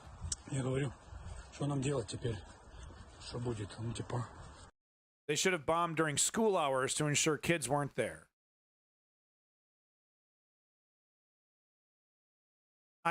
Orange hue. Why do I have the feeling that if they did that at that time, like you want, you would have some other thing to be bitching about? Is that fair to say? That you still would probably find a problem with it, even if they fit your criteria that you're talking about right now? Really? Oh, baby. Orange Hue has proven himself to not be, him or herself or they self have proven themselves not to be a propagandist. So I don't know. Just trying to understand things here. Sorry, Orange Hue. So this is funny. He basically said, learn Ukrainian hymn and prepare for a referendum. Which is, I'm in fucking shock, right? 'Cause that's what Russia does to other countries. Russia invades other countries and forces a referendum on them, and then we get to keep their country. You can't do that to Russia. I'm in shock. But this is interesting because this statement right here shows. I'm sorry, Orange Hue. I'm sorry.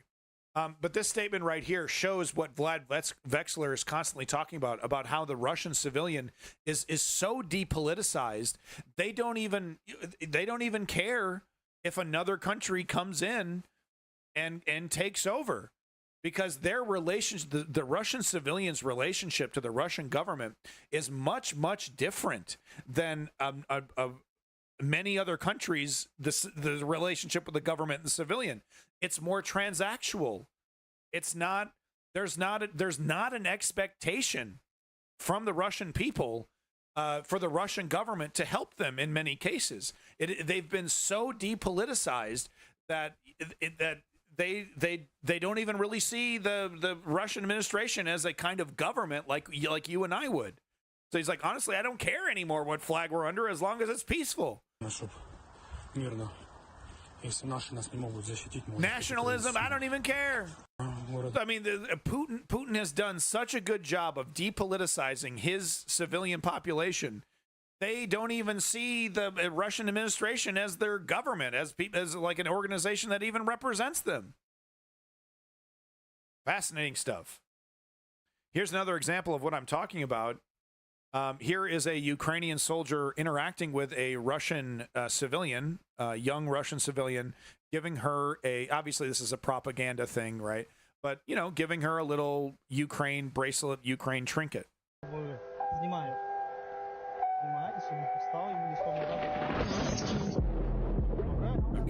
that's the trap music that they insist on putting on every video. So look at that. I mean, she's nervous, but I don't know if she's scared. She looks a little scared, but she has nothing to worry. She has nothing to fear. If this was reversed, Ukrainian children confirmed by third-party independent organizations have been abused physically and sexually by Russian military. So if the roles were reversed here, this would be very ominous and frightening. But I know the Ukrainian military is professional. I know they would never do that to this girl. And, you know, the Russian civilians have nothing to worry about when it comes to Ukrainian soldiers. Yeah, but she looks a little scared. Definitely a little scared, for sure. Here's a video from today. All right, let's take a look from Davey. Trying to get through everything here in time. Oh, so here's, yeah, more locals being thankful for it to be invaded. Oh, thank God. Oh, you got water? Food? Holy cow. Do you have some toilets? Did you bring some toilets with you? So here we see Ukrainian civilians, food, water. Now, to be fair, I guess they don't really deserve it. There is footage of Russia providing some meek amount of aid to some Ukrainians in some of the occupied territories. It's not consistent. They do it mainly for propaganda purposes. But I feel confident saying that the Russian people, the Russians that are in occupied Ukraine or in occupied Russia by Ukraine, would be consistently provided with water and food. It's not just a one-time thing. As long as they're there, they're going to help the civilian population. I feel confident saying that.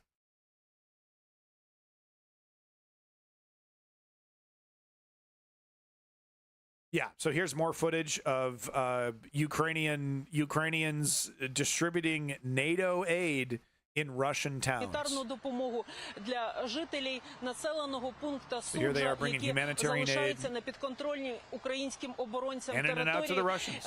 І сьогодні вони розвантажували цю допомогу, яка, як ви вже чули, була для них вкрай необхідною. Місто Суджа під контролем українських оборонців. Це, мабуть, найголовніше. It looks just like Bucha to me. I mean, that's a one-to-one comparison, right? These Ukraine Nazis over here. Right, and this is just propaganda, right? I'm sure as soon as the cameras turned off, the gang raping started, right? That's what we're supposed to believe from the Aaron Mates of the world. I'm sure Sagar Enginetti would have something really poignant to say about this, right? About how this is, the Ukrainian military is going to fail any moment, right, Sagar? Це допомагає нам зробити українським оборонцям зробити санітарну зону. Pretty fucking embarrassing for Putin there. So here I just wanted to, highlight, it's not just men on the front lines for the Ukrainians there. We have some real badass, gorgeous hero women over here. Some goddamn boss bitches out there taking it straight to the Ukrainian, to the fucking front lines. A lot of these, this is not, it's funny in America, in America, a lot of the women that are part of the military are basically kind of on the back, on the support. That is not the case in the Ukrainian military. These are female brigades that are sent to the front lines. And there's absolutely casualties, and I'll be showing that in the video after next here. So, heroes, amazing women, strong fighters, taking it to the Russians. I wonder if Noam Chomsky has said the Russians should sue for peace and avoid the Ukraine. Yeah, right? I wonder. Do we need to wonder what Noam Chomsky has to say about the Kursk offensive? Oh, yeah, Zelensky's a real monster for, putting his people in danger like this. And who's escalatory? Putin threatened nukes, and we should worry about Putin's threats on nukes. Right, Noam? Is that how we should do it? Right, Chomsky? So here we have, women on their way to the front lines. My God, with the music. Right, so as you can see here, and it's funny because some of these women are like stoked and patriotic. Others are like, guys, this is a fucking meat grinder, and this is not, this is not going to be, some got big smiles on their face, and others are like, yeah, okay, this is going to be hard. I'm going to do it. I'm a patriot. I'm defending my country. I'm going to do it, but I have no illusions at how fucking difficult this is going to be. I might die. Yeah, they're voluntary, but that doesn't mean, that doesn't mean you got to be super excited about, getting your fucking nuts blown or your clit blown off by a drone. Because it does happen. And here we have gorgeous heroes. This is Alex, call sign Mike, combat medic. She was killed today by a Russia FPV drone, which targeted her evacuation vehicle as she was performing a last mission in the Kharkiv region before coming home tomorrow. So the last mission before her rotation, this beautiful person murdered by Russia.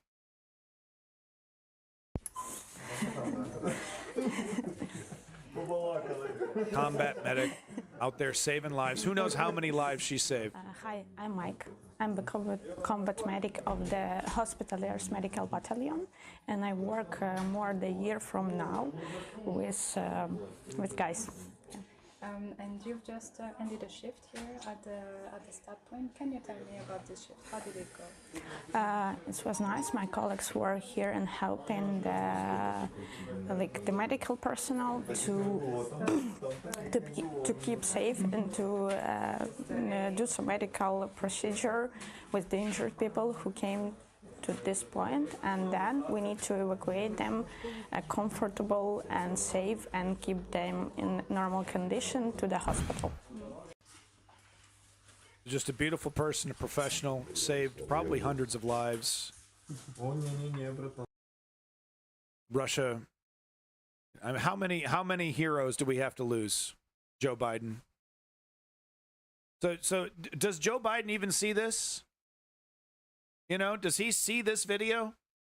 And he goes, "Yeah, we gotta be afraid of Putin. We gotta capitulate to Putin. We gotta keep those restrictions up. The oil market is more important than these heroes getting creamed." Amazing person. And yeah, I don't. Joe Biden is not 100% to blame, but I do blame him somewhat. His lack of leadership. Is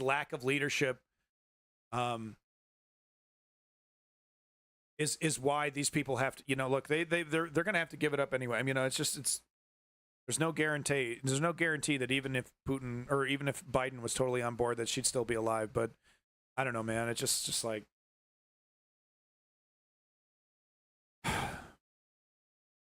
It's very frustrating, you know, because the likelihood is that Joe Biden is not going to see this clip. He's not going to see this video.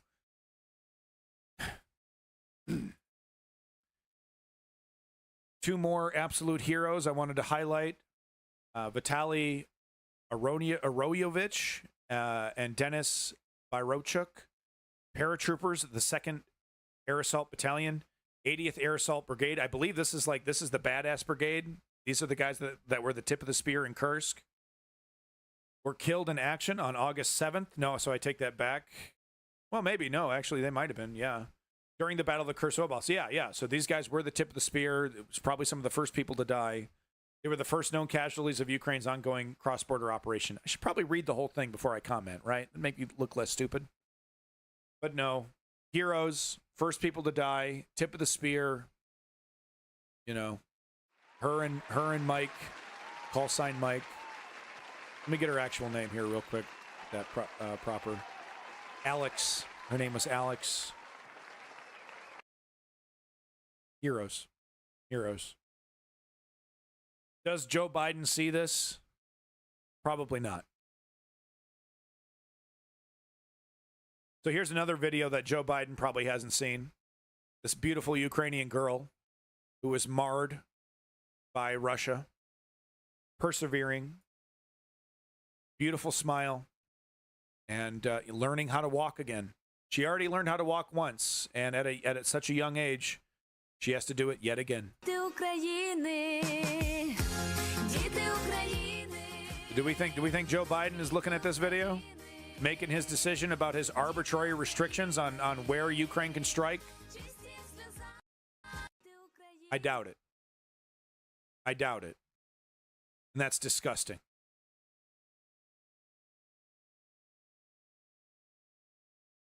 Take me 5 seconds to make a decision after seeing this. No, I'm exaggerating, but you know what I mean. Like there's enough evidence to show that Joe Biden isn't going to create World War III by giving Ukraine the tools it needs and lifting restrictions.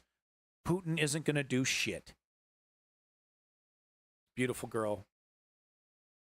I don't have much information outside of what's in the video here. I don't know, when I imagine what the U.S. president does, I don't see him looking at videos like this. And that's really sad. That's really fucking sad, if you ask me. Ukrainian Navy destroyed one of the gas rigs in the Black Sea this night, where the occupiers were keeping technical reconnaissance equipment and up to 40 personnel. The gas platform is still on fire. World War III would be better than this? Excuse me? Ukraine literally invaded a nuclear power and nothing happened. This literally shows Joe Biden that Russia won't do shit no matter what the U.S. Exactly, Davey. But he doesn't flinch. Joe Biden. I mean, has he even made a statement outside of some, baseline couple sentences about even what's happening? So here we have another big dub for the shadow Ukrainian Navy over here kicking ass with fucking drones. Oil platform up in smoke.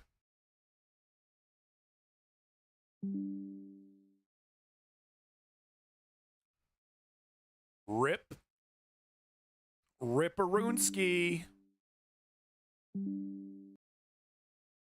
This is a big dub for Ukraine. Big fat dub for Ukraine over here. Ukrainian armed forces have announced that they have captured a complete electronic Russian Volneraz drone jamming kit near Kursk, along with all technical documentation. Big win. Big win. So this is one of Russia's latest state-of-the-art drone jamming hardware that they're attaching to their tanks and their vehicles everywhere. So here we have one in Ukrainian possession. This means that they'll be able to take it apart, figure out how it works, figure out how to get around it, and get this technology and get these changes to the Ukrainian drones to help subvert this technology. So we won't, it won't be, it's not like XCOM. You don't research it and then you immediately, your entire army gets to take advantage of it. But it's good news. Big dub for Ukraine. They'll be able to, dig apart this technology, figure out how it works, and then, of course, subvert it.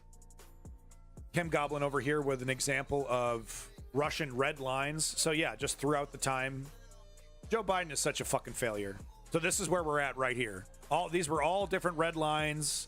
Don't do this. Don't do this. And these were all limitations that Joe Biden put every step of the way. Okay, we can do this, but we can't do that. We can do this, but we can't do that. Okay, well, and now we can do this, but now we can't.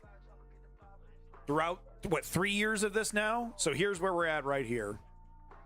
Right? The F-16s. Oh, no. Remember when it was going to be nuclear weapons if we gave Ukraine F-16s? Oh, well, that's going to do it. Chemical weapons and nuclear weapons. That's the next step. So this is a great example. Thank you, Chem Goblin. Big props to Mastodon. Gotta get back. I gotta get over there. This is great. Here's a little red meat for you boys.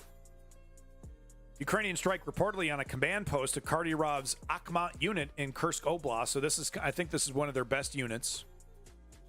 Quote, the guys waited until Kardyrov's officers gathered in one barn and leveled it with an accurate shot. The original caption of the video reads, so these guys are still strutting around like they're operating in, Africa. Like they're not up against a fully kitted, supplied, professional military. They're still strutting around. Oh, we're going to get this in a couple weeks and we're going to do a TikTok video and we got this in check, right? They might have been filming a TikTok video while their asses were getting blown up. But look at how they're strutting around. Look at how they're strutting around out in the open. Hey, commanders. Hey, let's go ahead and everyone get in the same building. Oh, isn't there Ukrainian drones everywhere? Aren't they tracking our every move and our cell phones and everything? And yeah, but that's okay. They suck, right? We're the good guys. We're awesome. Nope. No, the fuck you're not. You're mincemeat. You're mincemeat. They all get into the same barn, right, to strategize, and they get pulverized. Yeah, Zeoduke, I showed the footage earlier. Amateurs. Amateur hour. This is supposed to be, these are supposed to be the badasses. Getting fucking toasted, dude. Creamed. All 4 of them. Good luck even getting the bodies. This is hilarious. This is probably the funniest moment to come out of this whole situation. Just watch this video, then I'll explain it. Yeah, Sir Smoke a Lot. I don't mean to be disrespectful, but I think you should do more listening. You're in the right place to learn about this conflict. So if you want to know what's happening, what's really actually happening, so that you're not saying things like what you're saying now, which might not be totally accurate, you're in the right place to learn. So continue to stick around and learn. This is a really funny video. Самая яркая фраза для Белгорода и Курска. Мы вас не атакуем. So I think this is a Russian doing a video about what a Ukrainian soldier told him, And the Ukrainian soldier said, "We're not attacking you. We just came to shit into our own toilets." Пришли к вам поставить свои Oh, унитазы. man. That's good. That's good stuff. Ой, это сильно. This is powerful. So if you're not like, what the hell does that mean? If you're not sure, Russia was infamous for stealing washing machines and toilets from Ukrainians early on in the invasion, and I believe they're still doing it. They're still looting Ukrainian homes. So this is really hilarious. Just the Ukrainians, "Oh, we're not here to hurt you. We thought we'd shit in our own toilets for once." Are you taking good care of them? And the reason why Russian soldiers are looting Ukrainian homes for toilets and washing machines is because they themselves, at their own homes, oftentimes don't have running plumbing. It's unbelievable, but there are whole regions inside Russia that don't have proper amenities. Just more footage of Russians, POWs, guys way over their head, conscripts, young dudes, teenagers, young 20-somethings, getting, giving up, doing the right thing, doing the smart thing, putting down their guns, throwing up their hands, and getting taken prisoner here by Ukraine. Very smart move.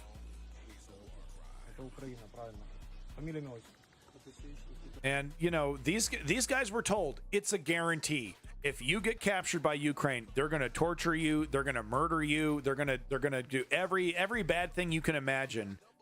Every bad thing that we do to Ukraine, they're going to do twice to us. Don't you dare give up. Fight to the last breath. Don't do it.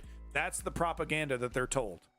So a lot of these guys are super worried. I even have an example of a Russian soldier who tried to kill himself with a grenade because he thought Ukraine was going to torture him to death. Survived killing himself and is, in a Ukrainian hospital. He was captured by Ukraine and explains how Ukraine brought him back from the dead, rescued him. He was convinced. He was like, yeah, I thought for sure that that Ukraine was going to murder me and torture me. So I have a couple clips here of just examples of Russian POWs. So this is a Ukrainian soldier yelling into a dugout. "Come on out, Russia! Come on out! You'll live. We're just trying to capture you." This is an air vent. He throws a grenade down. It's too tempting, right? You have to do it. Not all of them are surrendering because they think this is it. Okay, I'm gonna be filleted. Like, these Ukrainians are literally gonna skin me alive. All the terrible things. So they're reluctant to give up. But couple grenades exploding a couple feet from your head, I guess, changes your mind.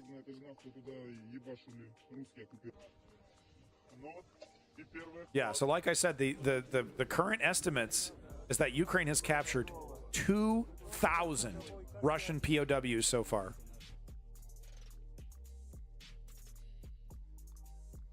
Okay. So this is the guy. So it's not translated yet, but this is the guy that I was just talking about. This is the dude blew himself up with a grenade. He was right next to a comrade. The Ukrainian military is converging. He's utterly convinced that the Ukrainian military is going to torture me. Tries to kill himself with a grenade. Let me just read it here. This is what he's saying, this translation. "I can only say thank you for saving my life. A captured Russian conscript who blew himself up with a grenade confirmed that in Russia, they are essentially being programmed to commit suicide with lies about long and painful torture and captivity. A conscript from St. Petersburg, which is very interesting.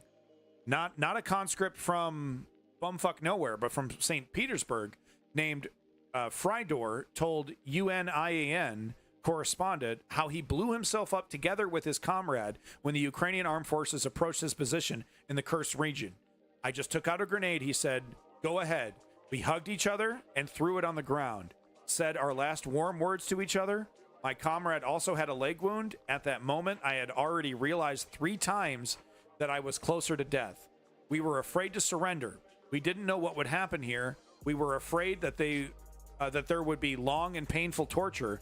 But given how things are in reality now, I can only say thank you for saving my life and curing me, he says. I mean, could you imagine? You are 100% convinced, dude. You know, there's not a shred of doubt when you are pulling the pin on a grenade and dropping that shit at your feet. You are 100% convinced that if you get captured, it's going to be worse, right? You're not making that decision based off a hunch. You are 100% convinced. See if the capture of conscripts, especially those from Moscow, St. Petersburg, non-criminal, non-ethnic minority oblasts, will get more attention and pressure in Putin's political sphere, or if the general Russian apathy avoidance will persist. I think it will persist, but I do think it's more of this will start to chip away at that. But, I mean, come on, Sergeant Johnson, Russian civilian political apathy is epic, is unbelievable, actually. The political nihilism, the depoliticization of the Russian populace is unprecedented. There's, you know, you got to go to like North Korea to see some similar kind of weird shit. It's really crazy. So I can't show you the last, you know, 25 seconds of this clip because it's this guy lying dead in the dirt. But this shows you the kind of pressure that these Russian soldiers are under. This guy is having a mental breakdown. This is what it looks like when you know, I'm sorry for the term here, but when you've gone bananas, when you remember that guy a long time ago, the Coney 2012 thing, stripped himself naked and, you know, he was like dancing, right? Because after all the pressure, human beings can snap. We all have a limit. Every human being is capable of this. And this is what it looks like. This guy, he's scared out of his mind, PTSD. He's in a war zone. He's being shot at. You actually see his comrades like shooting above him, trying to like, you know, hey, snap out of it, snap out of it. No, this is what it looks like when you fucking snapped under the pressure. Totally snapped. He's not being shot. He's rolling around on the ground. You can see his comrade over here like, you know, come on, buddy, get up. Come on, we gotta. No, he's. And so now they're shooting at the drones, the Ukrainian drones that are attacking them. But this is what happens when you just kidnap people, throw a gun in their hands, and say, good luck. Good luck, Ivan. Have fun. Yeah, Sergeant Johnson over here pointing out the embarrassing Afghanistan army that we trained up. We spent how many billions? $1 trillion training the Afghan army, only for them to hand over every single bit of equipment to the Taliban 14 hours later. But this is what it happens. This is why you don't just kidnap random people and throw a gun in their hand. Because look at these guys. These guys were probably killed trying to figure out what to do with this guy. Maybe, or the end of the video shows this guy dead. I don't see these other two guys, so they might have just left him there. But you don't want it. You're trying to fight. You're trying to survive. You don't need a guy who's like, you know, pissing his pants and having a full-blown emotional breakdown on the front lines. You're like, dude, this is not the time. This is not the place to be doing this, right? But he can't control any of this. When you snap like this, there's no more controlling it. You think the Coney 2012 guy wanted to strip naked and do a little dance, show his little Peter off to everybody? He didn't want to do that. You lose control. So he's still alive in this clip, right? He was probably hit in the legs with a drone or something. Maybe, we don't know. Okay, and then it gets to the really nasty stuff where the guy gets killed. Yeah, people are saying that they think he's on drugs. I don't think he's on drugs. I think, because I've seen this behavior before, this kind of manic behavior, emotional, people brought to their emotional limits and snapping, right? And having that emotional limit cracked and then reacting to it. I don't think it's drugs. I don't think it's alcohol. I think he's so fucking scared. I think he's so fucking, zapped out of his mind. I think that's what's going on here. If you want to see this guy dying, you can click on the link right here and watch the rest of the clip. But yeah, the drones, easy target. take him out. He's not surrendering. He's wearing fatigues. It's tragic. You know, it's utterly tragic. But so here's another, like, Russia, go home. So here's another Russian vehicle filled to the brim with Russian soldiers at the very top, and, you know, drone coming in, and it's nasty work. Drone doing nasty work to these guys. So here they see it coming, and this guy's the smart one. This guy absolutely survived because of this. He maybe broke his leg or cut himself up, but he absolutely survived. Because look at this direct hit. Soldier 1, 2, 3, 4, 5, 6, 7, 8, 9, 6 to 8 soldiers on top of this vehicle. Maybe more, maybe 10. Direct hit in the last frame. The last frame is a guy. Oh, honey, you shouldn't be there. Oh, you should have thrown up that. You know what's really tragic? They might not have even had the opportunity to surrender.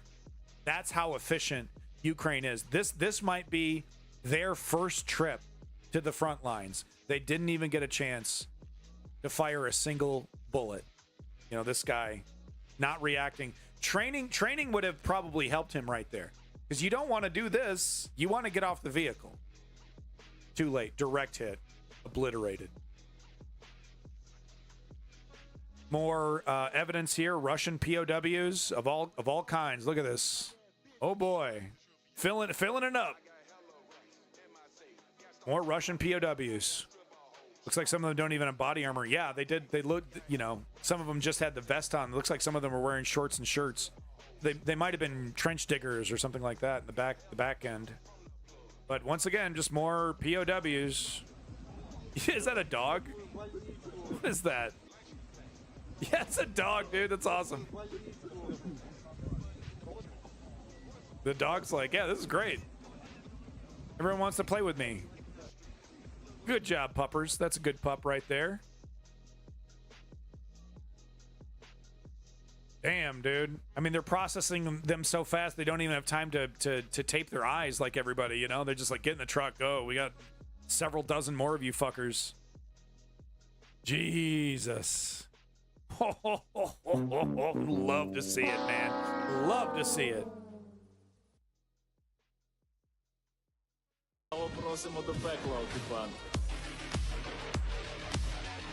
Chad-tastic.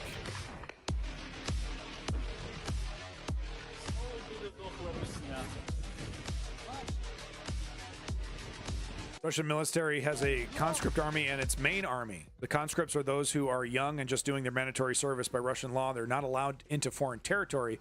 So these people in Kursk are just kids and basically green and untrained, no doubt. And Ukraine is taking advantage of that. They're trying to expand across the front line because they know that the front line is woefully under-equipped because Russia, despite all of its rhetoric, despite all of its fear-mongering, Russia never considered an invasion from NATO or from Ukraine. They thought this was going to be one-sided. This is, you know, they thought they'll never touch the great mighty Russia. They would never, you know, be that provocative. No one would want, you know, the bully always thinks he's totally untouchable, right? Until he gets punched in the nose.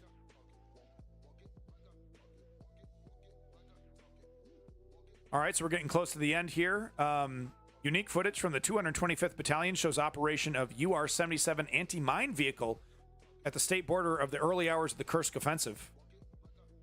So I believe this vehicle is shooting a string of explosives that detonate all the mines in the row.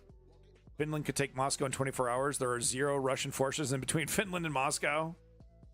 Boy, wouldn't that be something? So yeah, I think this thing is shooting a big rope. Maybe? Is that like mines over there? Something like that?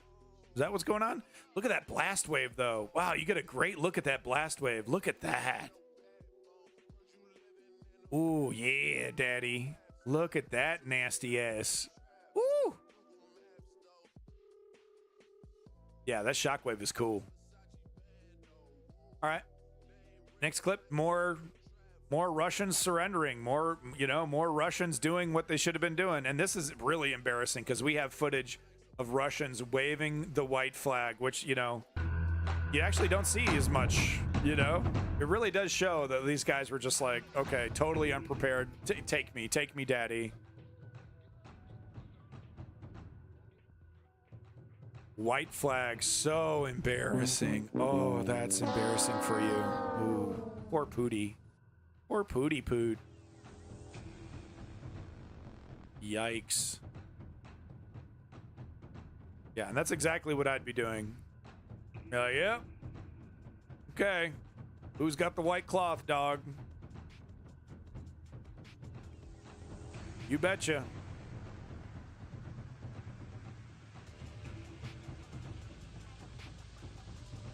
Jesus. And then letting the Russians, you know, carry their wounded, you know, handle the wounded, right? Ukrainians yeah, that guy's still alive. But isn't this fight? Look at all the gear, stripped off all their gear, all their equipment. Time to go. Time to go, Daddy-o. Welcome to Ukraine, buddy. Just more. I couldn't help myself. I had to just get all this footage of these incredibly professional Ukrainian soldiers taking prisoners. It's amazing. Okay, so he is. He's with like a fucking loudspeaker, dude. He's shouting into the hole. Come on out if you want to live. They don't come out. Not right away. It's fun. It's insane. Скажу, ты знаешь, сколько вас человек штурмануло? 4 бронированных. So this is the amount of Ukrainians it took to take dozens of Russian prisoners. 24 men. Oh, oh, oh, oh.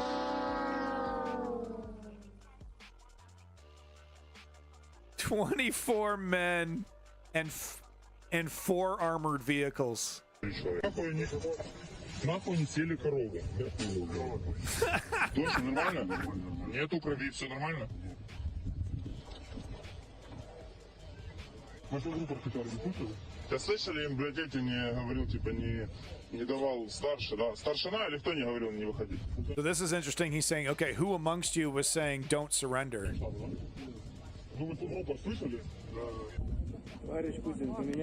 Mr. Putin, please exchange me with Azov guys.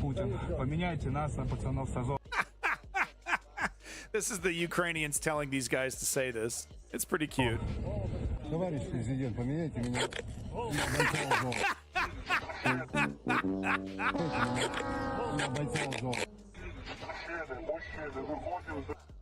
Oh, God.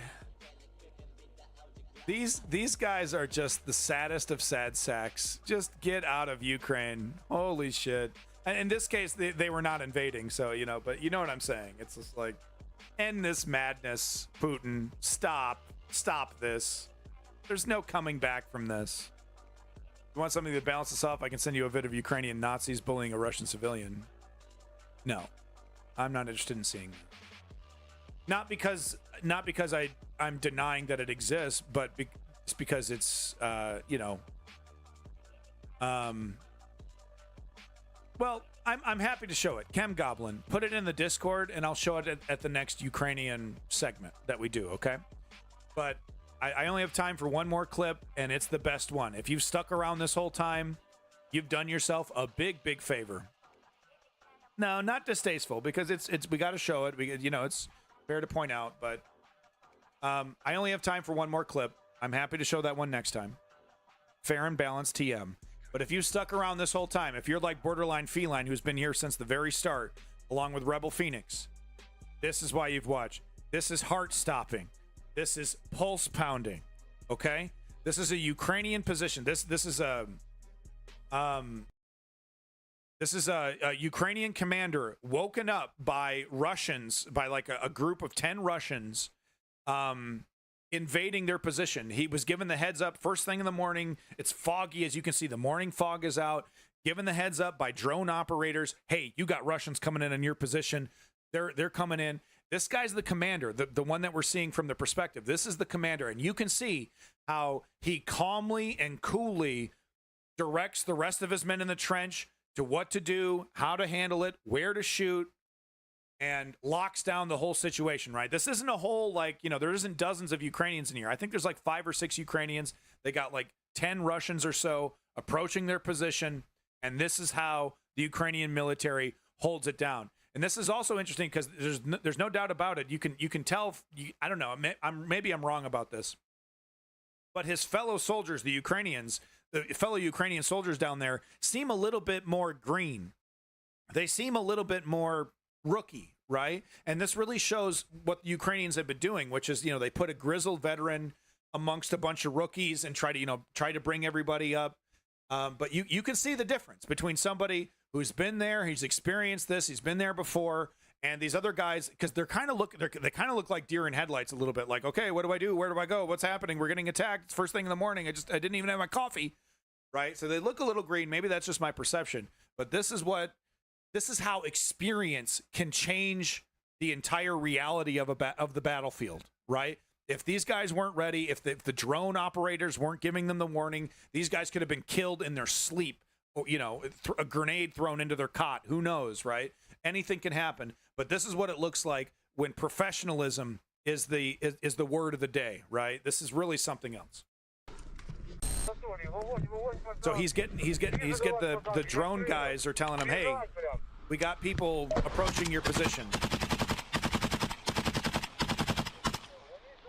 Turn down the volume a bit for you here. Telling the boys, okay, what direction to shoot in. So here he is, running to the other side of the trench. Yep.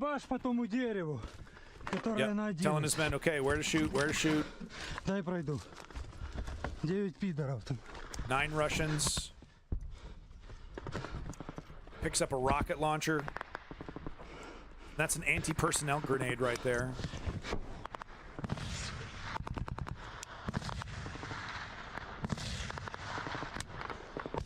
Oop, misfire. Didn't work. He's got to reseat it.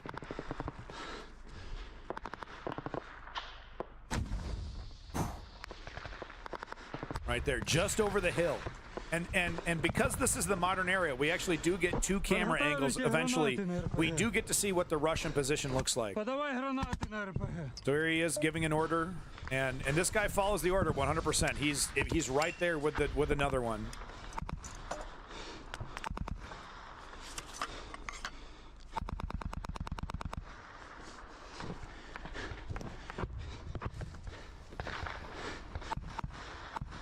I guess they don't have to worry about snipers. I'd be a little worried about a sniper, but I think they have the higher ground. This is just another day in the office for these guys. Borderline. There he is, Johnny on the spot. He's got it right there. Fire at 11 o'clock.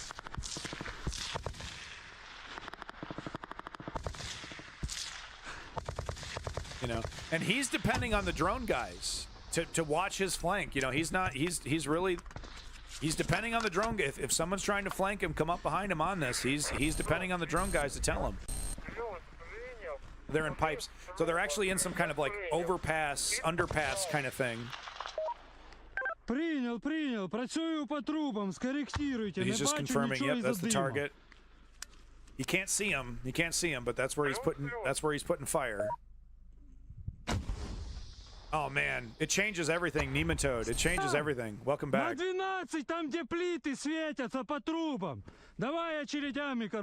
Short bursts. There he is, Johnny on the spot. This is later. He's taking a different position. We heard this gun earlier in the video. We heard this gun firing.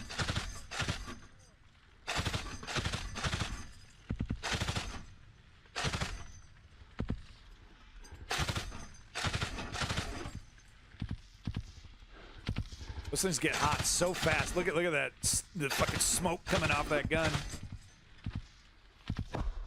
It's not like the video games where you can just hold it down and rake left and right for hours and hours.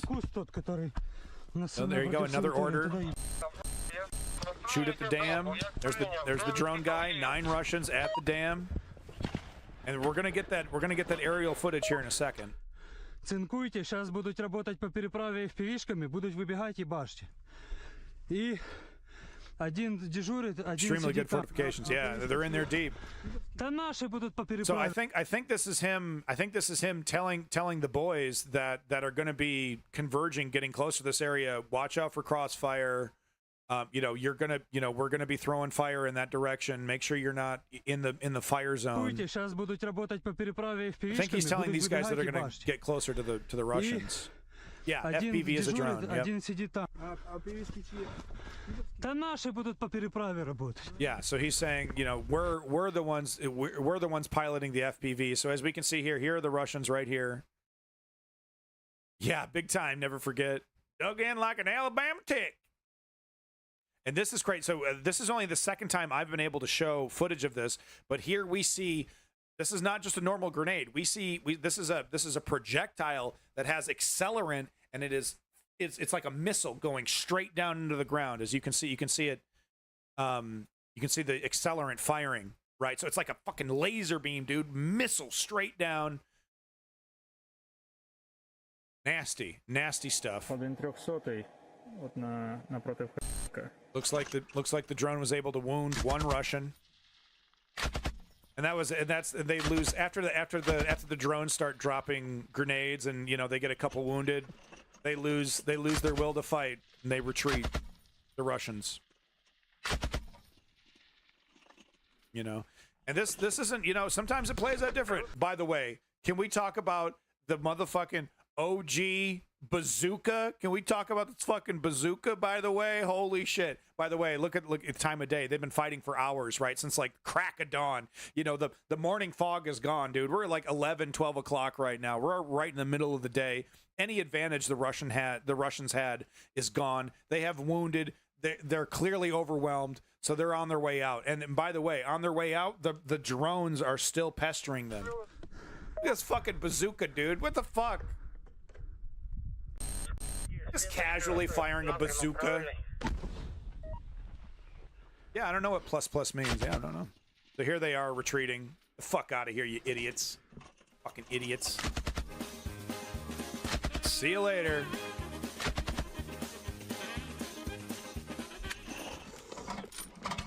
It means positive. Thank you, Sir Smoke a lot.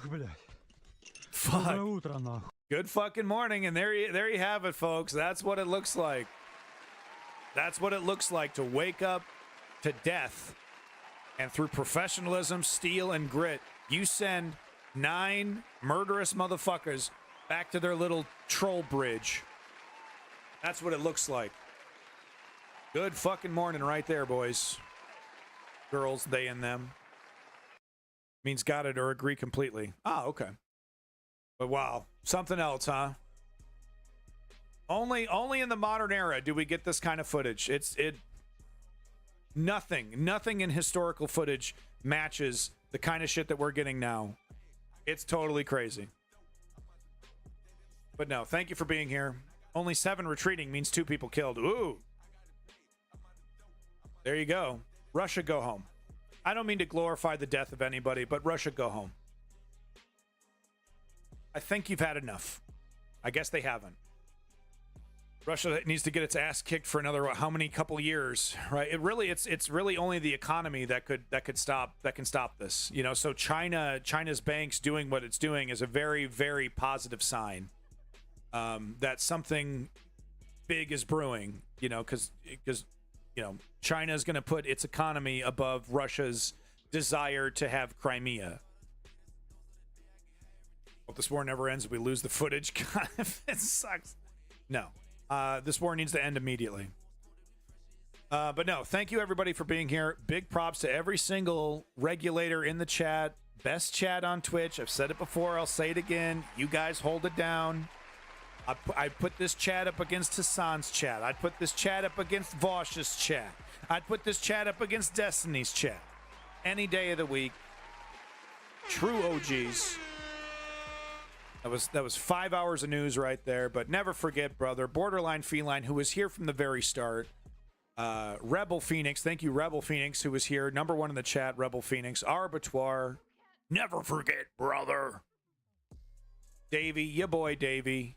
Chem Goblin, all the way over there from Ukraine. Tisrael as well, all the way from Ukraine. Thank you so much. Sir Smoke a Lot. Keep your ears open, Sir Smoke a Lot. Keep your ears open and come on back to the News Underground if you want to learn something. Nematode of Knowledge, welcome back. Big props to you, Nematode.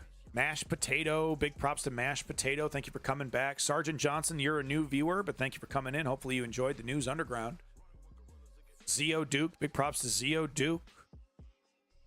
Trailhead, big props to Trailhead. Thank you, Trailhead, for coming back in. Orange Hue and Estonian. Thank you, Estonian. I don't think I said hi to you. Thank you, Estonian, for coming back. And thank you once again, Orange Hue. Sorry about the confusion there. Thank you once again, Orange Hue. Or Off-World Colonist. Thank you, Off-World Colonist. By the way, big props to all you lurkers who came in. Thank you to the lurkers. Ice King of Space. Big props to you, Ice King of Space. Thank you so much for being in the chat, contributing to the chat, being in the Discord, contributing to the Discord. This stream is better because of you, without a doubt.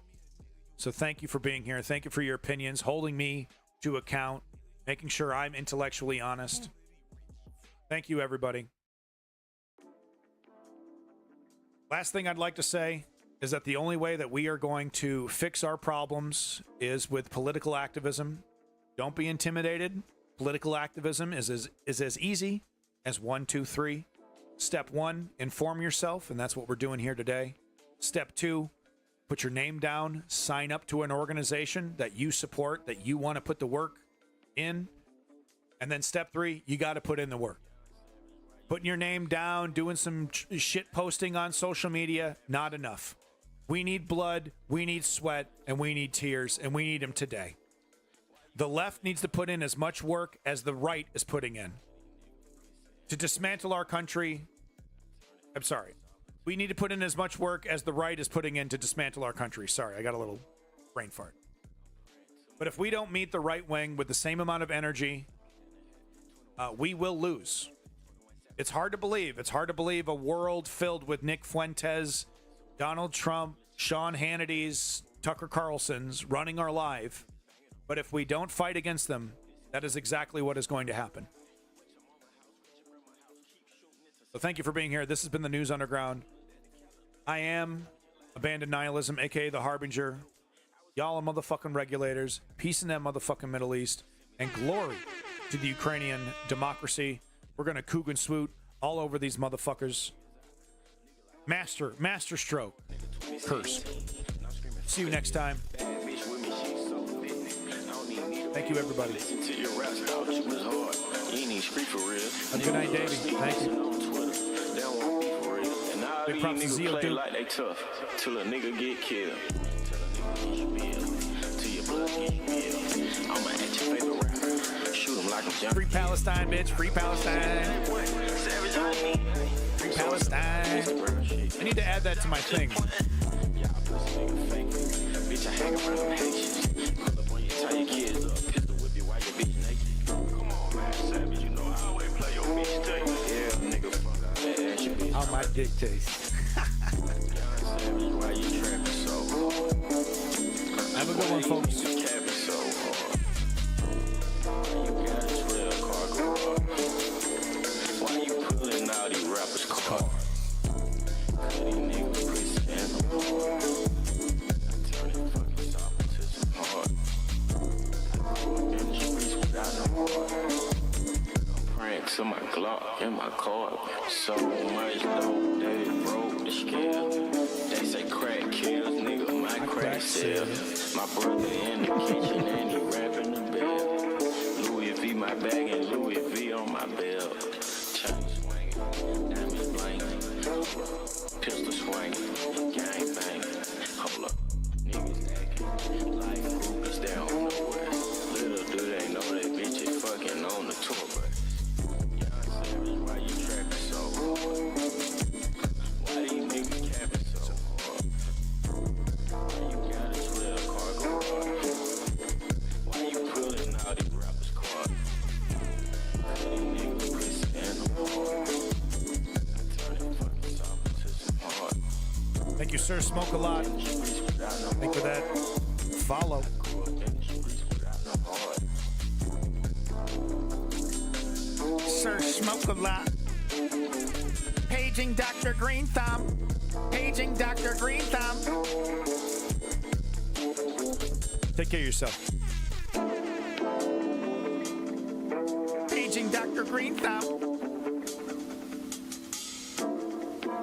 Thank you, everybody.